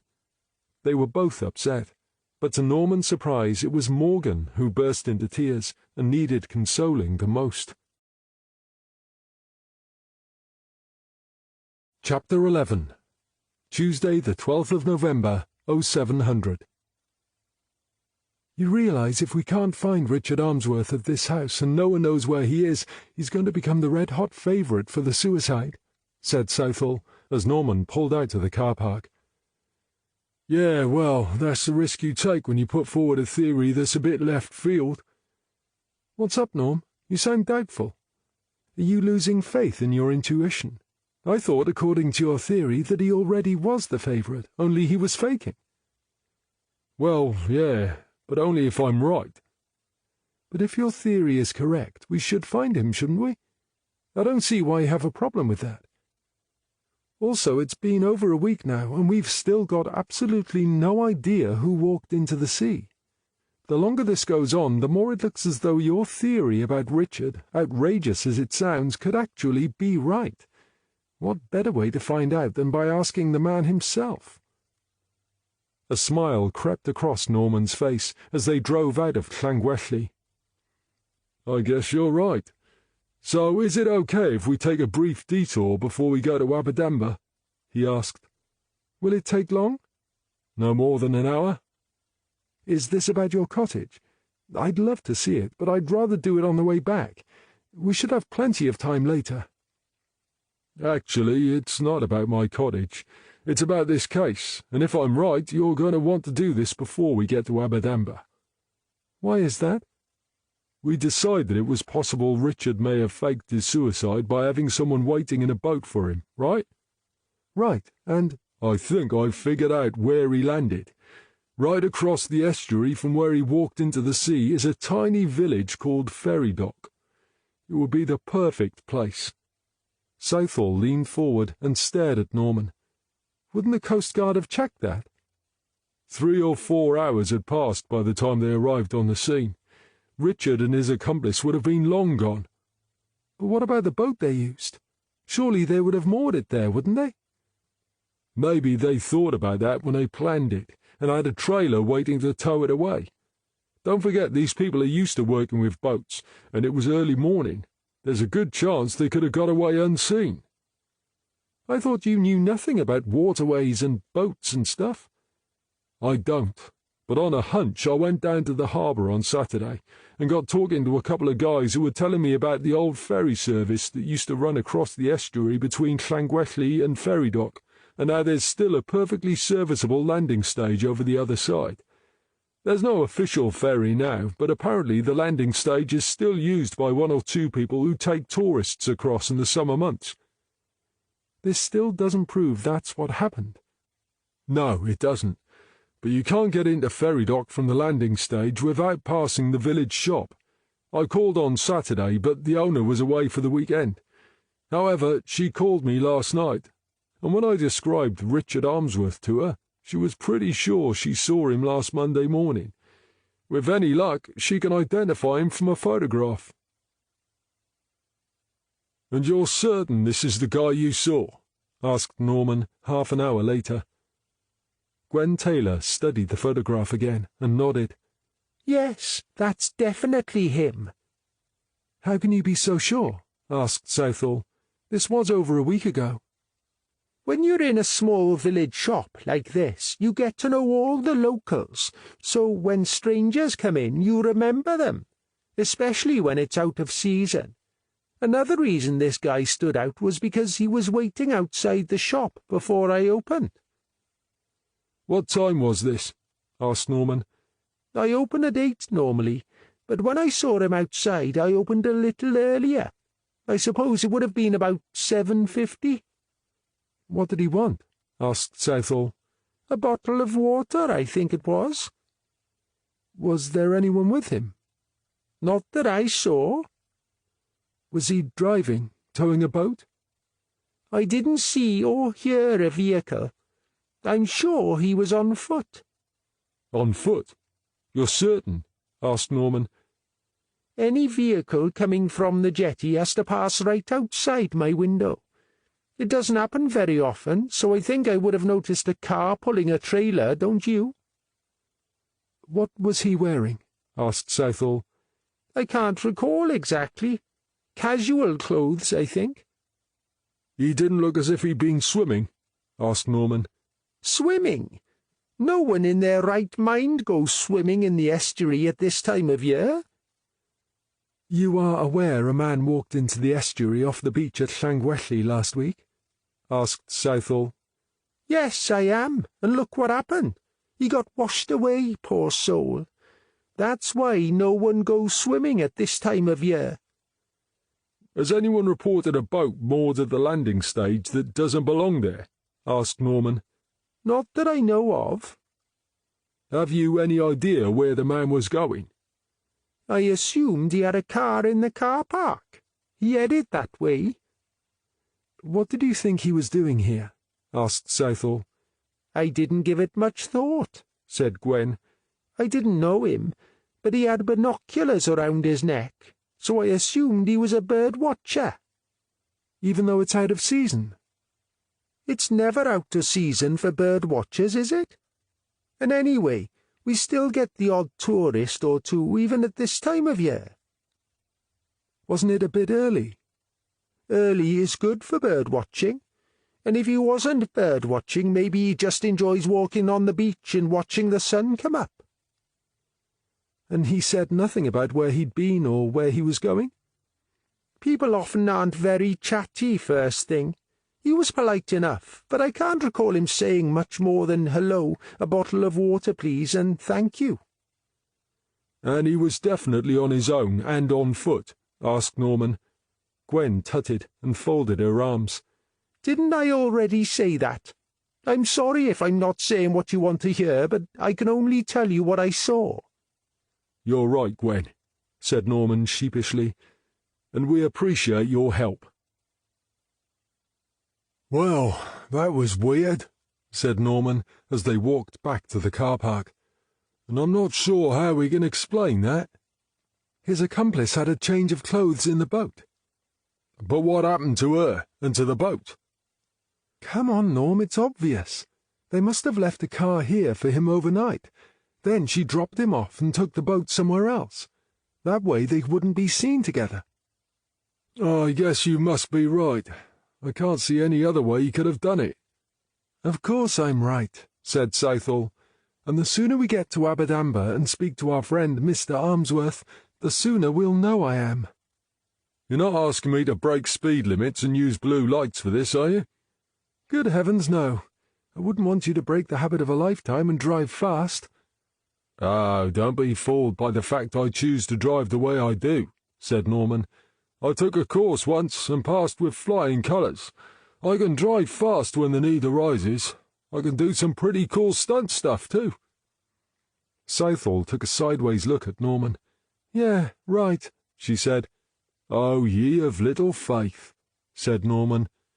"You're serious, aren't you?" "You can doubt me, but I know what I can do. Maybe one day we'll need it, but I'm hoping it won't be necessary out here in the sticks." During the first week or two he had been in Wales, Norman had found driving frustrating. It wasn't that he preferred driving in England. In fact, he hated it. But he had grown used to the hectic pace of life in the south of England, where everyone was in a hurry, and even if you weren't, you found you had little choice but to rush along with the crowd anyway. But now he'd been living in Wales for a few weeks, he'd found things were different. In that short time he had come to appreciate why so many English people lived here and loved it. The two countries might share the same island, but Norman had soon realised that when you crossed that border into Wales, it was like entering a new world, especially as you went further west. Here in West Wales, there just wasn't the same impatient rush to get everything done as if there was no tomorrow. The people were much more laid back and in less of a hurry, and they were much friendlier too. He found it especially noticeable on the roads where, on the whole, drivers were much more tolerant of other road users. He thought it was probably down to the fact that the roads were narrower here, and were always winding around bends or climbing up and down hills, which often made it difficult to overtake. Whatever the reason, driving, and life in general, was definitely a lot less stressful here. Even now, as he drove the car and they neared Aberdamber, Norman could honestly say he was enjoying the experience, and he couldn't remember the last time he had genuinely felt that way about driving in England. He cast a quick glance in Southall's direction, but she was staring out at the passing fields, apparently lost in her thoughts. She had been chatty enough at the start of the journey, but now they had been travelling in silence for over half an hour. Norman didn't worry about the absence of conversation, though. He felt it was the shared silence of friends, comfortable in each other's company, and as far as he was concerned, that was as good as any conversation. It had been easy to find Richard Ainsworth's house. Due east was one of a dozen large, detached houses a short distance from the harbour. "I take it that means he can watch the sunrise from his front windows every morning," said Southall, as Norman parked the car on the street outside the house. Norman looked around. "I bet he's got some sort of sun deck out the back so he can look out over the sea and watch the sunset too." "Is that what you're going to be doing from the back of your cottage?" Norman smiled. "It's nowhere near as grand as this, but I'll do my best to enjoy the view." Southall led the way through a gate set into a tall, decorative wrought-iron fence that separated the house from the street. Norman followed her along a short path and then up some rather grand stone steps to the gleaming black front door. She reached forward and pressed a huge bell push set into the stone surround of the door. They waited for a couple of minutes, but there was no answer, so she rang the bell again. "Geez, it's a long way to come to find there's no one home," said Norman. "Maybe we should have called." "It's not the end of the world," said Southall. "If he's not here, he's probably down at the harbour on his nice big boat. Come on, let's see." "Oh, wow. Will you look at that?" said Norman. The road to the closest car park actually wound its way past the harbour in Aberdamber, and it was this view that Norman was admiring. The harbour had been there for many, many years, and was surrounded on three sides by large, terraced houses, painted in pastel shades of blue, pink, and yellow, with a few painted white for good measure. The effect was stunning. "Isn't it pretty?" said Southall, "like a real picture postcard scene." Norman found a space in the car park, and they walked back to the harbour. "Bad news," said Norman. "None of these boats are what I'd call big enough to be worth over $1 million. "Hang on a minute," said Southall. "Look at the boats that are here. They're mostly fishing boats, aren't they? And the ones that aren't are small. This is the old harbour. I bet it can only hold smaller boats." She pointed beyond the houses. "There's a sign there that says Marina. I bet that's where we'll find all the big, posh boats." It took another 5 minutes to walk to the marina, but as they approached, they could see tall masts, which suggested the boats were on a much grander scale. Sure enough, there were rows and rows of them. "This is more like it," said Southall. "Yeah, there must be 100 boats here," agreed Norman. "But which one is Annabelle?" A sign pointed towards an immaculate building at the side of the marina. "Let's try the yacht club," said Southall. "Someone there must know what goes on around here." As soon as they were inside, Norman was pleased to find the interior decor was suitably nautical in design. The entrance hall was complete with a ship's wheel and a huge bell. He resisted the temptation to ring the bell and followed Southall to a door inscribed with the word "Office." Within a minute or two, an efficient-looking secretary had informed them they needed to speak to the Commodore.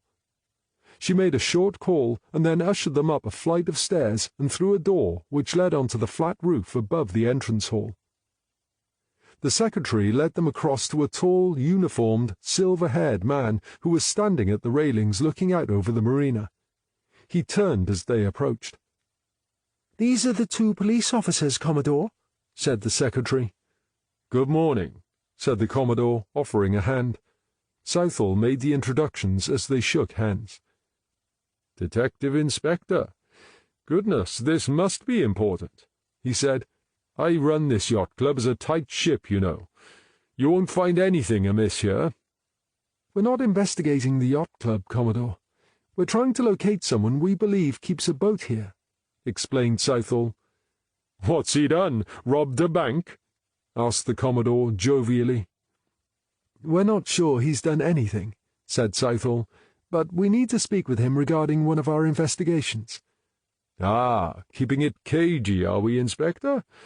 Then it must be serious. It's not going to damage the good name of our club, is it?" "I don't think you need worry about that," said Southall. "As I said, we just need to speak with this man. We're not here to cause a scene." "Goodness me, I should hope not." "So will you help us?" "I will if I can. What do you want to know?" Norman produced a photograph of Richard Ainsworth and handed it to the Commodore. "Do you recognize this man?" he asked. The Commodore squinted at the photograph. "This photograph is a few years old, so his hair is probably a little greyer now, and maybe there's less of it," suggested Norman. The Commodore grunted. "This is Richard Ainsworth, isn't it?" "It is," said Norman. "Does he keep a boat here?" The Commodore looked offended. "Yacht, Sergeant. He keeps a yacht here, not a boat." "Oh, sorry," said Norman. "I thought a yacht was a boat. I didn't realize there was a difference. I'm afraid I know little about this nautical stuff." The Commodore sniffed disapprovingly. "Clearly," he said, "but the clue is in the title, you see. We're a yacht club, not a boat club. A boat is used to get to and from a yacht when moored offshore." "Ah, I get it. So it's a size thing," said Norman. The Commodore was clearly prepared to lecture Norman on the difference, but Southall wasn't having any of it, and stepped in before things escalated. "Is his yacht called Annabelle?" she asked. "What? Yes, off the top of my head, I believe she is. Lovely old thing she is, too." "And Annabelle has a mooring here?" "Yes, that's right." "Can you point out that mooring to us now?" The Commodore picked up his binoculars and aimed them across at the marina. "She's one of the bigger yachts we have here, so her berth is on the 4th rank. Off the top of my head, I can't recall if she's number 1 or 2 from the port side." He focused on the 2 berths for a moment before continuing. "Yes, there we are," he said. "Adam's Dream is in berth number 1, so Annabelle must be berth number 2. But she's not there at the moment, which means she must be at sea." He handed the binoculars to Norman, who handed them on to Southall. "Port, is that the right or left side?" asked Norman. The Commodore sighed. "Surely you know one always passes the port from the left," he said wearily. Norman rolled his eyes. He was fast becoming irritated with the Commodore's overbearing attitude. "Yeah, right, of course one does," he said. "How stupid of me to forget." He glanced at Southall, who gave him a sharp, "behave yourself" look before she raised the binoculars to her eyes. She found Adam's Dream easily enough, but the Commodore was right. The next berth was empty. "Do you have any idea where we might find Richard Ainsworth right now?" she asked. "Off the top of my head, I have no idea, but I can find out. They have to tell us where they're going when they take their yachts out to sea." "You mean like a pilot has to file a flight plan?" asked Norman. "More or less," agreed the Commodore. "We have a rule here that every captain has to file a route when they go out. It's a safety thing. Even these days, with radar and radios, things can still go wrong. This way, if anyone gets into difficulties and their radio doesn't work, as long as they've stuck to the route they filed, we know roughly where to look for them. Haven't needed to use it yet, but you never know." "I guess it would be useless if they went off-piste, as it were," said Norman. "Ah, yes," agreed the Commodore. "Sadly, even the best backup system can't account for that sort of stupidity. Follow me down to the office and I'll find out where he's gone." They followed him back down to the office and waited patiently while the secretary pulled up the online log onto her computer monitor. "Looks like he's gone over to Ireland," said the Commodore, reading over her shoulder. "Any idea when he'll be back?" asked Southall.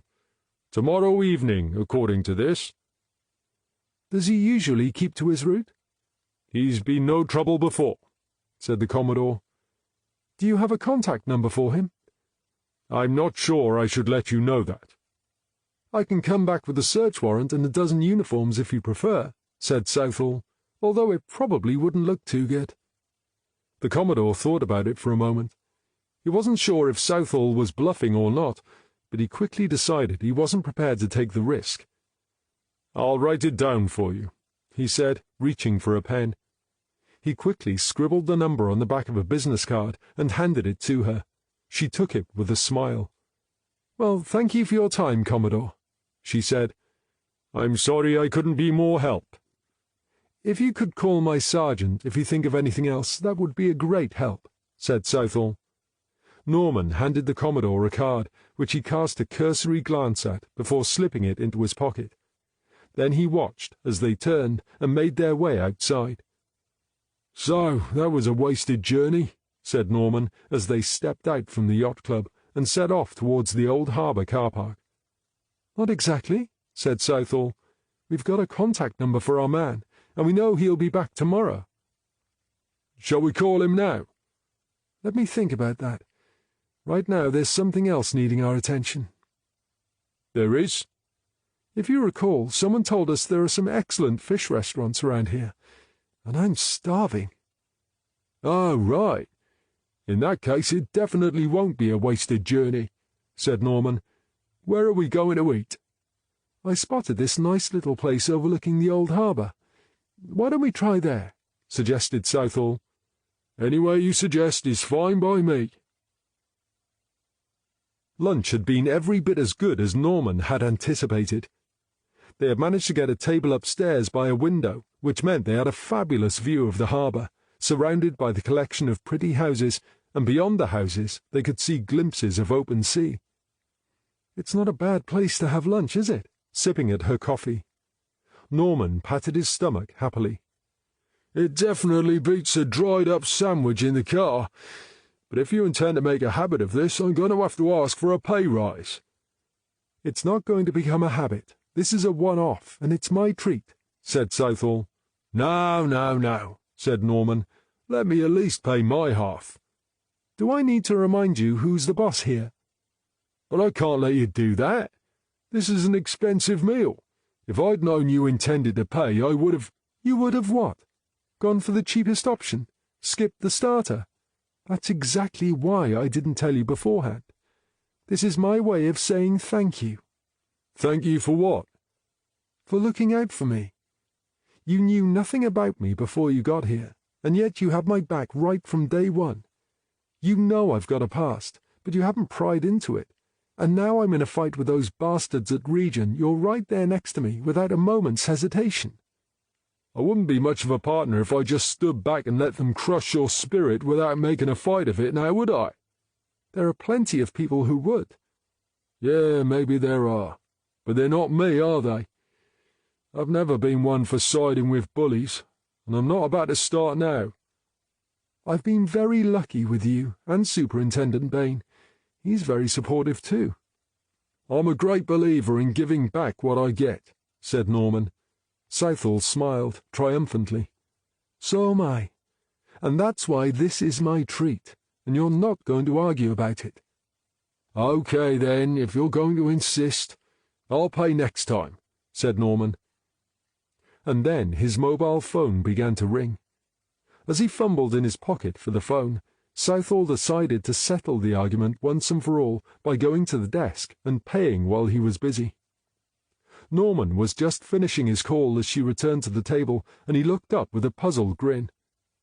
"You're going to find this hard to believe," he said, "but that was Richard Ainsworth." "He called you?" "Apparently he radioed the yacht club to tell them he would be returning earlier than planned. He's going to get here tomorrow morning." "How did he know your number?" "While he was on the radio, the Commodore told him we'd been looking for him and gave him my number." "Oh, I had something planned for the morning. But never mind, this is way more important." "Hang on, I haven't finished yet," said Norman. "Ainsworth says he's happy to speak to us and will come down to Llangwelly tomorrow afternoon to answer any questions we have." "Our prime suspect is coming to us. Is he for real?" "He sounded genuine enough," said Norman. "You don't think he's going to do a runner?" "No, I don't think so. I mean, he didn't have to call, did he? And why would he call me if he was going to take off?" "On the other hand," said Southall, "why would a guilty man offer to come in and speak to us?" "Well, he obviously knows we're onto him, but he doesn't know what new evidence we have." "Unless Muriel's told him," suggested Southall. "That's a possibility," admitted Norman. "But either way, perhaps he's thinking if he got away with it 10 years ago, he's clever enough to get away with it again." We'll see about that when we speak to him." "Does that mean you agree he's not a flight risk?" "It means I have faith in my sergeant's judgment." "Oh, right, I see. So, if he does disappear, it's all my fault." Southall smiled. "Something like that." "Well, I can live with that, because it means you won't have to cancel your morning appointment. Can I ask what it is?" "I'm meeting a lady called Fay. Apparently she wants to interview me because someone told her I might make a good story for her magazine." Norman grinned. On board Annabel, Richard Ainsworth's partner was preparing lunch before they began their journey back to Aberdamber. "Who are you talking to, Richard?" she asked, as he joined her in the galley. The police. They want to speak to me about the body they found. This is Muriel's doing, isn't it? I bet she's dragged you into it just to spite you. She's off with the fairies most of the time, so I doubt they'll see her as a credible witness. And anyway, I lived there, remember? Did they say whose body it is, or how long it's been there? No. They just said there's an ongoing investigation and they would like to speak to me. But surely they must have told you more than that. Do you really think they lay out their entire case every time they contact someone? Well, no, I suppose not. Exactly. They just tell you what they want you to know, which in my case was very little. But why do they need to speak to you? I have no idea. They just said they would like me to help with their inquiries. Isn't that what they say just before they arrest the murderer? Richard sighed. Yes, perhaps it is. But we both know I haven't murdered anyone. I presume they want to speak to me because I lived in the house next door to where the body was found. Anyway, what does it matter? I've got nothing to hide. Are they coming to the house? No, I thought it would be better if I went to Llangwelly Station. Do you think that's a good idea? I think it's a better idea than letting them inside our house, don't you? I'll come with you. That won't be necessary, Lucinda. Remember what we agreed. I'll be fine on my own. But what if you need an alibi? They'll want to speak to me, won't they? Why will I need an alibi? I've done nothing wrong. I'm really not sure it's a good idea. Well, I've agreed now, so I can't change my mind, or they'll have good reason to think I have done something wrong. It'll be fine, you'll see. Lucinda stared at Richard and wished she shared his confidence. Chapter 12. Wednesday, the 13th of November, 0900.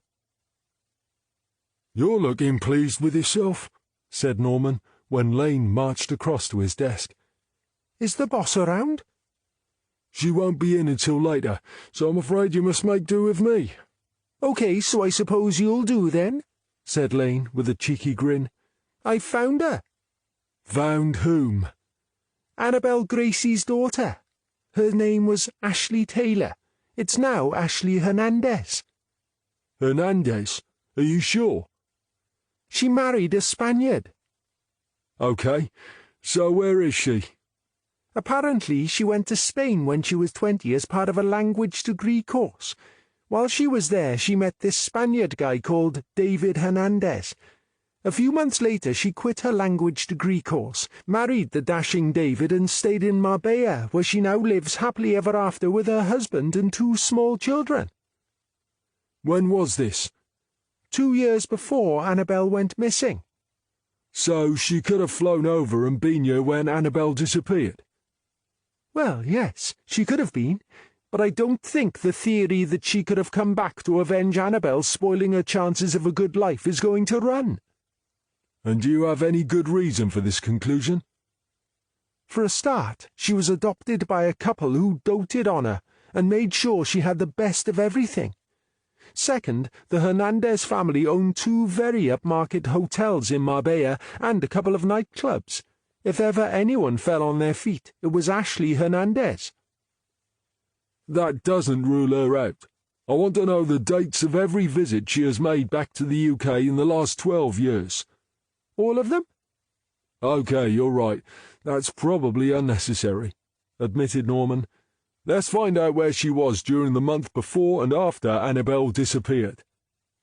"Do you need someone to interview her?" asked Lane. Norman grinned. "Oh, I see. The normally reticent DC Judy Lane is more than happy to volunteer to interview a suspect when she thinks it might include a trip to Spain, right?" Lane smiled. "Well, I have been to Spain once or twice, and I speak a bit of the lingo." "Is that so? Well, I'm pretty sure I can guarantee the only lingo you're going to hear from the boss is "no go, amigo." So I wouldn't raise your hopes." Lane pouted. "I might have known you'd say that," she said. "Don't blame me. I don't set the budget," said Norman. If we had good grounds to think she was a suspect, it might be different. But you just said yourself that it's unlikely. So, if I could find a good reason... Then we'd probably contact the Spanish police and ask them to carry out a preliminary interview with her. There's no getting round you, is there? Not a chance, said Norman. I'll tell you what you can do, though. You can try to get in touch with Ashley and maybe arrange an informal chat online or on the phone. That's hardly going to get me a couple of nights in Marbella, is it? I should think it's highly unlikely, agreed Norman. But think of the greater good. We're trying to solve a murder here, and we're already a man down. Lane pulled a face that suggested she didn't see it the way Norman did, and headed back to her desk.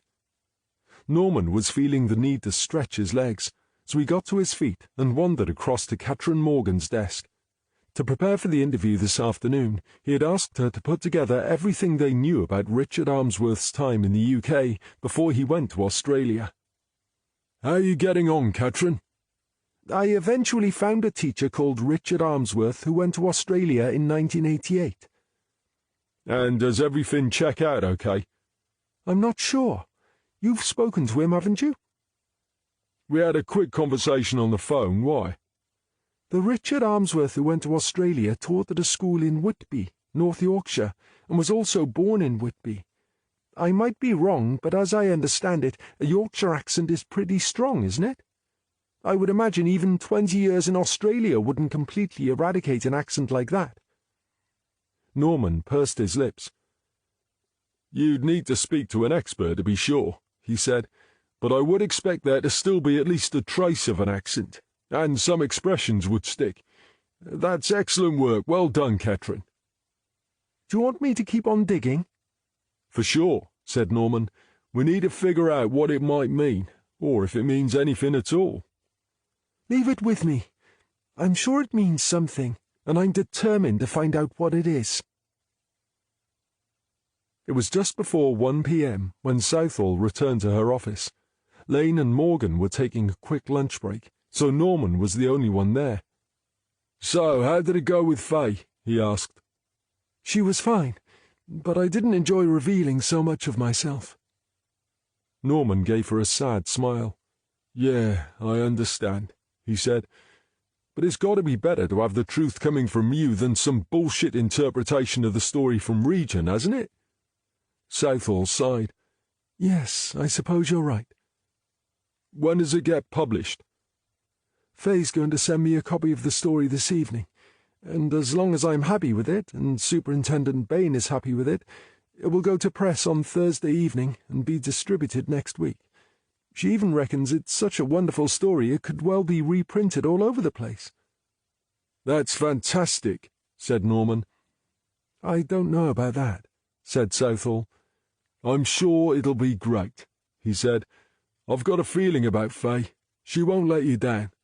Southall smiled. She spoke rather highly of you, she said. I think she's quite taken a shine to you. Norman almost blushed. She likes me? You must be kidding. She must be 10 years younger than me. Why on earth would she be interested in me? I'm just telling you she gave me that impression. Are you starting a dating agency now? I'm just saying I think she likes you, that's all. Whether you want to make anything of it is entirely up to you. I smell a set-up here, so I'll pass, thanks, said Norman. I bet if I asked her out she'd be horrified. Scout's honour, this is not a set-up. You didn't salute when he said that, and I don't believe you were ever in the Scouts, said Norman.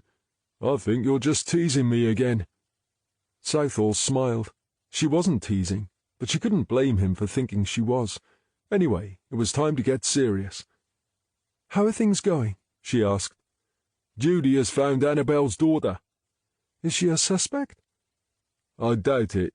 It seems like she's living a glorious life in Spain, so she's unlikely to be looking for revenge. Judy's hoping to speak to her later, but so far there's no evidence to suggest she's been anywhere near Wales in her life, so I think we can probably cross her off the list. What about Catherine? She found a Richard Ainsworth who went to Australia at the right time. He was a Yorkshireman, born and bred. You didn't say he was from Yorkshire. That's because I didn't hear the slightest trace of a Yorkshire accent. But is that likely after all this time? I don't know about that, said Southall. Languages aren't my field. I'm inclined to think it would stick, but I'm not that confident I will bet on it. I'm not sure if it means anything either way, said Norman. So she's still digging around to see if she can find anything else. Right. What time is he coming in? Around 2:30. You've got time if you need to eat. I don't want anything fancy.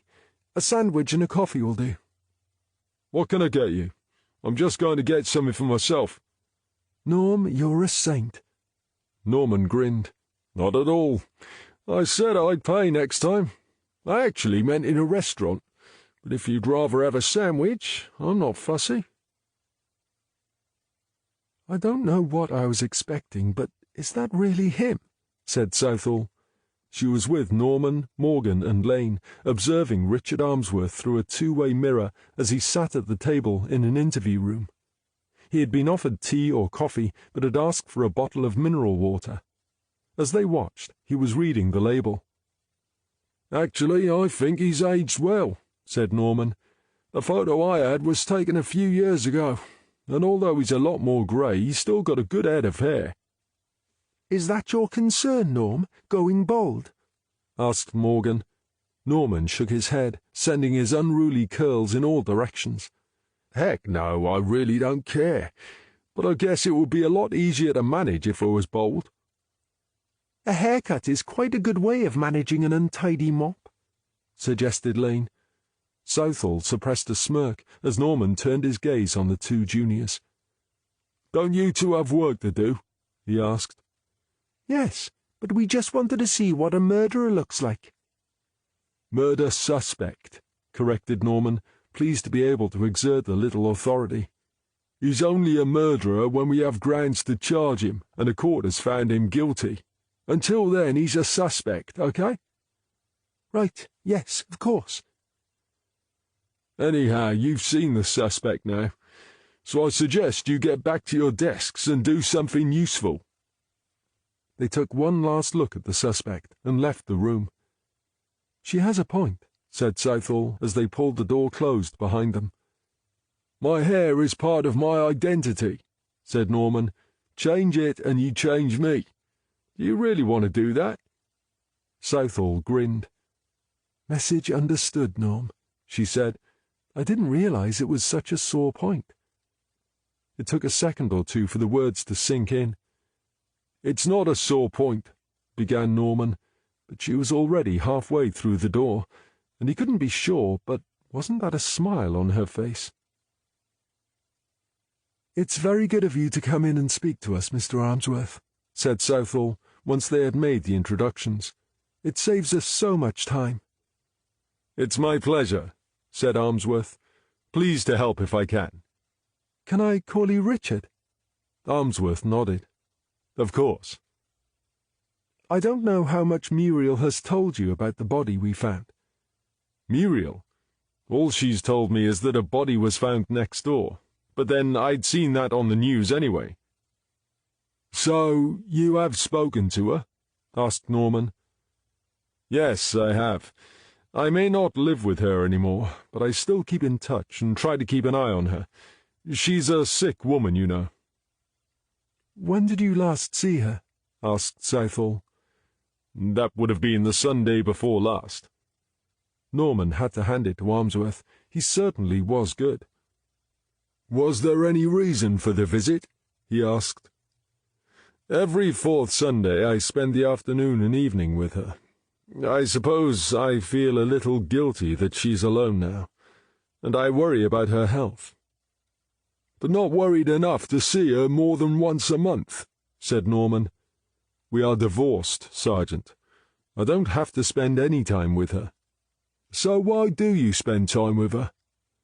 You have to understand she's a very sick woman, and she has no other family. She's also a very difficult woman. I speak to her on the phone on the Sundays I don't visit, and also once or twice during the week. I pay for a nurse to look in on her 3 times a week, and I expect eventually I shall pay for her to go into a nursing home." He could see that this was news to them. "Muriel didn't tell you any of this, did she?" he continued. "No. She would have given you all the stuff about what a rotten bastard I am, and how I swindled her and mistreated her, and how all men are the devil in disguise. Then she conveniently forgot to mention how I look out for her, even though we're divorced. Am I right?" "Yes, of course I am. I can see it on your faces. It's what she always does." "So I suppose you do this out of the kindness of your heart," said Norman. "No, I do it because I owe her a lot, and because, divorced or not, I still care." "What do you mean you owe her a lot?" asked Southall. "When I first came back from Australia, I started a small software development business. I had limited funds, but I knew I had an idea that would make me a fortune if I got it right. Muriel loaned me enough money to develop the idea." "I take it you rewarded her by making her a shareholder in your business?" "I wanted to, but she refused to do things that way.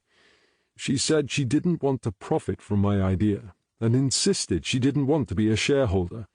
So as soon as I made a profit, I paid her back, just in case it all went pear-shaped." "That's not how she tells it," said Norman.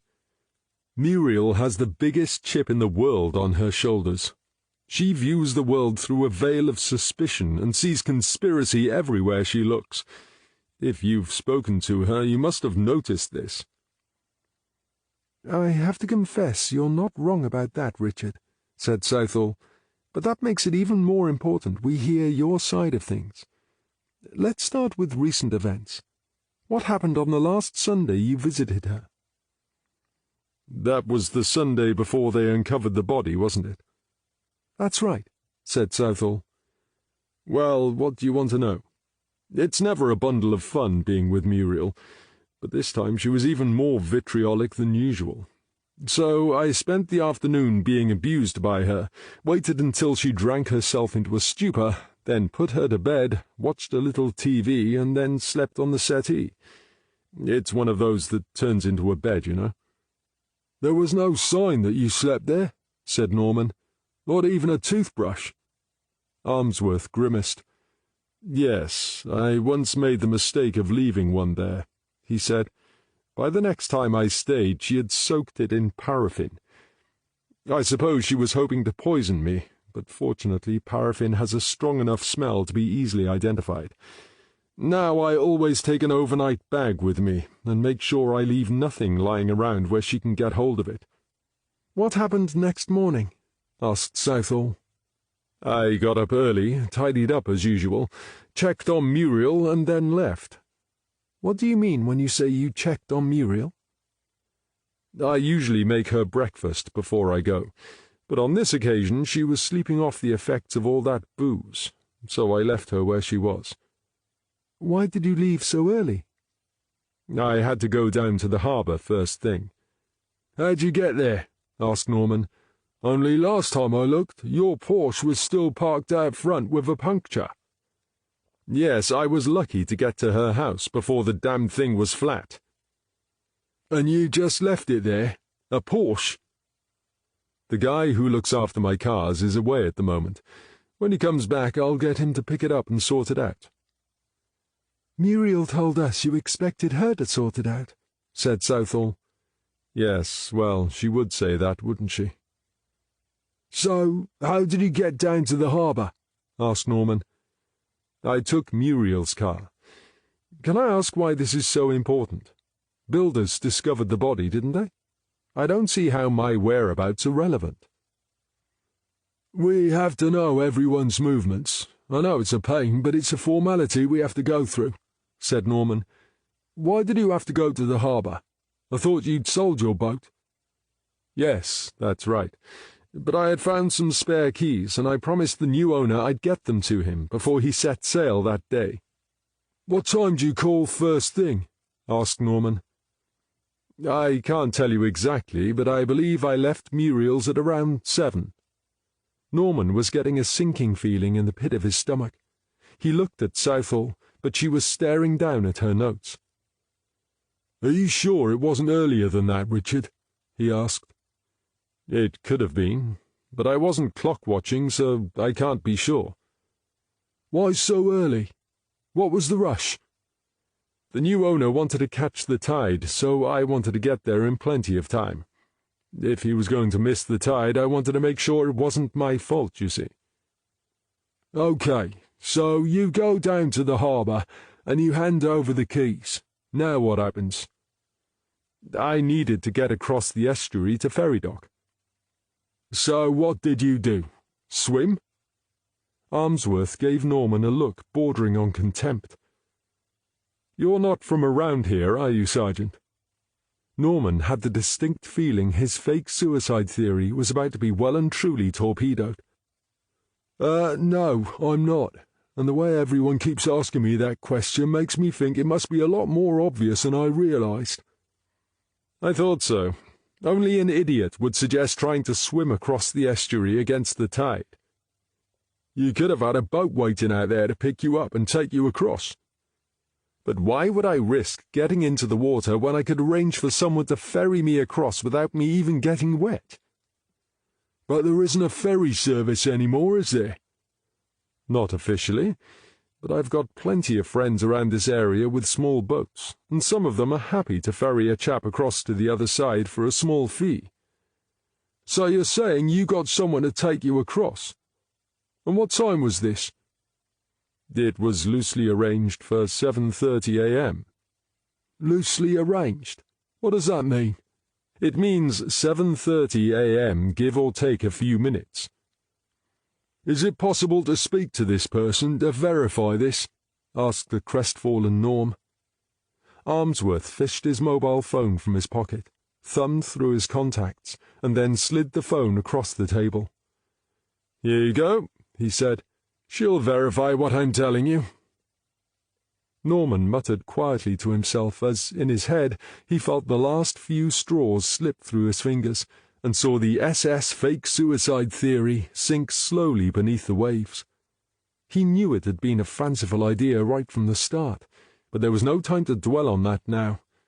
Southall was speaking, and he had to pay attention. "Now, Richard, you say Muriel told you a body had been found next door?" "That's right." "When was this?" "On the Wednesday evening when I called her, but I'd already heard it on the news by then." "And she didn't tell you anything else?" "She said she knew nothing else." "So she didn't tell you we had been to see her?" "Well, yes, she told me that, but she said you were speaking to all the neighbours." "She didn't tell you we had a suspicion who the body belonged to?" "She never mentioned it." "When did you next speak to her?" "That would have been on the Friday." "And did she tell you any more on that occasion?" "I don't recall her talking about it at all." "A body has been discovered, and there's a major police investigation underway in the house next door, and she barely mentioned it." "Remember, Inspector, this is Muriel we're talking about. For anyone else, having a body discovered next door would be the biggest thing ever to happen. But I'm afraid Muriel doesn't inhabit the same planet as the rest of us." "Whose body do you think those poor builders uncovered, Richard?" "You're asking me. How am I expected to know?" "You lived in the house next door. I thought perhaps you know something about what went on in that house." "Ah, you mean the old couple. Yes, I remember now. We didn't have much to do with them, really, but if I recall, the old boy was ill, wasn't he? And didn't he wander off one day and was never found? Was it his body?" "God, poor old guy." Southall studied Ainsworth's face, but he wasn't giving anything away. She left a long silence, hoping he would feel the need to fill it, but he kept his mouth closed, and she wondered if maybe he'd played this game before. "Do you recall the week when you and Muriel were first supposed to get married, Richard?" "You mean when Annabel ran away? Yes, I remember. It's not the sort of thing you can forget very easily, is it?" "What do you think happened?" "She ran away to London, didn't she?" The police concluded all the evidence pointed that way, and I had no reason to doubt it. As he finished speaking, he twisted the lid off his water bottle, raised it to his lips and took a sip of water, then placed the bottle back down on the table. "In that case, you'll be surprised when I tell you the body the builders uncovered was Annabel's," said Southall. Neither detective had ever seen surprise manifested on a face in quite the way they now saw it etched on Richard Ainsworth's face. His mouth seemed to work, but it seemed like an age before he regained sufficient composure to allow him to speak. "No," he finally spluttered. "But how? I mean, it just can't be. You must be mistaken. That can't be true." "Why can't it be true?" asked Southall. Norman was studying Ainsworth's reaction. He had to admit the acting was very good. The surprise seemed genuine enough. "It just can't be right. Annabel ran away. Everyone knows that." "I'm afraid there's no mistake, Richard. We have DNA evidence to prove it." "How well did you know her?" asked Norman. "How well would you know someone you just met a couple of days before they disappeared?" "I didn't exactly have a lot of one-on-one time with her. She hadn't seen her mother in years, so how much of her time do you think I got?" "Did you resent that?" "Resent it? Good God, no. She had a lot of catching up to do with her mother. I wouldn't have expected her to focus on me." He shook his head. "I'm sorry, but I'm really finding it hard to believe this." "It must be a terrible shock," said Southall. "Would you like to take a break?" "If you wouldn't mind," said Ainsworth. "I just need a few minutes to get my head around this news." "I'll get someone to bring you a cup of tea, and we'll come back in about 20 minutes. "Next time I have an outrageous theory, just tell me to keep it to myself, will you?" suggested Norman to Southall as they walked back to the incident room. "You might have been a bit wide of the mark, Norm, but you were on the right track with Ainsworth." "You think?" "You saw his reaction when I told him it was Annabel's body." "You think he was acting? I'm not so sure." "You mean you don't think he knew she was there?" "I dunno," said Norman, "but I'll tell you this. If he's acting, he's damned good." "You think he's genuine? Don't forget he's had 10 years to rehearse for this." "I'd be a lot happier if we had identified a motive. I mean, he's got a point. He had only just met Annabel, and she hadn't seen her mother for years, so unless we're saying he was jealous of the time her mother was spending with her, I can't see he would have any reason to kill her. And even if he was jealous, she was only going to be here for a week." "How are you getting on with Lazarus?" Judy Lane asked Norman as he pushed his way through the doors. "Who?" "Lazarus, the man who came back from the dead." "Don't ask," said Norman grumpily. Following Norman through the doors, Southall pulled a face at Lane and shook her head. "It's not going too well, then?" asked Lane. "It would be a start if we could work out what's going on with him and Muriel," said Southall. "We can't work out which one's telling the truth about their relationship or if they're both lying." Norman had wandered across to Catherine Morgan's desk, hoping she could offer something to improve his mood. "Have you found anything?" he asked. "I'm not sure. I've been digging a bit deeper into Richard Ainsworth and his Yorkshire past, and something doesn't quite add up." "What's that?" "Well, in 1998, we know Richard Ainsworth flew off to Australia on a teacher exchange, right? And we know the guy sitting in the interview room didn't come back to England until 2008. "You're saying that as if the guy in the interview room isn't the same person." "Yes, that's the thing. I'm not sure he is the same person." "Okay, go on, I'm listening. Why do you think it's not the same person?" "According to the records I found, Richard Ainsworth and his opposite number in Australia didn't just exchange teaching positions for 2 years, but they also exchanged houses." "I don't see why that's such a big deal." It's a big deal because when the Australian teacher returned to Australia at the end of his 2-year posting, Richard Ainsworth moved back into the house in Whitby. Only he's no longer a teacher. He's now working with his brother as a builder. Norman let out a long, low whistle. But the guy we know as Richard Ainsworth stayed in Australia for another 8 years. Exactly, said Morgan. How does that work? I can see you've already figured it out, said Norman. So why don't you tell me? I have an idea, admitted Morgan, but you'll probably think I'm crazy.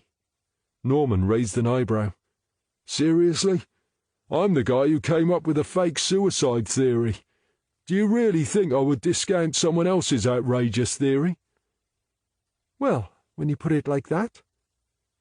Just a second, said Norman. He turned to Southall and Lane. Katrin has something to share, and trust me, you guys are going to want to hear this. They quickly gathered round Morgan's desk. Okay, she began. So imagine you have 2 guys, similar in appearance. Now one of them has arranged an exchange trip to Australia. But these things are arranged over a year in advance, and by the time it comes around he's disillusioned with teaching and decides he doesn't want to go to Australia and actually wants to quit teaching altogether. So he quits and the exchange doesn't happen, said Lane. But what if his conscience won't allow him to renege on the arrangement? Argued Morgan. Then he would probably still quit and feel guilty for years. What if the guy who looks similar to him needs to get away from the UK and suggests he takes his place? You think Richard Ainsworth is a fugitive? Asked Southall. I'm not suggesting he's a bank robber or anything like that, but we know he's defrauded Muriel. Maybe that's what he has always done, and someone found him out. What if he swindled the wrong person and that someone was looking for him? You're suggesting he swapped places with the guy who wanted to give up teaching so he could escape? I'm no expert, but I would imagine teaching isn't the sort of job you could fake for long without getting found out. But what if he wasn't faking? Norman could see where Morgan was going with this, and shared the excitement he could see on her face. You mean, what if he actually was a teacher too? Precisely. Then he wouldn't need to fake it, would he? So, one teacher takes another teacher's place. Is that it? Asked Southall. Morgan nodded. It's a perfect win-win situation. The one who wants to quit gets what he wants, and the one who wants to escape gets what he wants. Everyone's a winner, said Norman, and no one would ever have known if it wasn't for a body being found when a house was being extended. That's excellent work, Katrin, said Southall. We just need to figure out why. She thought for a moment. Hang on a minute. Oh yes, I wonder. Judy, I have a job for you. It shouldn't take long. Southall and Norman were sitting in her office, drinking coffee. I was beginning to wonder, but it all adds up now, said Norman. It will if Judy can find the proof. She looked at her watch. We're going to have to go back in there in a minute. I told him we'd be 20 minutes, and it's nearly 30 now. If we keep him waiting much longer, he might just walk out, and as he volunteered to come in, there's nothing we can do to stop him. Lane was suddenly in the doorway. I think I found what you need, she said. At the time Annabelle took her year out of school to have her baby, one teacher at her school left mid-term. His name was Simon Markham. Do we know why he left? Whatever the reason was, I haven't been able to find it. What happened to this guy after he left the school? Well, that's the thing, said Morgan. There's no trace of him after that. He disappears from the radar, and he's never heard of again. Norman exchanged a smile with Southall. That's got to be the one, he said. Well done, Judy, said Southall. Then she finished her coffee. Come on, Norm. Let's see him explain his way out of this. "How are you feeling now, Richard?" asked Southall. "Better?" "Yes, much better, thank you." "In that case, can we ask a few more questions?" "Do I have a choice?" "Yes, you do have a choice," said Southall. "You're not under caution, and you volunteered to come in and speak to us, so you can go any time you want. But I was hoping you might be prepared to help us. After all, this does concern Muriel and Annabel." "I'm sure you've got this wrong. It can't be Annabel." "Yes, you said that before, but you didn't explain why you're so sure it's not her. Is there any particular reason?" Well, no, of course not. I suppose it's just that we've been convinced for so long that she ran away. I'm just finding it hard to believe." "By we, you mean you and Muriel?" "Yes." "Well, I'm sorry, but I'm afraid DNA doesn't lie, Richard. And whether or not you want to believe it, it confirms Muriel is the mother of the body in the grave." "Why don't you tell us what you know about Annabel?" asked Norman. "I've told you I had only just met her, so I hardly knew her." "You were a teacher before you got into software, is that right?" "Yes, that's right. But what does that have to do with this?" Norman smiled. "Bear with me a minute," said Norman. "I'm just trying to get some context here." "Context?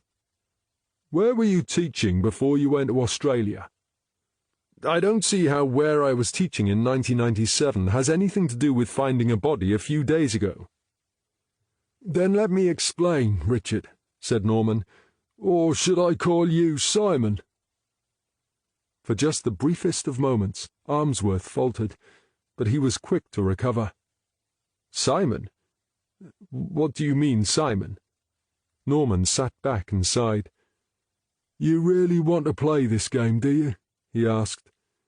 "What game? I don't understand what you mean."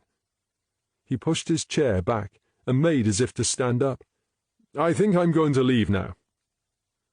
"You're not going anywhere until you've answered our questions," said Southall. "I'm afraid you've got some explaining to do first." "I'm not under arrest, am I?" "Is that what you want?" asked Southall. "Because if it is, I'm sure D.S. Norman here will be happy to put you in handcuffs and read you your rights." "I've got nothing more to say." "Okay," said Norman. "You just sit there and pin your ears back and I'll tell you what we know. You can let me know if we've got any of it wrong. Is that okay?" Ainsworth stared sullenly at Norman, but said nothing.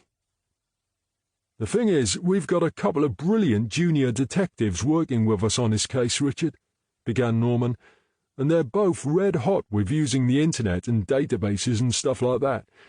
Personally, I find it hard work, but those two, well, they just seem to thrive on it.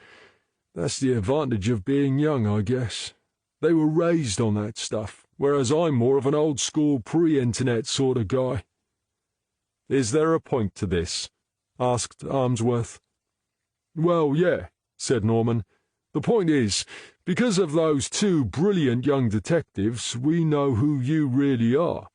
You might call yourself ex-teacher Richard Ainsworth now, but back in early 1998 you were a teacher called Simon Markham. Isn't that right?" Ainsworth's mouth dropped open in surprise. He quickly snapped it closed, but Norman and Southall both saw it. "I bet you thought no one would ever check, didn't you?" said Norman. "And you were right. You would have got away with a switch if it wasn't for Annabel's body being found." "This is ridiculous," said Ainsworth. "I've never heard anything like it." "Is that right?" said Norman. "Why on earth would I change my identity?" "That's a good question," said Norman.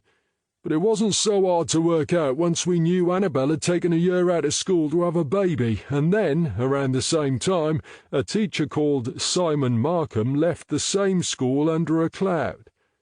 Does that ring any bells with you?" "So what are you going to do about it? There's no law against deciding to adopt a new name."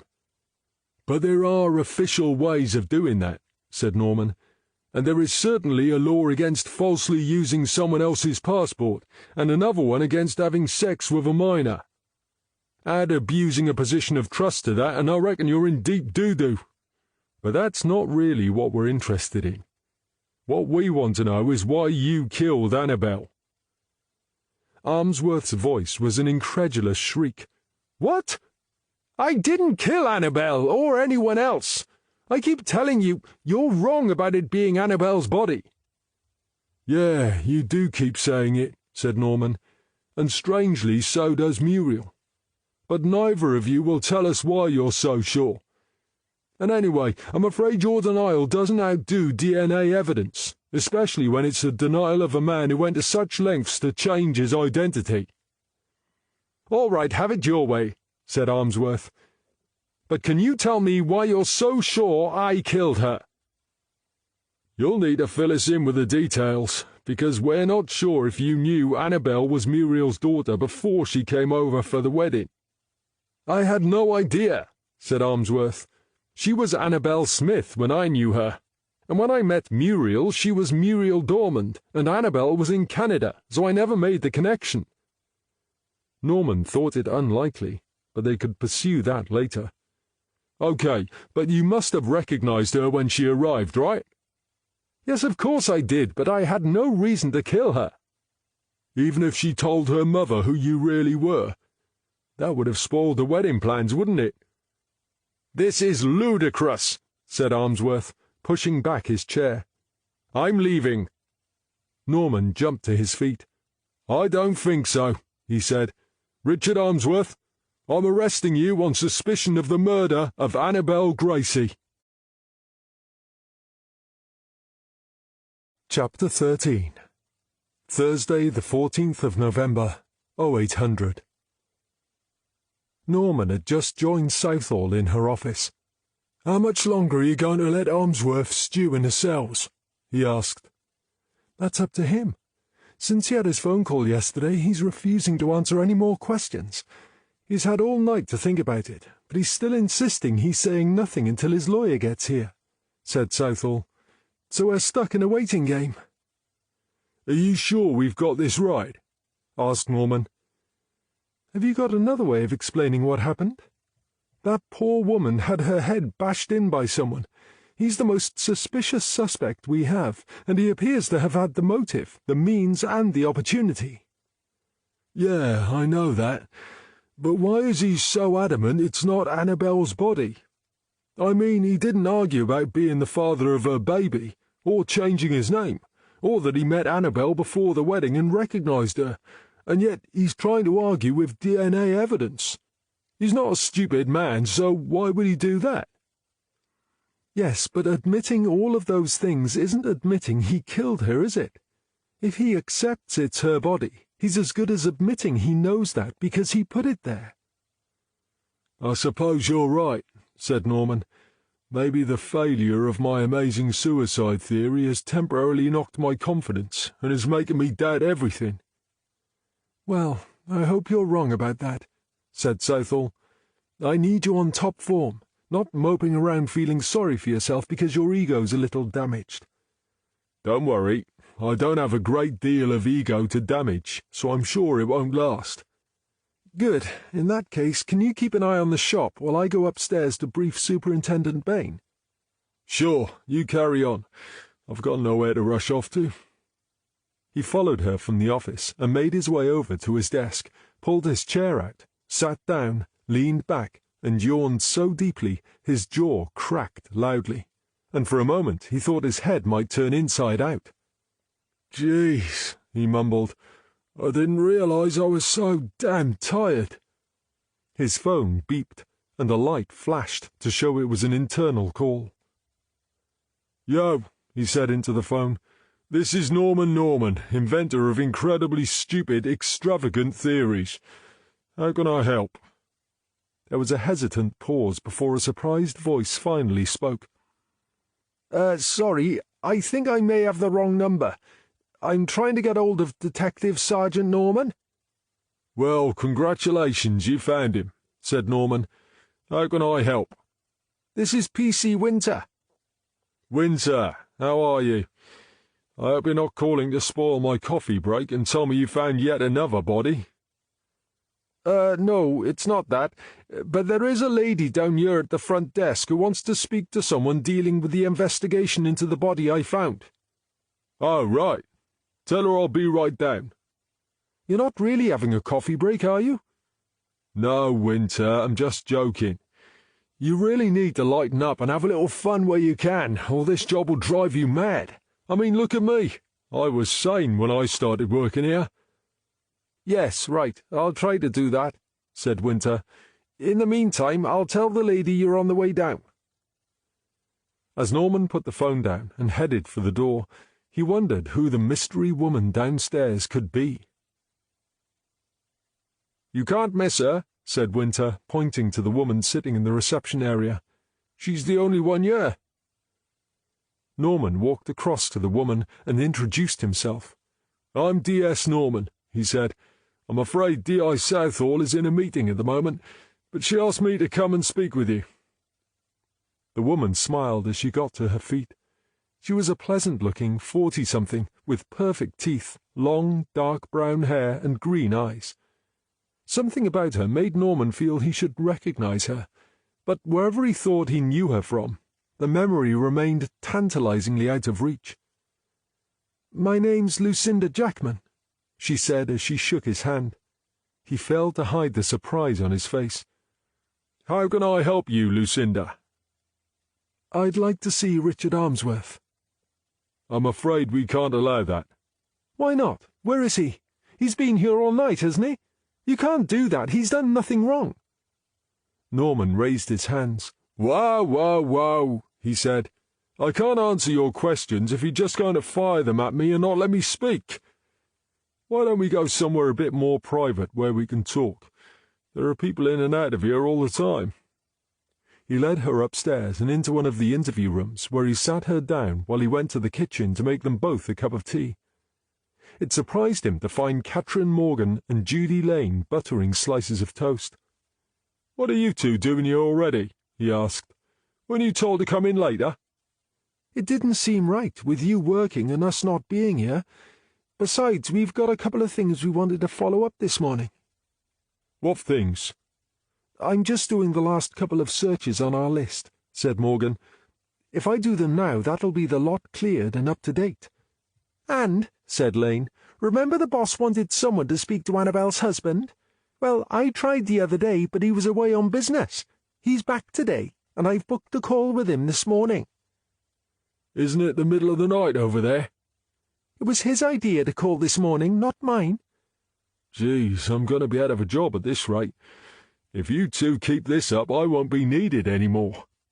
Why are you here making 2 teas? Asked Morgan. I'm just about to have a chat with an unexpected visitor, and I'm trying to make her feel at home. Oh, yes? Who's she? A new girlfriend? Lucinda Jackman. Really? She's here? I was just about to check her out. What does she want? She says she wants to see Richard. I told her I didn't think we could allow that, but as she's here, I thought I'd have an informal chat with her. Maybe I can learn something. Oh, good luck, said Morgan. Norman took the 2 cups of tea he had made and went back to join Lucinda. Is this an interview room? She asked. Yes, it is. Am I being interviewed? That's not why I brought you here, he said. I'm afraid the chairs aren't very comfortable, but it's somewhere quiet where we can talk uninterrupted. He pointed to the recording equipment. Look, see, I'm not recording you. This is just a chat. Why can't I see Richard? Is he in trouble? Yes, I'm afraid he is. Damn it, she said. I told him it was a mistake to come here. What's he done? He's helping us with our inquiries. That means you have arrested him, doesn't it? What on earth for? Can I ask why you're so interested? Because I live with him. He's my life partner. We plan to get married next year. You might want to put those plans on hold for a while.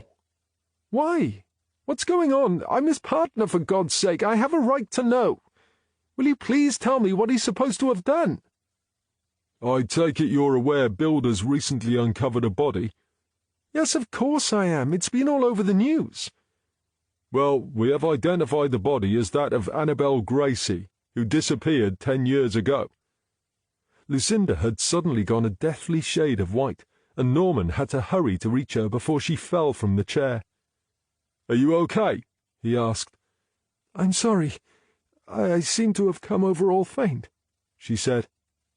There was a knock on the door. It opened a crack, and Catherine Morgan popped her head through. I'm sorry to disturb you, sir, she said, but there's something you need to see rather urgently. Can't it wait a minute? Only Lucinda's just fainted.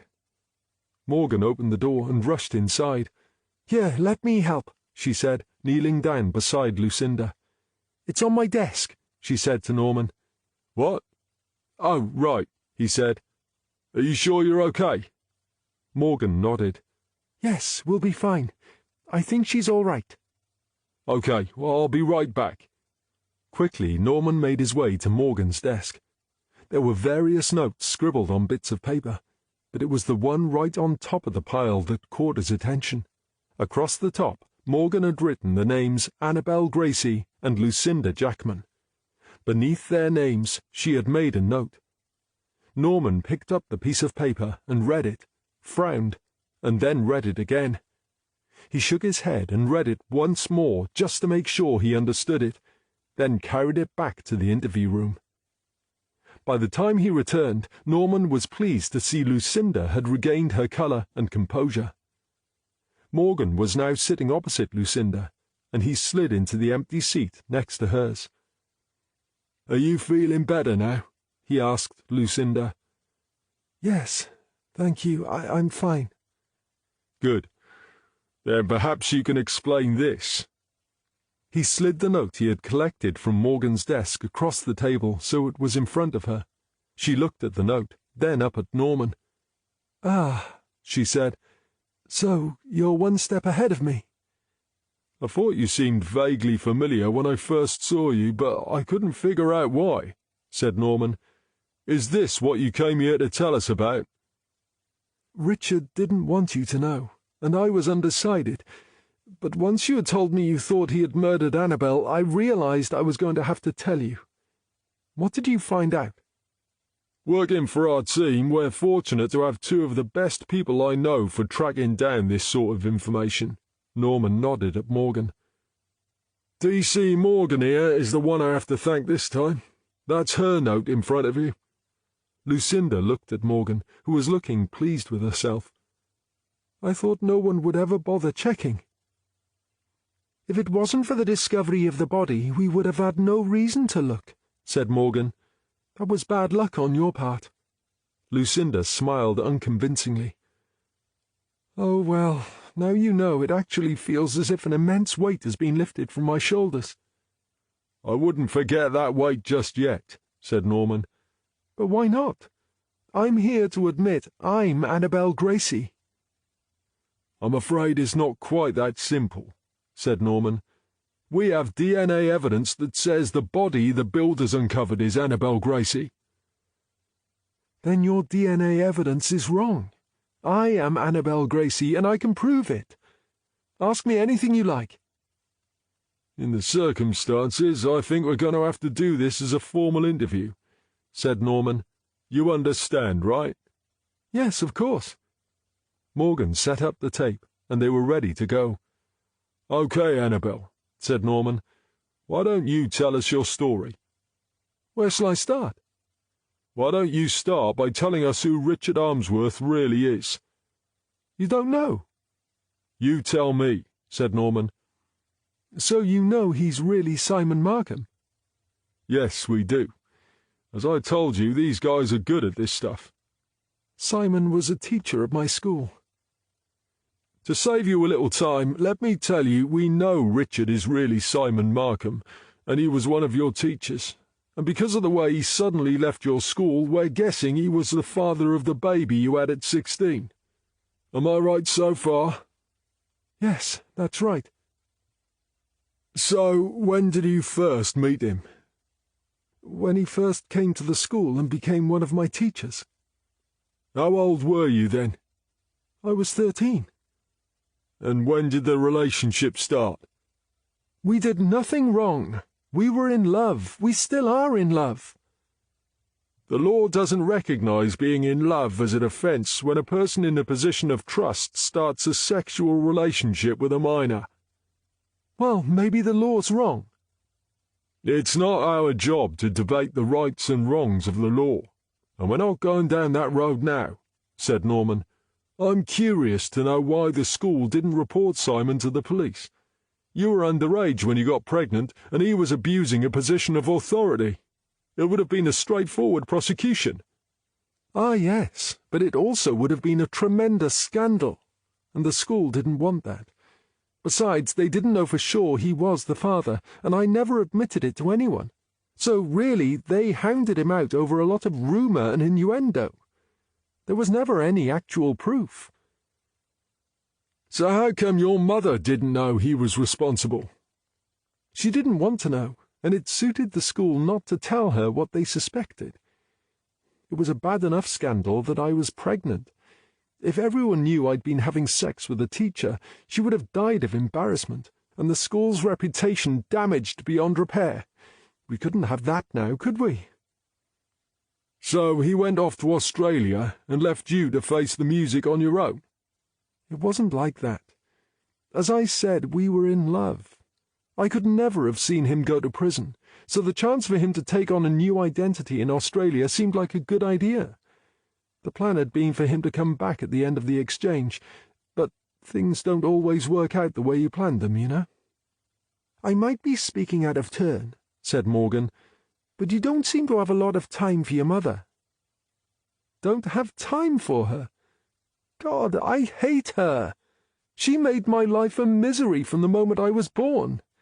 Getting pregnant wasn't planned, but it turned out to be the perfect way of putting 2 fingers up to her. But even then she got the better of me when she wouldn't let me keep the baby. You wanted to keep her? Oh, yes.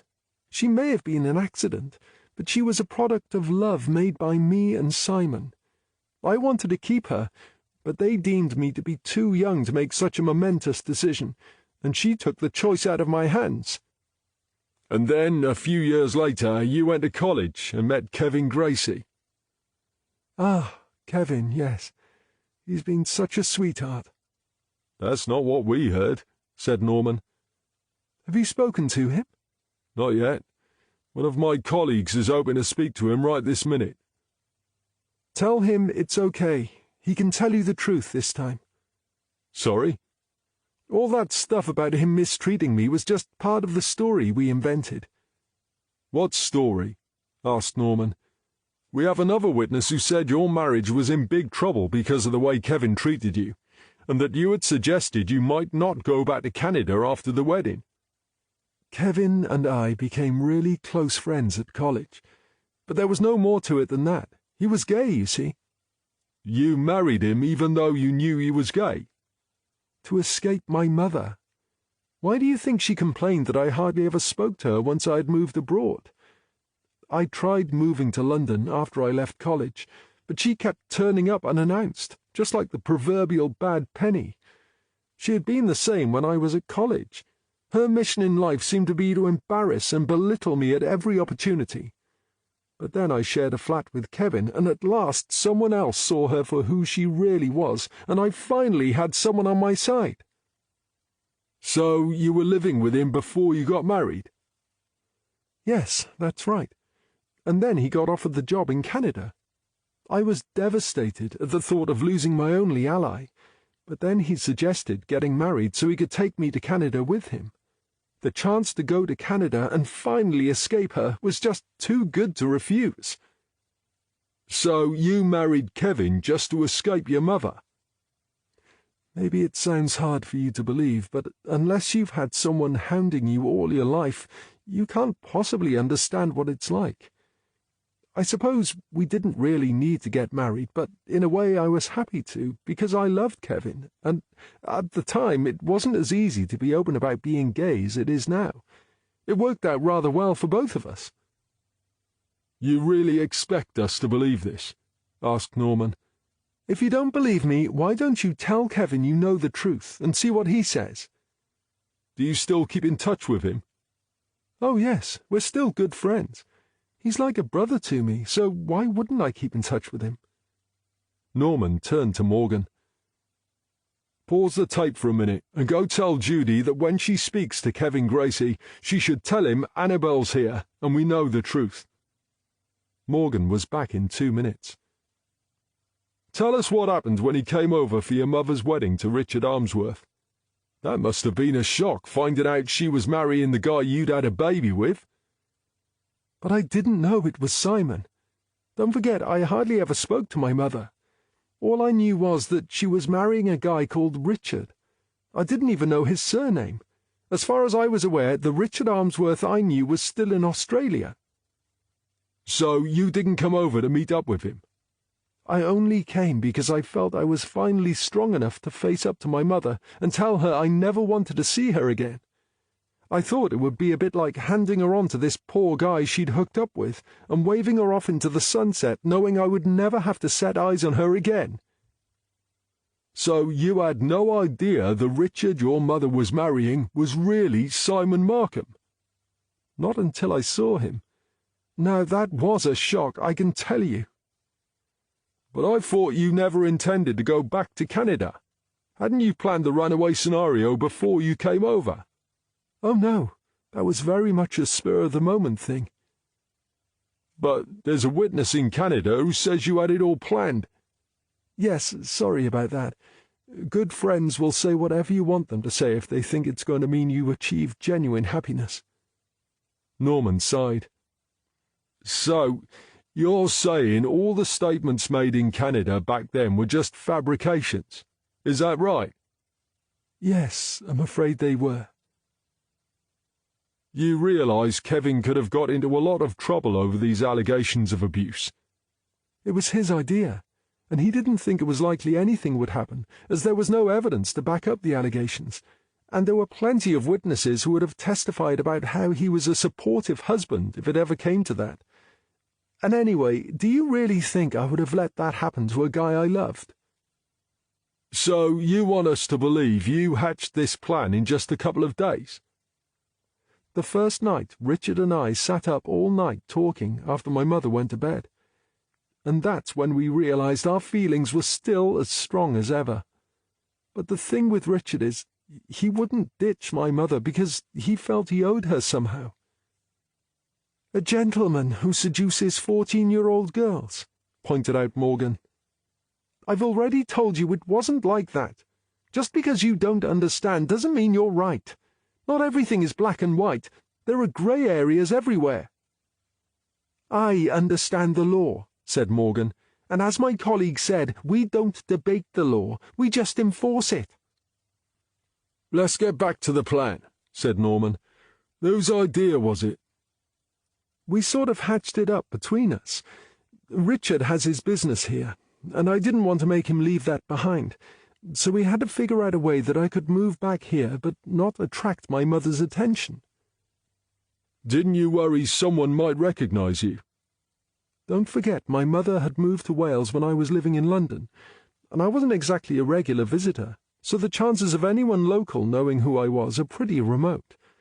And as for her friends, well, when you're as abrasive as my mother, you tend not to have many.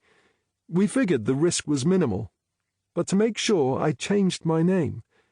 Taking on a new identity had worked for Richard, and we didn't see why it couldn't work for me. So the ticket to London was just a smokescreen? It seemed to work, didn't it? Richard had to avoid contacting me for a while, and I kept a very low profile for months. But I followed the investigation on the news, so I knew it had worked. Did you pack a suitcase to take with you? No, I didn't. When I saw that on the news, I wondered if perhaps Richard had packed one to add a bit of weight to the story. But he says he didn't, so I have no idea where that came from. Richard still married your mother. Why did he do that? Why not call the wedding off and join you? I told you, he felt obliged. And you were okay with that? You know what it's like when you tread in dog poo and then try to wipe it off your shoe? It's really hard to get it all off, isn't it? Well, my mother's a bit like that. It was frustrating having to share him with her, but the only way for Richard to escape was to take his time and do it bit by bit. We still saw each other. She hated the boat, so any time he was there, I was with him.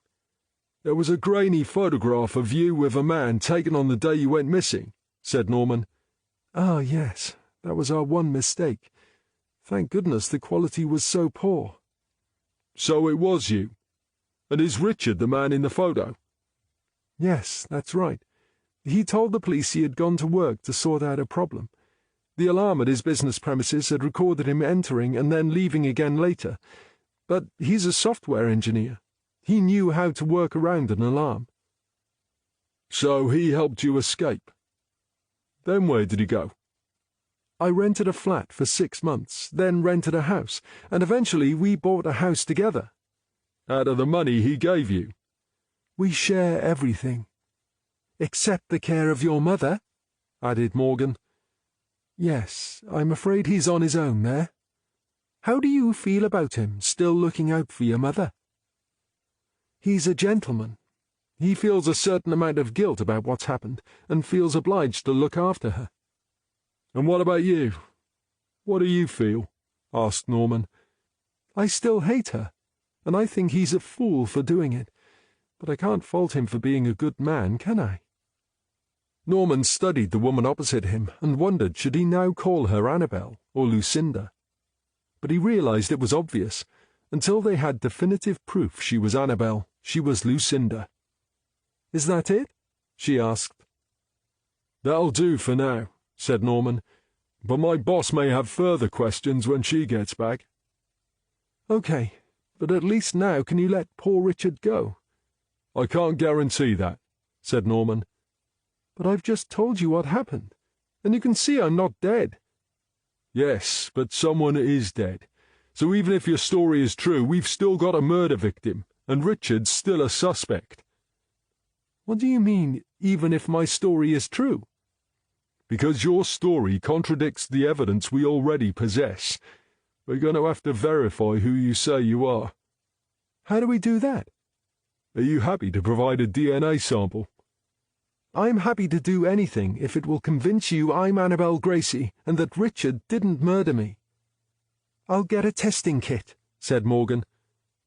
I still don't understand how you could have got a DNA match that comes back to me, said Lucinda as Morgan left the room. If you're telling the truth, I'm not sure I understand that either, said Norman. My DNA test will prove I'm telling the truth. I've never known the lab to make that sort of mistake before, but I suppose anything's possible. We'll ask the lab to do that test again, and then see where we stand. Is she still here? Asked Southall. I said you may have further questions, but she insists she's not leaving without Richard anyway. Do you believe her story? Asked Southall. Honestly, I don't want to, said Norman. I would be happy to put it all down to bullshit, but then Judy Lane spoke to Kevin Gracie in Canada, and he confirmed he had suggested the abusive husband idea and that everything Lucinda told us was true. To make things worse, she was more than happy to give us a DNA sample, and she seems inordinately confident the test will prove she's Annabel. Catherine's on her way over to the lab with it now, and Bill Bridger's going to rush it through, so hopefully we won't have to wait too long to know for sure. Are you sure Bridger's up to the job? If he's messed up the original test and we've told Muriel Ainsworth her daughter's dead when she's actually alive and well, we're going to look like idiots and be in a lot of trouble. I'm probably not the best qualified person to comment on that, but you don't get a reputation like his by making mistakes. I mean, there's no denying he's a bit weird, and yes, he is rough around the edges, and he has terrible taste in music. But when it comes to the science, he knows his stuff. Well, something doesn't add up, does it? And what about the suitcase? Why bother?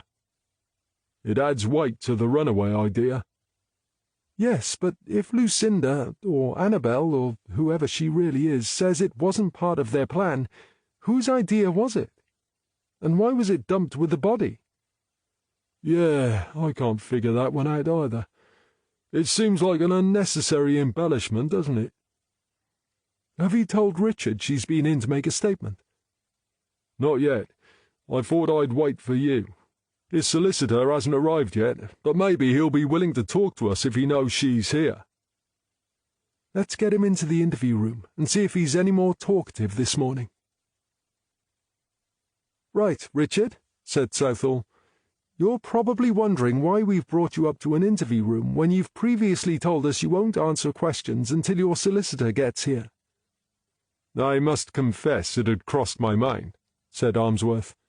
I thought you should know Lucinda Jackman has been here this morning, and she's made a statement. Statement? What statement? In the statement, she claims to be Annabel Gracie. Can you tell us anything about that, Richard? Or should I call you Simon? For just the briefest of moments, Ainsworth faltered. You are Simon Markham, aren't you? He nodded. Yes, I'm Simon Markham.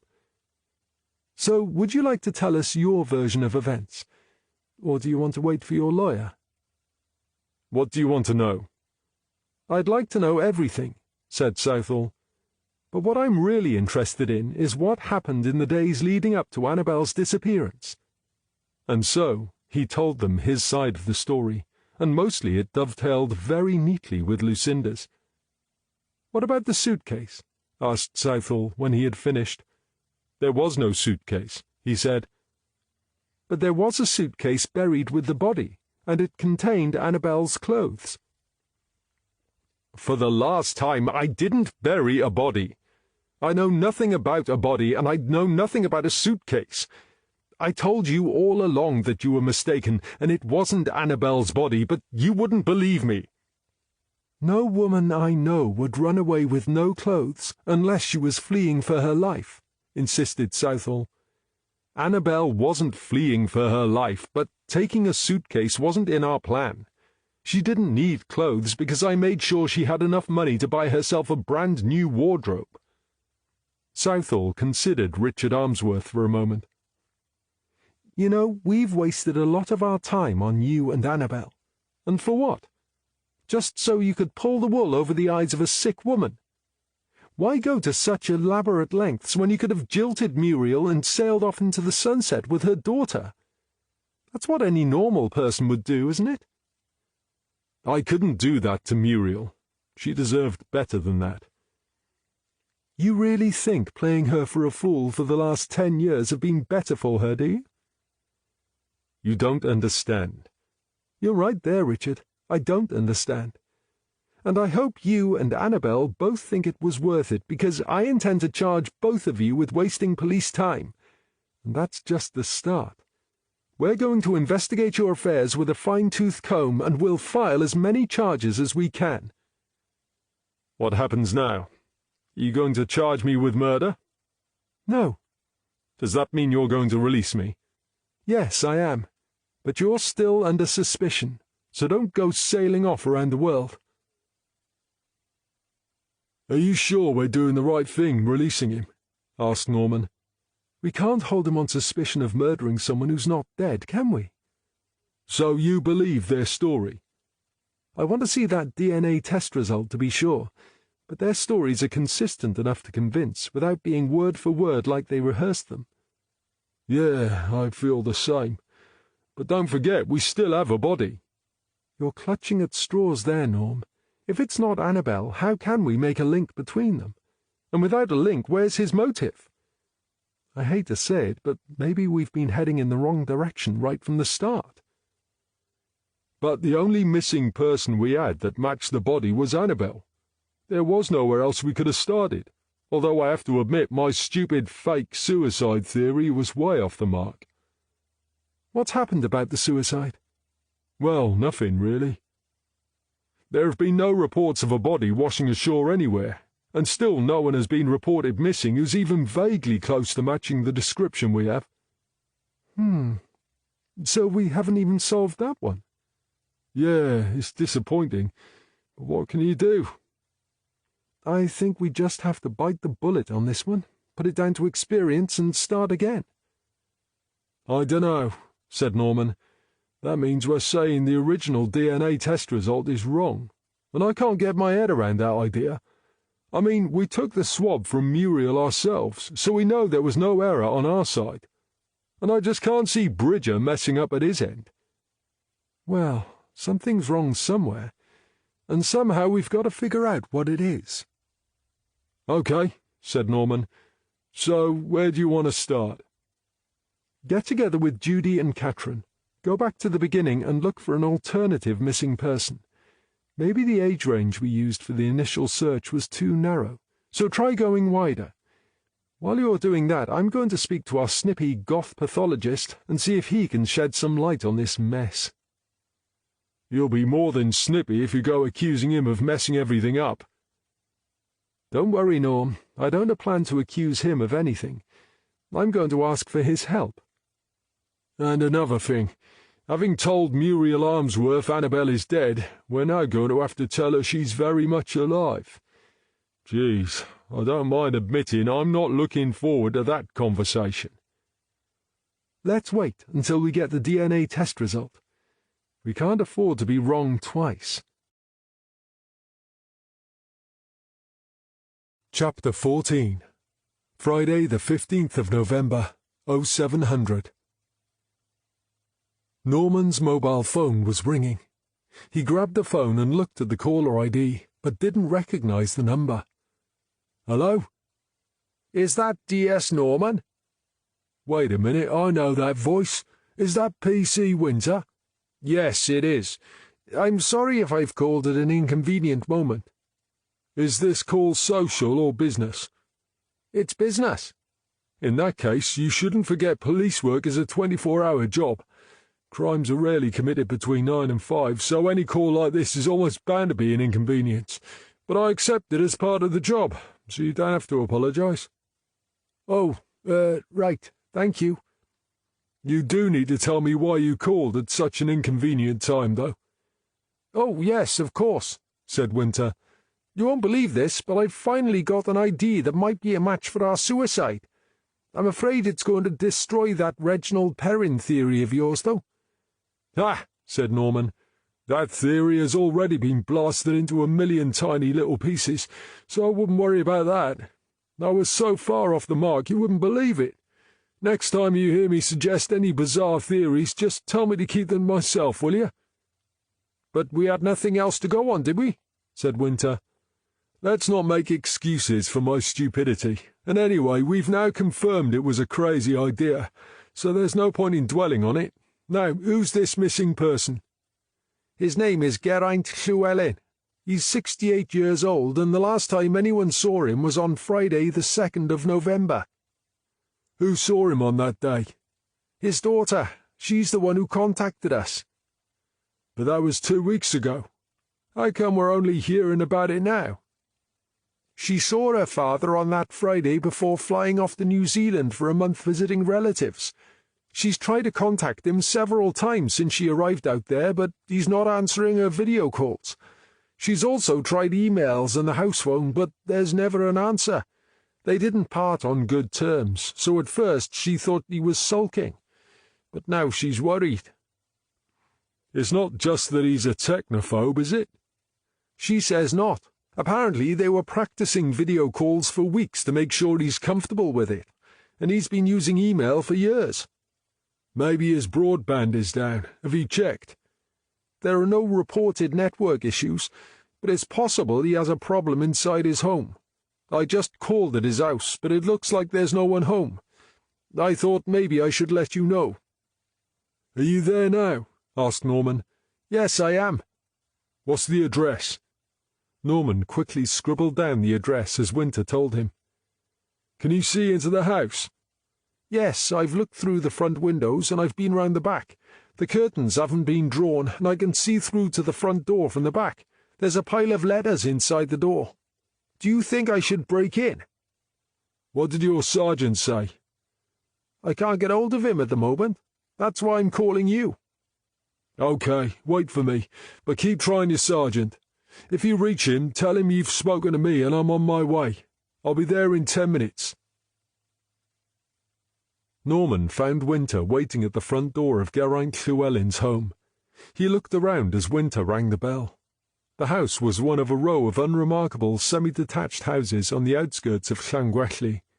A neatly trimmed hedge bordered the road, and the small front garden, planted with neat, straight rows of winter bedding plants, suggested a tidy-minded owner. "I've already done this," said Winter. "That's how I know there's no one home." Norman pointed to a path that led off down the side of the house. "Let's look around the back," he suggested. He followed Winter as the path took them down the side of the house, and then onto a small patio area at the back. He stopped and studied the back garden. Once again it was meticulous in its symmetry. But he thought something wasn't right. It took a minute or two before he realized the lawn looked overdue for a trim. "I've already been round here," said Winter. "I told you it all looked shipshape in there." "Yeah, I know," said Norman. "I'm just trying to make sure you missed nothing." "Everything put away and nothing out of place, right?" asked Norman as he peered through the kitchen window. He could see the pile of letters at the foot of the front door, just as Winter had said. "That's right. How did you know?" "You only have to look at the garden to see that whoever lives here is almost compulsively tidy.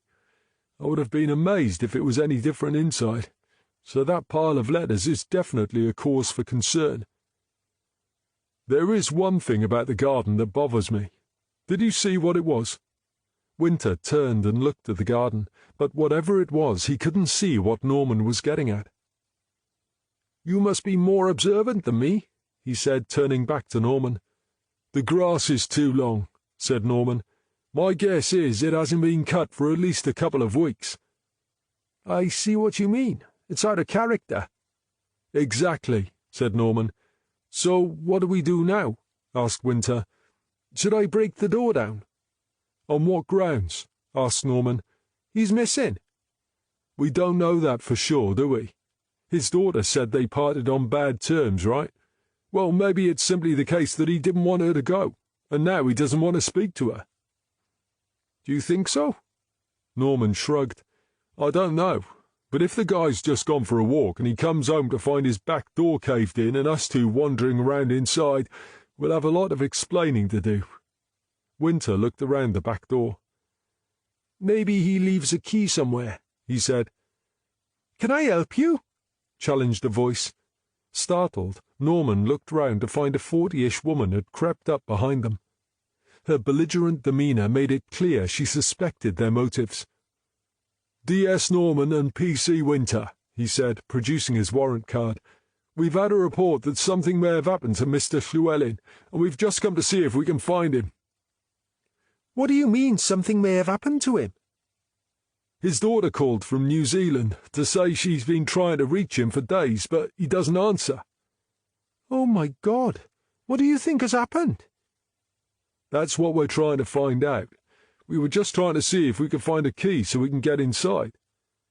"I have a front door key." "You do?" asked Norman. "I live next door." "I have a key so I can keep an eye on Geraint.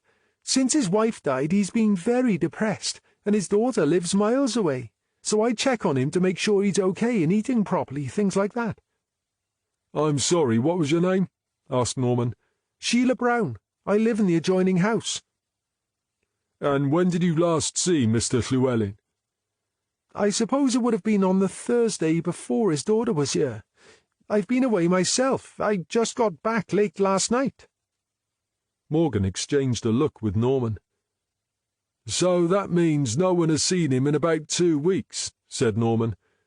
"Do you think you could get us that key, Sheila?" "Yes, I'll be back in 2 minutes."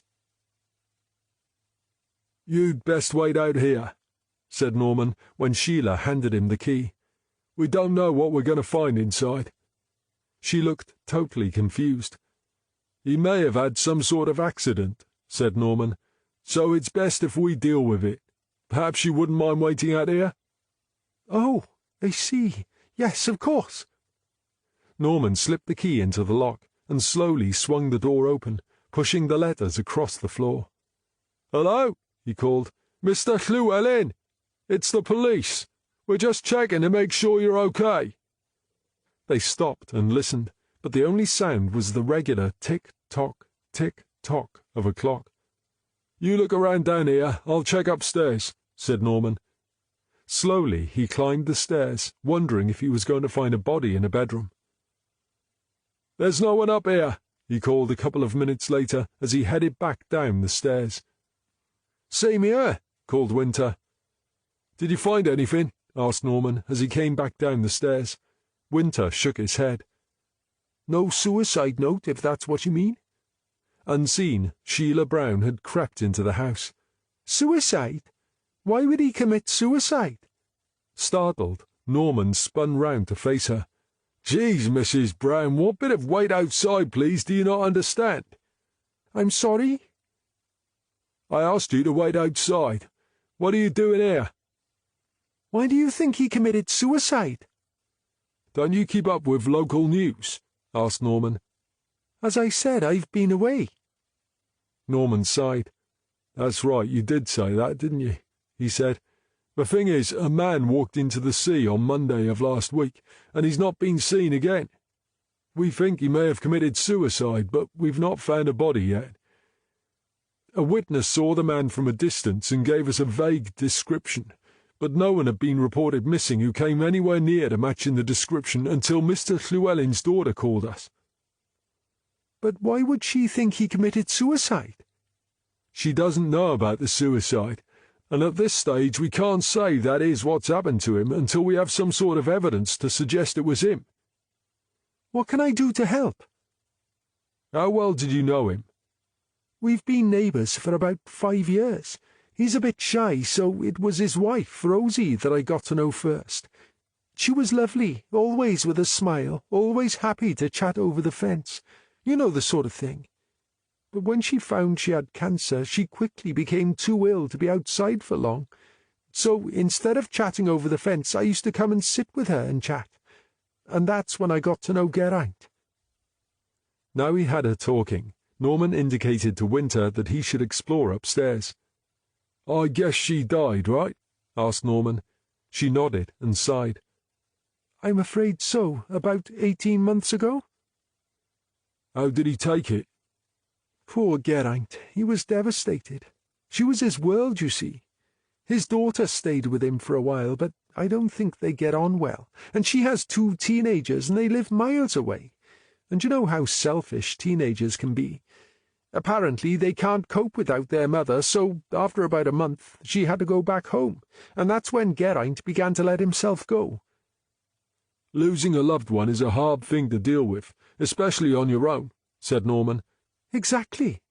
I can't understand why his daughter didn't take him back with her. I mean, if he was my father— Norman wasn't prepared to engage in pointless finger-pointing, so he ignored the comment and changed the subject. "I noticed how tidy the garden is," he said. "Is he always that meticulous?" Not always. That's what I meant about letting himself go. Less than a month after Lucy left, the garden was like a tip, and the house was a shambles. "Is that when you started to keep an eye on Geraint?" Yes. I just continued with the routine I had with Rosie, only now instead of chatting to her, I would chat with Geraint, chivvy him along, help him with the cleaning, do a bit of cooking for him. "Like a housekeeper?" I didn't do everything for him. I encouraged him to do stuff for himself, and eventually he took it on board. I mean, look at this place. Everything has a place, and everything is in its place. "He's like that about everything, is he?" Rosie told me he did 20 years in the army. She says it gets drilled into them and never leaves them. It certainly didn't leave Geraint, apart from those first few months without her. "So you helped him through his grief," said Norman. I wouldn't say that. He still misses her dreadfully, but I do what I can to fill the gap for him. "That's very good of you. Many people would find it too much trouble." He's a nice man when you get to know him, so it's really no trouble. You've either got a kind heart or you haven't. I guess I'm lucky that way. "You must have a very tolerant husband. Doesn't he mind you spending so much time here? Or does he help too?" When he was here, my husband didn't notice if I was here or not, she said. Anyway, that's neither here nor there. You want to know about Geraint, don't you? Well, Geraint isn't here, and it looks as if he's been gone for days. Do you have any idea where he might be? Is there anywhere he's talked about visiting? He's very much a home bird, and not one for going out, even to the shops. If it wasn't for online shopping and me fetching him bits and pieces, he would probably starve. What's Geraint's mental state? Did he show any signs of dementia or anything like that? He can be a bit forgetful, but then who can't? I often walk into a room and forget why, don't you? Norman smiled.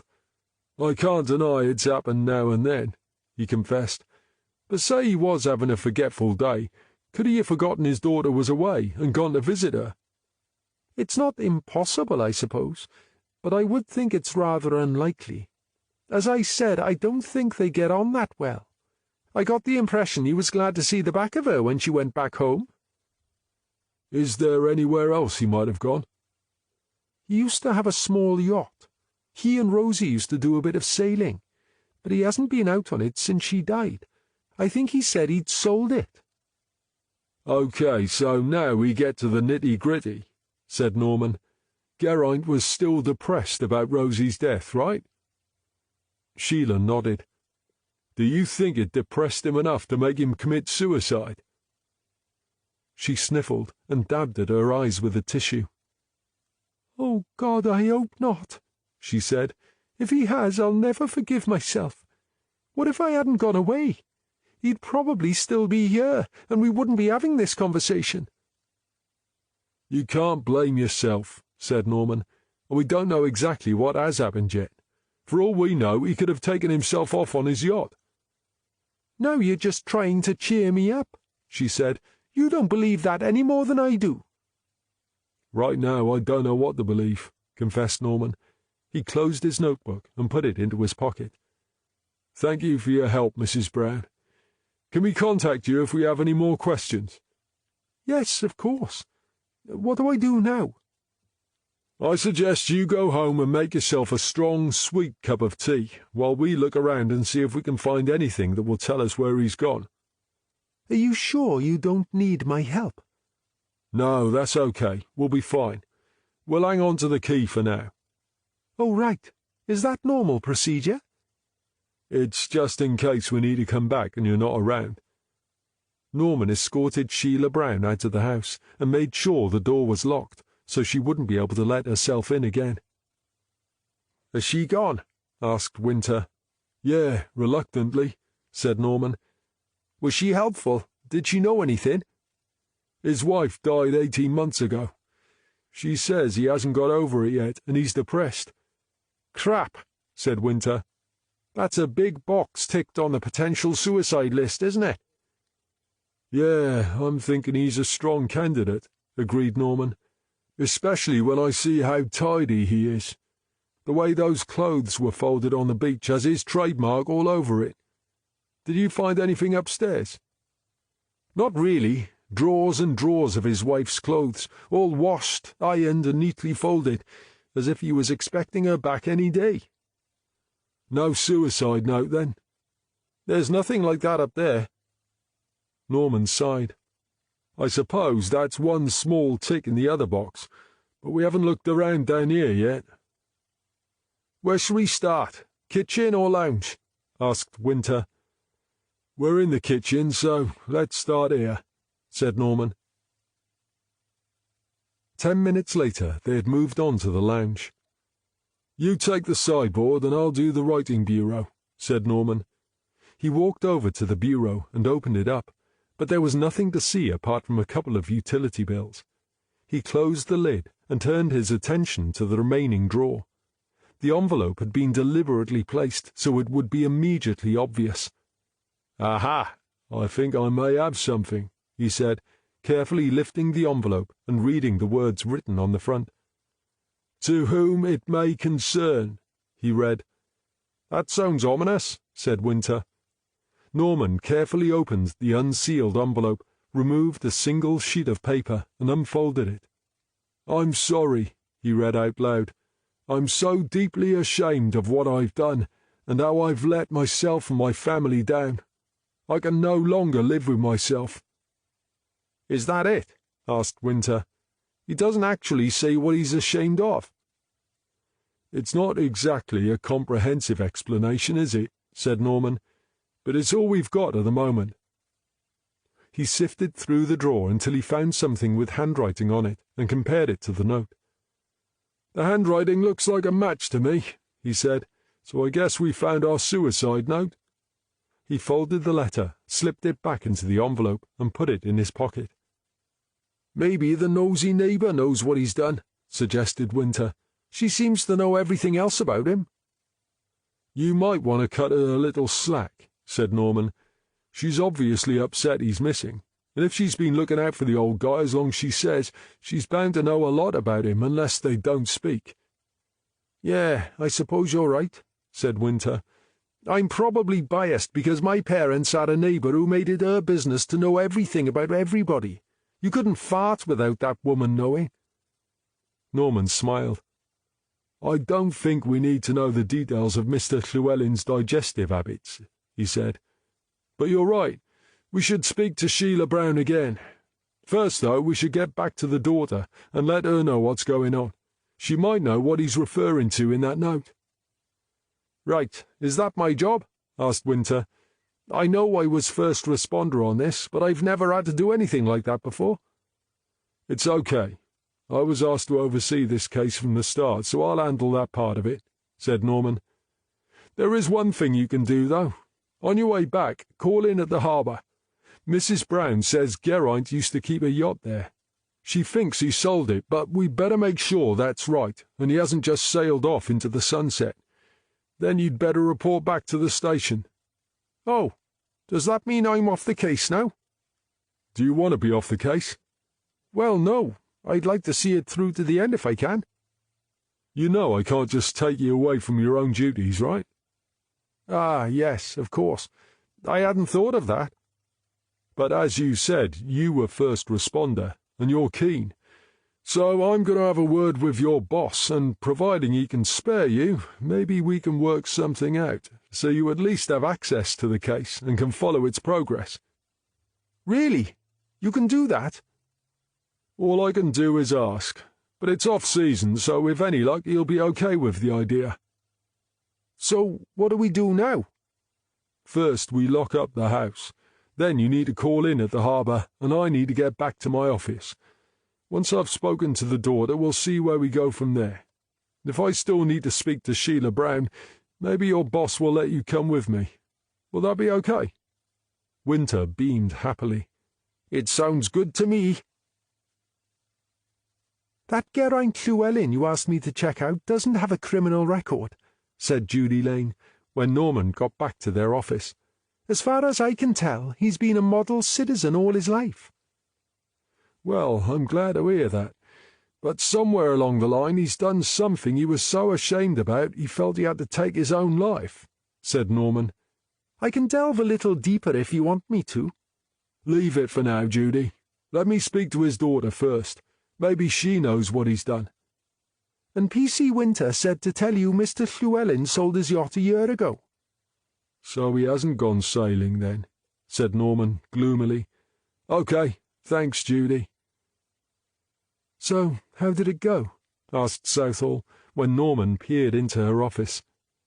"I think we finally found out who walked into the sea." "You mean you've got a name other than Reginald Perrin?" asked Southall. Norman frowned. "You know sarcasm is one of the lowest forms of wit, right?" Southall smiled. "Yes, so I've heard. But sometimes the opportunity to score points is so easy I just can't resist." "And I guess as long as it's at my expense, that makes it even better." "Don't tell me you wouldn't do the same to me if you got the chance." "Oh, I most definitely would. You can count on it." "There we are, then. No harm done. So tell me about your man." "His name is Geraint Llewellyn, 68 years old, fits the description, is compulsively neat, and just for good measure, he left us a suicide note." He pulled the note from his pocket and passed it to her. "Are you sure it's his handwriting?" "I compared it to some other stuff we found, and it looks like a match." And you're happy this is the man we're looking for? I'd be happier if we had a body, but everything else seems to fit. She opened the note and read it. Any idea why he feels so ashamed he had to take his own life? Not a clue, said Norman. I'm just going to call his daughter. Maybe she can help us with that one. How did you know it was him? The credit for that goes to a young PC called Winter.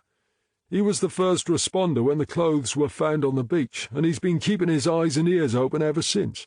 He put 2 and 2 together this morning and called me. It sounds like Winter has a fan. He shows promise, and he's keen to learn. I told him I'd try to keep him in the loop on this case, if that's okay with you. Of course it is.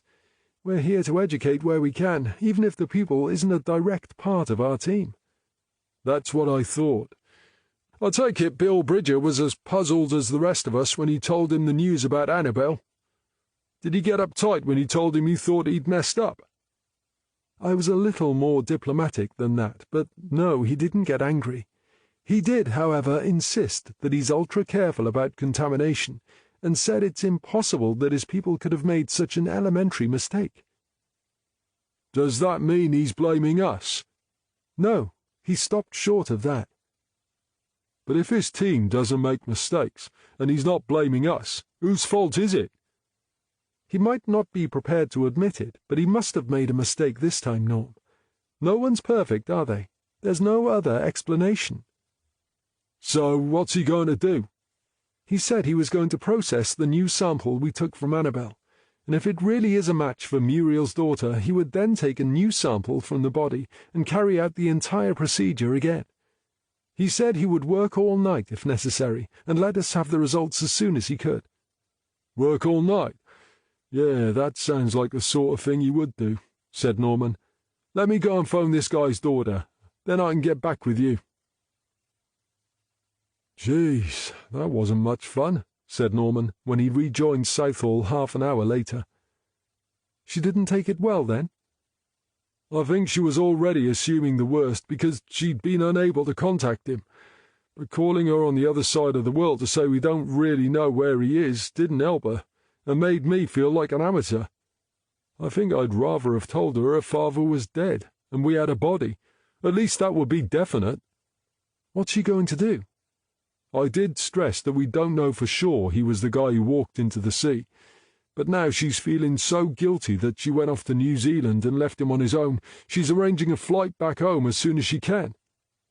Did she have any alternative suggestions what might have happened to him? She said the same as the neighbour. He keeps himself to himself and goes nowhere. She said something interesting, though. When his wife died, there was a suggestion he may have helped her on the way. Who made that suggestion? The examining doctor? Lucy doesn't think so. Her mother had been slowly fading away, and the doctor who had been looking after her told Lucy that it was no surprise she passed away. It amazed him she had defied the Grim Reaper for as long as she had. So, who made the suggestion? Lucy doesn't know for sure, but she told me her dad had once told her and Sheila Brown, the neighbour, that he thought it would be better if his wife was dead, rather than suffer as she was. So she thinks... As Lucy put it, I didn't tell the police what he'd said, but someone else did. And if they said it to the right police officer... Exactly, said Norman. And once the suggestion had been made to the right police officer, he insisted on a post-mortem. And what happened? The post-mortem was inconclusive, so with no proof Geraint did anything wrong, they brought no charges against him. Lucy said that was scant consolation for the poor guy. He was distraught that his wife's body had been violated like that, and at the time he blamed himself for it happening. Did he still feel it was all his fault? I asked Lucy the same question. She says yes, he did. When I asked her if he felt bad enough to commit suicide over it, she admitted it was a possibility. It would make sense of the note he left, said Southall. Yeah, even if he helped her go, poor guy, said Norman gloomily. Maybe he didn't feel guilty that he did it, because it stopped her suffering, but he hadn't bargained on a post-mortem defiling her body. Jeez. It adds up every way you look at it. Come on, Norm, it's not like you to get so gloomy. I know, but don't you ever think about what you would do in a situation like that? I mean, the doctor said she was defying death anyway, so why did they have to do a post-mortem?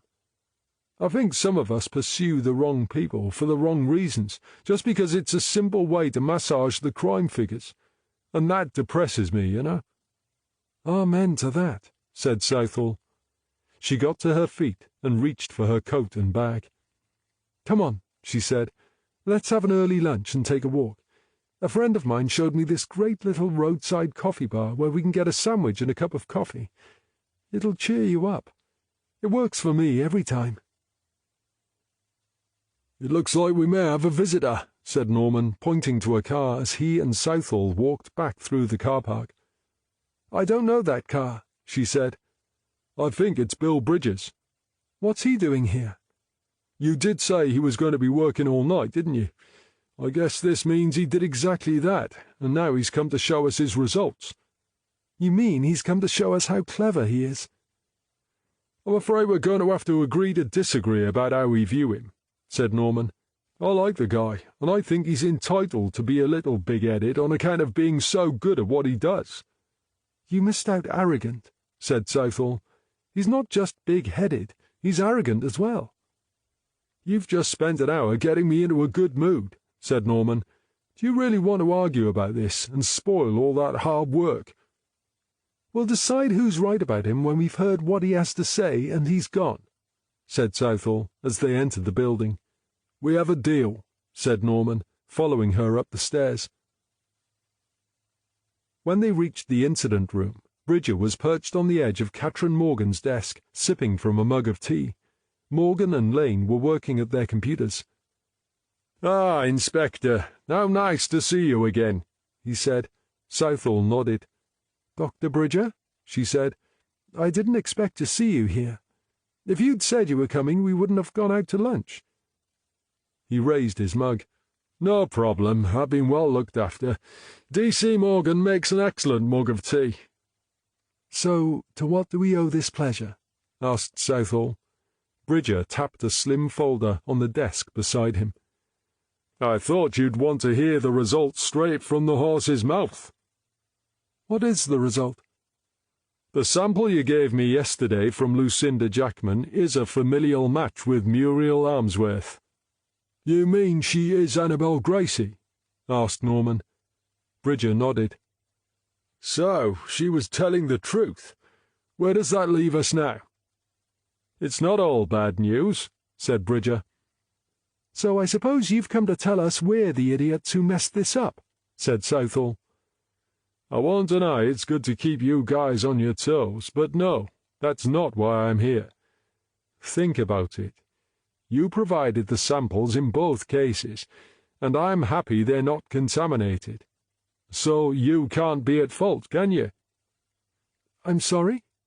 Surely someone's messed up somewhere, and if it wasn't our sample taking, then it must be down to your people. You'd think so, wouldn't you? But the reason I've come in person is because no one is at fault. I'm confused, said Norman. Are you saying both samples are Annabel Gracie? How can that be? Bridger smiled. Not quite, Norm. What I'm saying is that both samples are a match for Muriel Ainsworth, finished Southall excitedly. You're saying she has 2 daughters? Jeez, said Norman. Why didn't we think of that before? Without good reason, why would you? Asked Bridger. You gave me a sample which was a match for Muriel Ainsworth, so it was a natural assumption to think the body was that of the woman who went missing 10 years ago. That's right, said Southall. Neither Muriel nor Richard have ever mentioned a second daughter. This explains why Muriel insisted it wasn't Annabel's body the builders had uncovered, said Norman. Yes, said Southall, but if she knew it wasn't Annabel, that means she must have known who it really was. We said we thought she was lying right from the start, said Norman. Now we know we were right. But what about Richard? Do you think he knows? That's the million-dollar question, isn't it? Said Southall. Maybe he's mixed up in it and she's threatening to spill the beans. It would explain why he's still around, wouldn't it? How do you want to play this? Asked Norman. Southall thought for a minute. Judy, see if you can find something to prove Muriel had another daughter. Already on it, said Lane, pointing at the printer across the room. Birth certificate coming out right now. Southall walked over to the printer and scooped up the sheet of paper as it emerged. Louise Matthews, born 1967 in Reading. Mother, Muriel Matthews. Father, unknown. She read. Excellent. Now we know who she is. I want to know everything there is to know about her. Geez, Muriel would have been, 15? Said Norman. Teenage pregnancy in the family still carried one hell of a lot of stigma back then. No wonder she gave the kid up for adoption. More likely her parents made the decision for her, said Southall. Just like she did for Annabel all those years later, said Norman. I'll get back to my lab, said Bridger. Now I've got a name and DOB, I can start looking for dental records. It won't do any harm to make doubly sure. If you find a last known address, that would help too. It was coming up to 6 p.m. when Southall finished looking through all the information they had gathered together. This is excellent work, she said. Now, does anyone have any plans for tomorrow? Not me, said Morgan. No way, said Lane. Norm? Asked Southall. I think it's clear we're all waiting for you to tell us what we're doing, he said. Right, said Southall. So here's what we're going to do. Chapter 15. Saturday, 16th of November, 1000. Interview with Muriel Ainsworth. Good morning, Muriel. How are you? Asked Southall. You're looking much brighter than you were last time we spoke. Muriel's eyes flashed angrily. Don't patronize me, Inspector. You've got no right to drag me here at this ridiculously early hour on a Saturday morning. No one has even had the courtesy to explain why I'm here. I'm sure D.C. Morgan and D.C. Lane would have told you we have some more questions we'd like you to help us with, and I don't think anyone dragged you here, did they? Or are you suggesting they abducted you? Of course not. But why have you brought me here? 2 reasons. The first is to apologize. We told you Annabel was dead, and we've since discovered she's very much alive. If Muriel was surprised at this news, she didn't show it. But didn't you tell me you had a DNA match, and DNA doesn't lie? Yes, I did. Well, that's obviously not true, is it?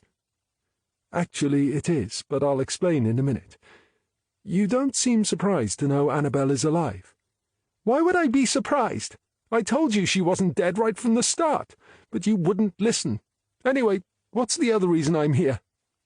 Because we've been to your house several times, and each time we've come away feeling you were rather evasive. How do you mean, evasive?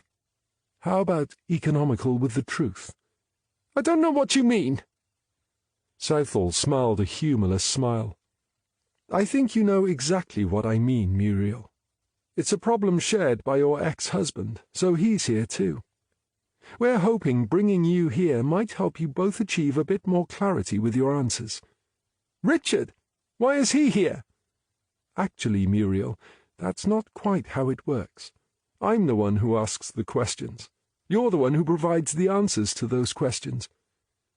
And the reason we brought you here so early, not that I think 10 a.m. is particularly early, said Norman, is because we thought there was an outside chance you might still be sober. And I'm pleased to say it looks as though we got that right.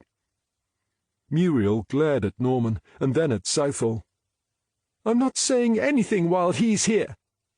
Oh dear, said Southall. I'm afraid that means it's going to be a long day for you then, Muriel, because D.S. Norman is going to be right here next to me, whether you like it or not. Muriel sighed impatiently. Is this going to take long? That rather depends on your answers, said Southall. Do I need a solicitor? When your rights were explained to you, I believe you were told you only have to ask if you feel you need a solicitor. I can't advise on whether you should ask for one. It has to be your decision. Do you feel you need one? Muriel thought for a moment. I haven't done anything wrong, so no, I don't need one. I just want to get out of here." "You and me both, Muriel," said Southall, shuffling through the paperwork before her. "You and me both." "Can you run us through the day Annabel disappeared?" asked Norman. "What, again? But I've already told you all this." "And now I'd like you to tell me again," said Norman. Muriel sighed heavily, then spent the next 5 minutes retelling what happened that day. When she had finished, she sat back and folded her arms. "So Richard got home at 10 p.m. That's a very precise recollection. You've never been that precise about anything before." "As you know, Mr. Norman, I've not been well for some time, but the medication I've been on recently has helped me enormously, and my memory is much clearer now. I know it was 10 p.m. because I was watching television, and the news had just started." Norman nodded. "OK. Were you worried about Annabel at that time?" "Not really. She was meeting an old friend for lunch, and they hadn't seen each other for years. I assumed they had a lot of catching up to do." "And it wasn't until the next morning you noticed she was missing?" "Yes, I must have told you this a dozen times already."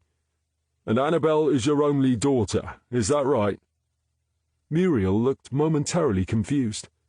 "You know damned well I only have one daughter. That's one detail I can't forget." "Yeah, I'm sorry. I know all these questions can get repetitive," said Norman, "but this is how we find the little discrepancies that help us solve crimes." "What discrepancies?" Southall slid a copy of Louise Matthews' birth certificate across the table. Muriel frowned at Southall. "What's this?" she asked. "It's a birth certificate for a little girl called Louise Matthews, born in Reading in 1967, said Southall. "Matthews? But that's my maiden name." "Of course it is," said Norman. "Louise was your baby." Muriel snatched up the birth certificate and stared at it in disbelief. "There must be some mistake," she said. "The mistake is you insisting you only had one daughter," said Southall. "You forgot to mention the one you had and gave up for adoption when you were 15 years old." Muriel's eyes were glued to the birth certificate, and she seemed to have lost the power of speech. "We know Louise spent years in care," said Norman. "In fact, she had a pretty miserable life all round. As a teenager, she got herself into all sorts of trouble, and she didn't fare much better as an adult. She would be just the sort of person who might hold a grudge against the mother who gave up on her, or against the sister who ended up having a great life while she was struggling to survive." "We also know Louise had been in Carmarthen for the 2 weeks leading up to Annabel's disappearance," added Southall. "And now we also know it was her body that was found in the trench next door. Have you anything to say about that?" Muriel stared uncomprehendingly at her, but said nothing. "Are you sure you can't help us?" asked Norman. "Then let me tell you what we think happened. We think Louise was in Carmarthen because she had tracked you down. We think she came knocking on your door asking for help, but you told her to go away." Muriel shook her head vigorously, tears streaming down her face. "You're wrong," she wailed. "What happened?" asked Southall. "Wouldn't she leave? Did you argue or get into a fight? Maybe you hit her with something, but you didn't mean to kill her." "I never saw her that day. I didn't even know she was alive. I would never have sent her away. I always wanted a daughter to love, but Annabel hated me for some reason." Southall glanced at Norman. He looked visibly shaken by Muriel's reaction. "I think maybe we should take a break now," she said. They gathered their stuff together and left a sobbing Muriel Ainsworth in the interview room.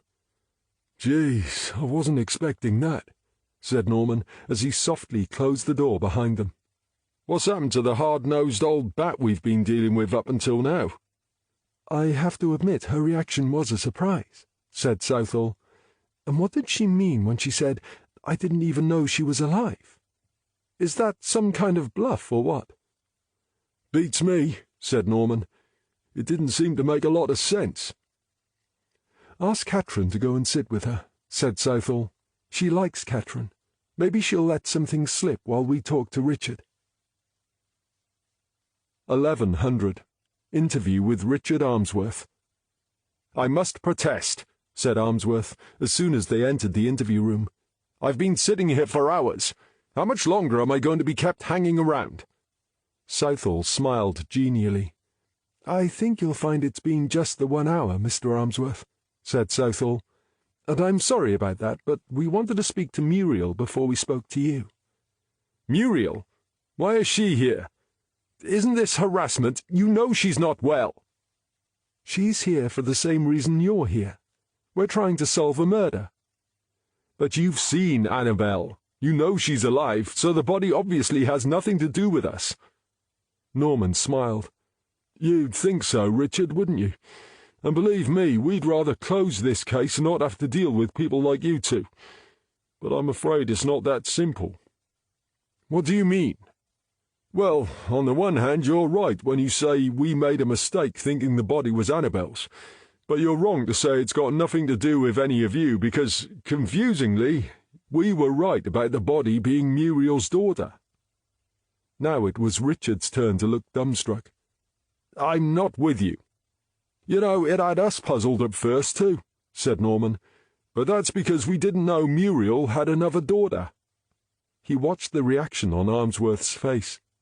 "Oh," he said, "it looks as if you didn't know either. Well, let me tell you, she was born in 1967 when Muriel was just 15. "Oh, my God. I had no idea. She never mentioned her to me. So it was her body the builders found? What happened?" "We were rather hoping you might be able to help us with that," said Southall. "Me? How would I know?" "What time did you get home the night Annabelle went missing? Or should I say, the night you led us to believe Annabelle had gone missing?" "About 9 p.m., give or take a few minutes." "And what happened when you got home?" "Muriel was watching TV. We had supper and then went to bed." "And Muriel was okay? She didn't seem upset or anything?" "Now you come to mention it, yes, she was a bit stressed about something." "Stressed about what?" "She wouldn't say, but she was definitely in a funny mood." "Funny mood as in you were in the doghouse about something?" "No, it was more as though she was hiding something from me." "Like what?" "Like she'd done something. God, you don't think—" "We don't know what to think, Richard. That's why we're asking you to tell us what you think." "Well, I've never thought about it before, but now you say it. I mean, she has got an evil temper. And I remember we had a big heavy torch we used to keep by the front door in case of power cuts. I didn't give it much thought back then, but I can't recall ever seeing it after that night." "Do you think Muriel—" "She wouldn't, would she?" "She wouldn't what?" asked Southall. "Well, you know, bash this Louise over the head." "How did you know her name was Louise?" asked Norman. "You just said." Norman smiled. "No, Richard, I didn't. All I said was Muriel had a daughter in 1967. I didn't mention her name." "And why do you think Muriel bashed Louise over the head with a torch?" asked Southall. "It's just a wild guess." "Weapon and type of assault. That's very specific for a wild guess." "And how do you know Louise was at the house that day?" asked Norman. "I thought you said—" Southall shook her head, and that seemed to trigger panic in Ainsworth. "But she must have been. The builders found her." "The builders found her next door. We never mentioned her being at Muriel's house." The room was suddenly still and silent as Ainsworth considered his options. "I think I'd like to speak to my solicitor before I answer any more questions." 11:45 a.m. Interview with Annabelle Gracie. "If you're going to charge me with wasting your time, please can you get on with it?" said Annabelle. "We've been hanging about here for hours already." "I'm not sure we're going to charge you with anything yet," said Norman. "That will depend on how you answer my questions." "What questions?" What time did Richard leave you on the night you disappeared? God, I don't know. Does it matter? I can assure you I wouldn't ask if it didn't matter. I don't even understand why we're here. We've proved I'm not dead. I'll explain why you're here after you tell me what time Richard got home. He left me at around 8:30 p.m. So he would have been home by about 9, right? Yes, I suppose so. Now, why does it matter? You don't get on with your mother, do you? Is that because she made you give up Richard's baby? That was just one of a long list of things she did, but I suppose it was the final straw. She says she did that for your own good. That would be for me to decide, wouldn't it? I'm not going to agree or disagree, he said, but at 16 years old, some people would argue you don't have the life experience to make that decision. I didn't even get the chance. Yeah, well, your mother knows how that feels.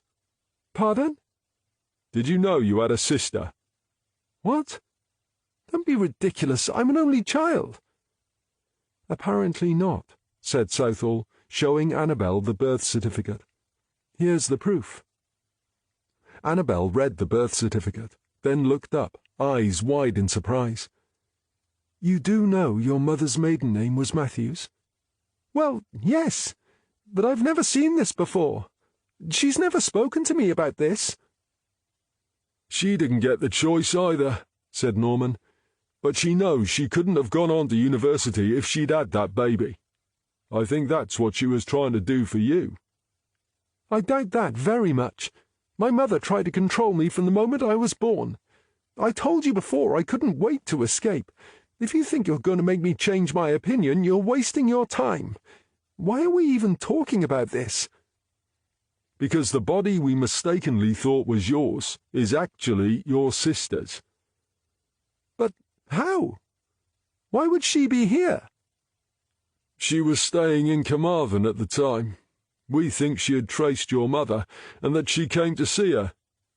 And you think she... Oh, my God, so you think my mother... No. Really? Do you think your mother is capable of murder? She's got a temper, but she's not physically strong. There again, who knows what any of us is really capable of? Would you like to see your mother? She's just across the corridor in the other interview room. No, thank you. I'll pass on that offer. Richard has kept me informed about her deteriorating opinion of me over the years. I'd rather wrestle a bear than meet her. She told us she deeply regrets how things were between you.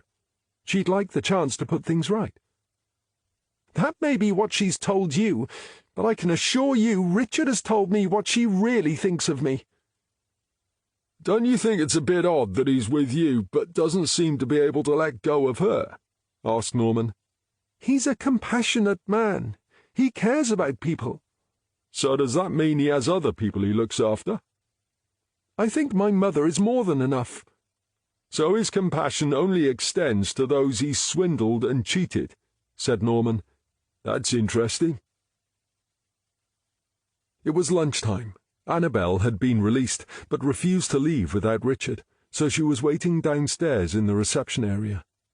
Richard was ensconced with his solicitor, and Muriel was feeling much better after spending some time with Catherine Morgan. Now Southall, Norman, and Morgan were eating a sandwich in their tiny kitchen. What did you make of Muriel's reaction when I told her Annabel was alive? Southall asked Norman. She must have already known. That's what I thought, but how? Who knows, said Norman. Heck, maybe she's known all along. Or maybe it's just another attempt to confuse us. To be honest, nothing surprises me with these people anymore. It's been lies, lies, and more lies right from the start. Southall had realized Lane was missing. Where's Judy? She'll be here in a minute, said Morgan. She said she wanted to finish what she was doing. She does know she's allowed a lunch break, doesn't she? Yeah, she knows, said Morgan, but she doesn't like leaving things unfinished. Southall nodded. I certainly can't complain about that, she said. Anyway, Catherine, what did you learn from your chat with Muriel? She told us she didn't even know Louise was alive. but I'm not quite sure what she meant. I think I can explain that, said Morgan. I suppose it's no surprise her parents didn't want her to keep the baby, as she was only 15. But in fact, her father was so disappointed in her, he disowned her during the pregnancy. I can never understand how a father could do that, said Norman. Her mother was quite the opposite, though, and she was very supportive all the way through. Anyway, Muriel went full term, but then had such a difficult birth they had to operate to deliver the baby. She doesn't recall a great deal in the immediate aftermath of the operation, except her father was suddenly all lovey-dovey towards her, like the pregnancy had never happened. That's when they told her the baby had died. Did she believe them? Asked Norman.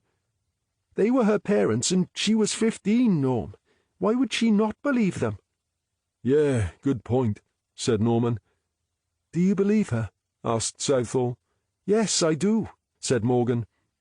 I think she had no idea her daughter had survived, and I believe if she had known, she would have tried to find her. Said Southall thoughtfully. What do you think, Norm?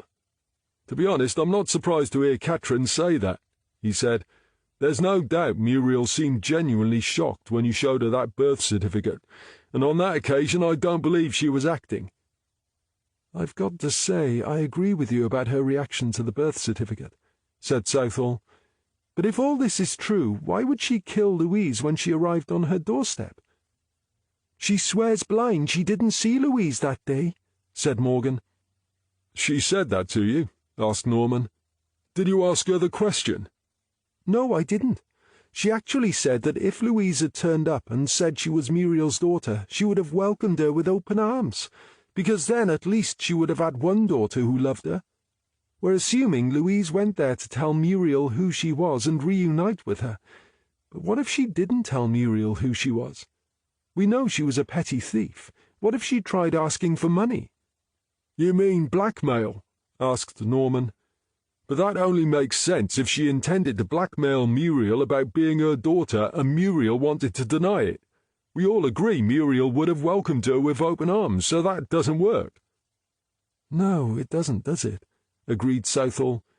In which case, I think we need to forget Muriel for now, and focus our attention on Tricky Dicky. Because if Annabel says he left her at 8:30 p.m. and it takes about half an hour to get back to Muriel's, why did Muriel say he got home as the news was starting at 10 p.m.? That's about an hour unaccounted for. If Muriel's telling the truth, said Norman. Oh, I think she's much more with it today, said Southall. Your suggestion we get her in before she's had a chance to drink was a great idea. Judy Lane finally arrived. Oh, there you are, Judy.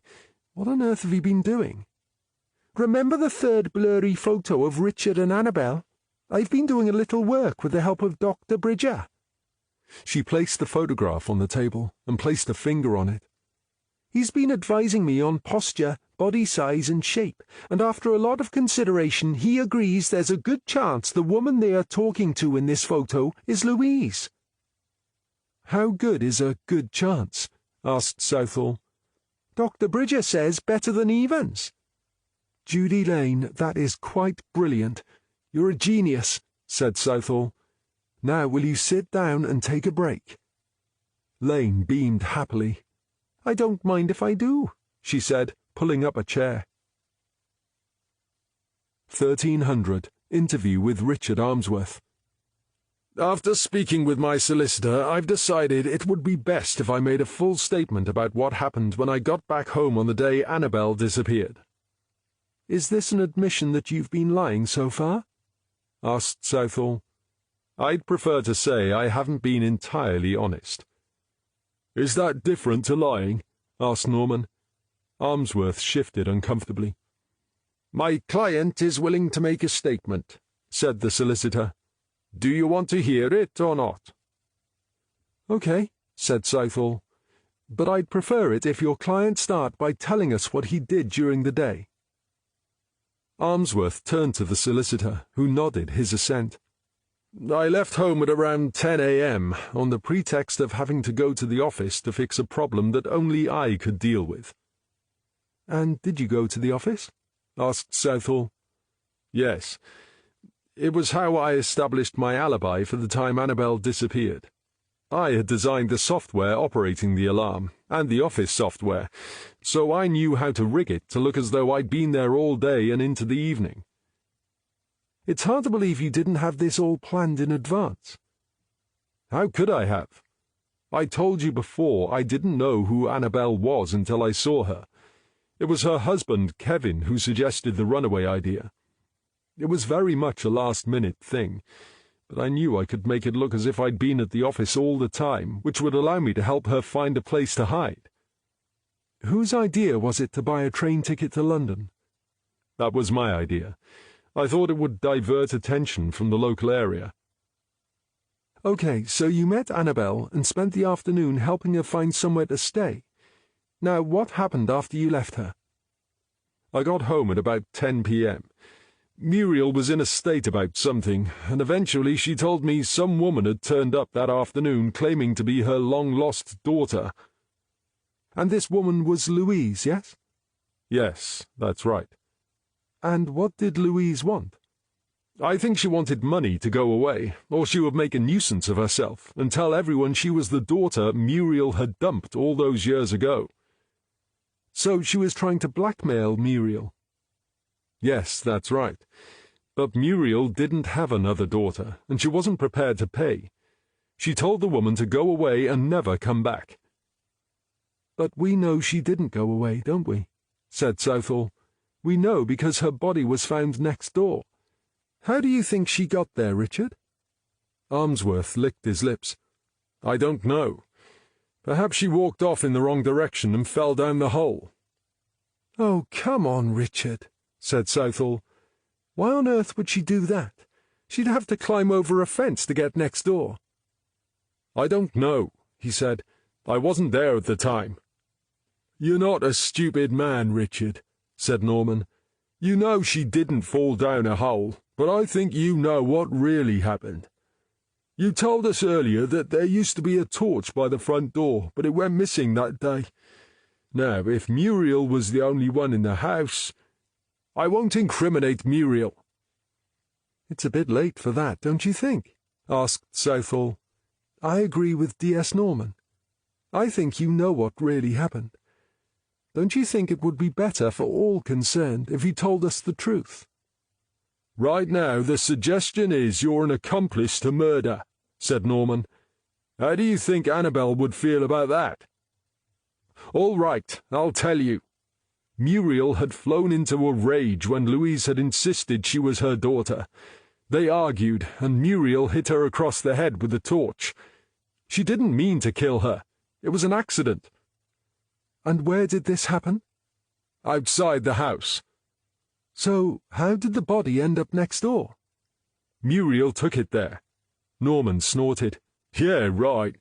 I know it's not that far, but are you seriously suggesting Muriel was strong enough to carry a well-nourished 40-year-old woman's body?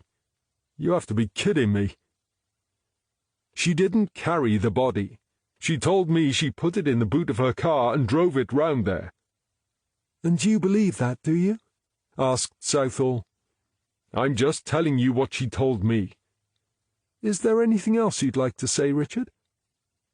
You need to understand, Muriel's a sick woman. Yeah, I think you already made sure we got that message, said Norman, dryly. She doesn't always know what she's doing. And you're saying she was like that 10 years ago? Yes, I am. And you still went ahead and married Muriel a few months later, even though you knew she'd murdered Louise, and you were also leading this double life with Annabel. I find that hard to understand. Maybe you lack compassion, Mr. Norman. Muriel needed me. I couldn't abandon her. Yeah, Annabel was telling us how compassionate you were towards her mother. Annabel? What did she say? I want to speak to her. Yes, I bet you do, said Southall. But I can promise you that's not going to happen any time soon. Does Annabel know how much you swindled from Muriel over the business? Asked Norman. I didn't swindle her. It was a loan, and I repaid her. "Oh, yes, that's right. You repaid the loan with no interest," said Norman. "Just at the time you knew your firm was going to make you a fortune.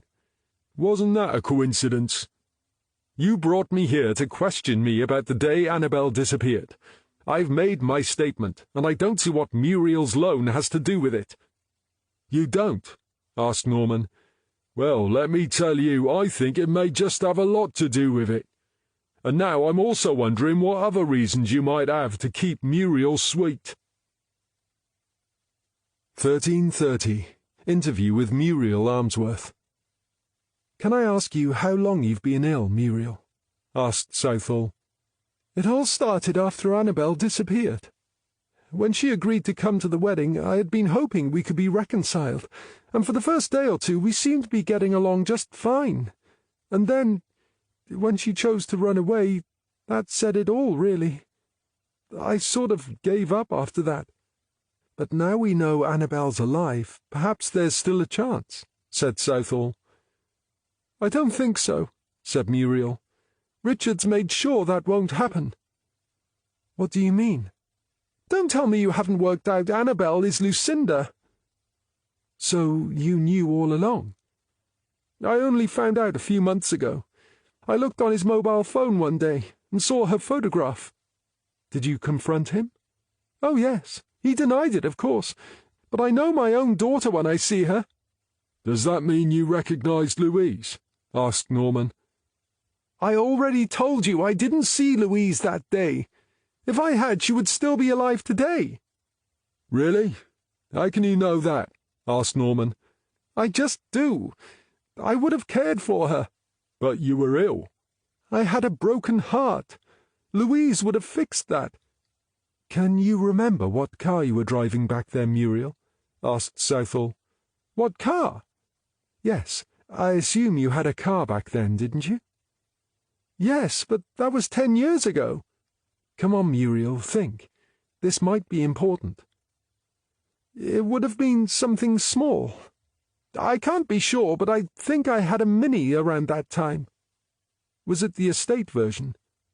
"Good Lord, no." "Did it have a big boot?" asked Southall. "Have you ever seen a Mini, Inspector?" "What she means is you couldn't fit much in there, right?" asked Norman. "I seem to recall my handbag nearly filled it. It wouldn't be practical for someone with a family, but that wasn't going to be a problem for me, was it?" "Right, thank you, Muriel." "Can I go now?" "I'm afraid not. We'll be back in a while." "Is Annabel still in reception?" asked Southall as they entered the incident room. "I guess so," said Norman. "She said she wasn't going home without Richard, and he's still in with his solicitor." "Judy? Catherine?" she called. "Can you go down to reception and find Annabel Gracie? Take the photo you showed us earlier and ask her if she remembers talking to a woman that afternoon. And I also want to know if she can recall what car her mother was driving back then." 1400. Interview with Richard Ainsworth. "Can you tell us again what Muriel did with the body?" asked Southall. "She put it in the boot of her car, drove it round to the neighbour's house and dumped it in the trench." "Can you recall what car she was driving?" "It was 10 years ago. Does it matter?" "Of course it matters. Not every car has a big enough boot to take a body." "I can't recall." "It's funny you can't remember, because Muriel does. And so does Annabel." "Well, I'm sorry, but I've forgotten." "Then let me refresh your memory," said Southall. "It was a Mini. Have you seen the size of the boot in a Mini?" "I think you'd have a hard job fitting the body of a small child in one," said Norman. "But you want us to believe Muriel managed to fit Louise's body in one. No disrespect to Louise, but our pathologist estimates she wasn't exactly the smallest woman who's had the misfortune to pass through his mortuary." "I don't know how she did it. I wasn't there." "How do you explain the hour you lost that night?" asked Southall. "What hour I lost?" "Muriel says you got home at 10, but you say you got home at 9. "I keep telling you Muriel lives in another world." "Yeah, she might do now," agreed Norman. "But we've checked with her doctor. Her records say Muriel was okay back then. But you can't trust her memory. Actually, when her head's clear, her memory is just fine, said Southall. We think you make sure she stays in that state so she can't remember clearly. In fact, we think that's why you've stayed in contact with her all these years. That's rubbish. I told you I'd do it because I feel guilty about what happened and I care about her. Yeah, said Norman. You keep telling us how you feel guilty about you and Annabel, but that's not why you want to keep Muriel quiet, is it? Look, I can see I'm not going to talk my way out of this, so I'll tell you what really happened. Oh, is this another new statement? Asked Norman. He looked at the solicitor, but he simply held up his hands and shook his head. Aren't you going to advise your client? Asked Southall. I have advised him, and he's ignored my advice. Okay, Richard, said Norman. Let's hear version number 3. Or is it 4? It might even be 5. Geez, I think I've lost count. And so Richard Ainsworth gave them yet another account of what had happened that night. So now you're saying you got home at 9 p.m, and the body was just laying there on the front step? Yes, that's right. And where was Muriel? She was in the house. And did she say what happened? She had drunk herself half stupid by then, but from what I could make out, the other woman had insisted Muriel take her in, but Muriel refused. They argued, and then when the other woman started to get violent, Muriel grabbed the torch to defend herself. They struggled, and Muriel hit the woman. And this happened when? They said it happened about an hour before I got home. And she just left the body on the front step where anyone could find it. Didn't she think to hide it? She had drunk herself stupid by the time I got home, so it was down to me to get rid of the body. I told her I would put it in the boot of my car and take it away, but the owners of the house next door had gone away while the builders were working there, and the footings were dug. It was much easier to put the body in the hole and cover it over. Once I knew the builders hadn't noticed, I thought that would be it, and no one would ever know what had happened. You understand you're admitting to being an accomplice, said Southall. I can't let her take all the blame. I realize I should have called the police there and then, but, well, I just couldn't do that to Muriel. If you'd called the police, Muriel would have been locked away, and you wouldn't have had to marry her, or creep around keeping Annabel a secret, said Norman. Now, most people would see that as the solution to their problems, but not you. I've got to hand it to you, Richard. You sure have a lot of compassion for her. Southall placed Lane's photograph on the table in front of him. What's this? He asked. According to Annabel, it's you and her talking to another woman. What other woman? I don't remember this. You keep telling us Muriel has the memory problem, but it seems to me you're even worse, said Norman. All of a sudden you don't seem to be able to remember anything. Ainsworth frowned as he studied the photograph again. No, he said. Sorry, but I have no idea who that is. I'm not even sure it's me or Annabel. That's okay. It doesn't matter if you remember, because Annabel remembers that afternoon quite clearly. She also remembers the woman who approached the two of you and told you that she was going to tell Muriel what you were doing behind her back just a few days before the wedding. He looked up at them and smiled nervously. We had no idea who the woman was. She was obviously some crank who didn't even know who Annabel was. But she knew you, didn't she? According to Annabel, she called you by name. How did she know you, Richard? Annabel must be mistaken. She doesn't think so, and nor do we. Did Louise know your name because she had tracked down Muriel? Maybe she had seen you together and worked out who you were. All right, I did know who she was. She came to my office and asked me to tell Muriel she was her daughter. So why didn't you tell Muriel? She would have welcomed Louise with open arms. Because that would have spoiled everything. Really? How would it have spoiled things? She would have told Muriel about Annabel. How long had she been pestering you?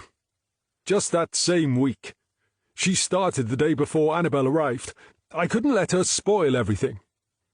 "Are you saying you and Annabel had already planned what was going to happen?" "No, of course not. I just didn't want some stranger turning up out of the blue and poking her nose in." "What happened to all that compassion?" asked Norman. "Oh, yeah, I forgot. That's only for the person you swindled out of millions." "It wasn't like that." "Let me tell you what we think happened," said Southall. "We think you got back at 9 p.m., like you said. But when you got out of your car, Louise was here waiting for you. I bet she threatened to tell Muriel about you and Annabel if you didn't take her into the house, but you couldn't allow that, so you murdered her to shut her up. Then you dragged the body across to the neighbour's house because you knew they were away, and you knew there was a trench waiting to be filled in. That's why Muriel says you didn't get home until 10 p.m. It must have taken you an hour. Are we right?" "This isn't true," said Ainsworth, "and even if it was, you can't prove any of it." "Are you sure about that?" asked Southall. "What if I was to tell you we found the torch and there are still usable fingerprints?" "What? After all this time?" "You're bluffing, Inspector. The torch has been in that trench so long there can't possibly be any fingerprints left on it." Southall smiled at Ainsworth. "So it is in the trench," she said. "There's only one way you could possibly know that." "Now, wait a minute." "I don't think so, Mr. Ainsworth. You don't get to argue any more. This is the point where we charge you with the murder of Louise Matthews." Chapter 16. Sunday, 17th of November. "Wow," said Southall. "I'm not surprised you're going to buy this place, Norm. That view is just amazing." "It's not bad, is it?" said Norman. "I can just see myself sitting up here, sipping a cold beer, watching the sun go down. It'll be the perfect place to chill out." Southall turned to look at the house. "What are your plans for inside?" "Come on, I'll show you. Just be careful where you tread. There are 1 or 2 floorboards that need replacing." She followed him inside and listened as he described exactly what he was hoping to achieve. "I've got to get an architect involved, but the builder has recommended a guy he's worked with a few times, so I hope it's all going to come together pretty quickly." "Has the sale actually gone through?" "My offer has been accepted and the money's all in place. Now it's just up to the solicitors to get it done. They reckon it'll be about 6 weeks with any luck." "I envy you," said Southall. "I can't seem to find any enthusiasm for house hunting at the moment." "Does that mean you're not staying?" asked Norman. "I'm happy enough at work, Norm. I guess it's closing the door on my past. It makes it hard to put new roots down." "Perhaps this is one of those things you're just going to accept you can't rush. Maybe you need to push it to the back of your mind for now and wait for the right time." "That's all very well, but how long is it going to take? I can't live in a hotel forever." "I can't tell you that," said Norman. "You have to trust your instincts. You'll know when you're ready. And if you can wait until it's finished, I'll have a spare room. You can always stay here." Southall looked shocked, and for a moment Norman thought she had misread his intentions. Then she smiled, and he breathed a quiet sigh of relief. "That's very generous of you, Norm, but I'd worry we might get sick of the sight of each other if we were to share work and a house." "Yeah, maybe, but the offer's always there if you change your mind." They walked back outside to enjoy the view once more. "We ought to celebrate your new house," she said. "Do you fancy some lunch?" "Okay, only if I can pay this time." She led the way back to her car, and then as he settled into his seat, she handed him an envelope. "This was your idea, so you'd better look at what you made me do," she said as she started the car. "What's this?" Norman opened the envelope and eased a small magazine from inside. "Oh, wow. This is the Llangwelly tourist magazine, right? Are you in here?" He flipped through the pages until he found the right page. "That's a great photograph," he said. "It says, 'Don't mess with me or you'll regret it.'" "It doesn't, does it? I don't want to look unapproachable. Does it make me look too feisty? Not at all. I think it makes you look like the real deal. In fact, I reckon you'll get guys calling in asking for dates. Oh, I hope not. He read the story as she drove. This is awesome, he said when he had finished. There's no way those dickheads at Region can outdo this. Yes, well, let's hope the Chief Constable feels the same way. Has Nathan Bain seen it yet? I'm going to take it to him first thing on Monday morning. Don't worry, he'll love it, said Norman. What about the guys at Region? Superintendent Bain reckons they won't know anything about it yet.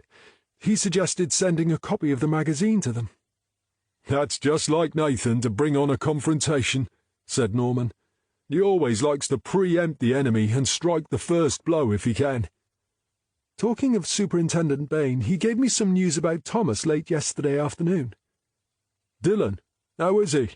When's he coming back? I really need to see him to apologize. He's not coming back. What? He's asked for a transfer so he can be nearer to his father. He wants to make sure he gets all the support he needs. Jeez, yeah, of course. It's a shame, but I can understand why. Is Nathan going to approve the transfer? He says it's a pity we didn't know what was really going on, but with that on his mind all the time, it was bound to affect his performance. In view of the circumstances, approving the transfer is the right thing to do, and I agree with him. I hope things work out for him, said Norman. This means our team is going to be one short. There's that young guy I told you about in uniform, Winter. Maybe we could get him moved up here for a trial. That's an idea. I'll mention it on Monday morning. They drove down the hill and into Llangwelly. There's a nice little restaurant advertised in the magazine, said Southall. Should we try it? That sounds good to me. 10 minutes later, they were sitting in the restaurant. I hear Ainsworth wants to make a full confession on Monday morning, said Norman. That's what he said the last time I saw him, said Southall. Or is this going to be yet another invention? Do you think he'll try to blame Muriel again? I don't think he'll try that again, said Norman. Not now she's confirmed he got home around 9 p.m. and didn't come into the house until an hour later, with his shoes covered in mud. It's still circumstantial, though. She didn't actually see him murder anyone. Yes, but I'm sure he's convinced she did see something. That's why he's been trying to keep her sweet for the last 10 years. And after talking to her yesterday afternoon, I get the feeling she's been playing on that all the time. Did she say why she's been doing it? She said she knew he'd swindled her out of a fortune and that he'd been up to no good that night, so she saw an opportunity to get her own back. She knew he wouldn't have the guts to call her bluff. And she saw it right through to the bitter end, said Southall. I know she should have come forward a lot earlier, but in a bizarre way I can understand why she didn't. Is there anything in particular you'd like me to do on Monday morning?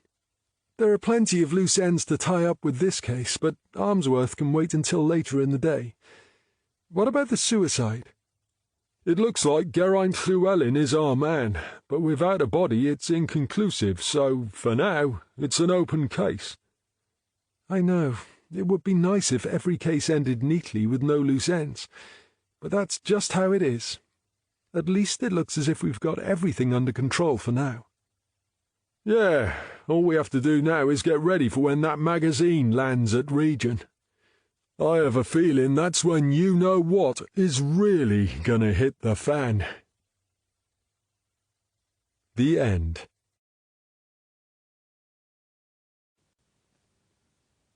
You've been listening to A Body Out at Sea by P.F. Ford. Narrated by Andy Cresswell. Published by Quest Audiobooks, an imprint of W.F. House Limited. This recording is copyrighted by W.F. House Limited.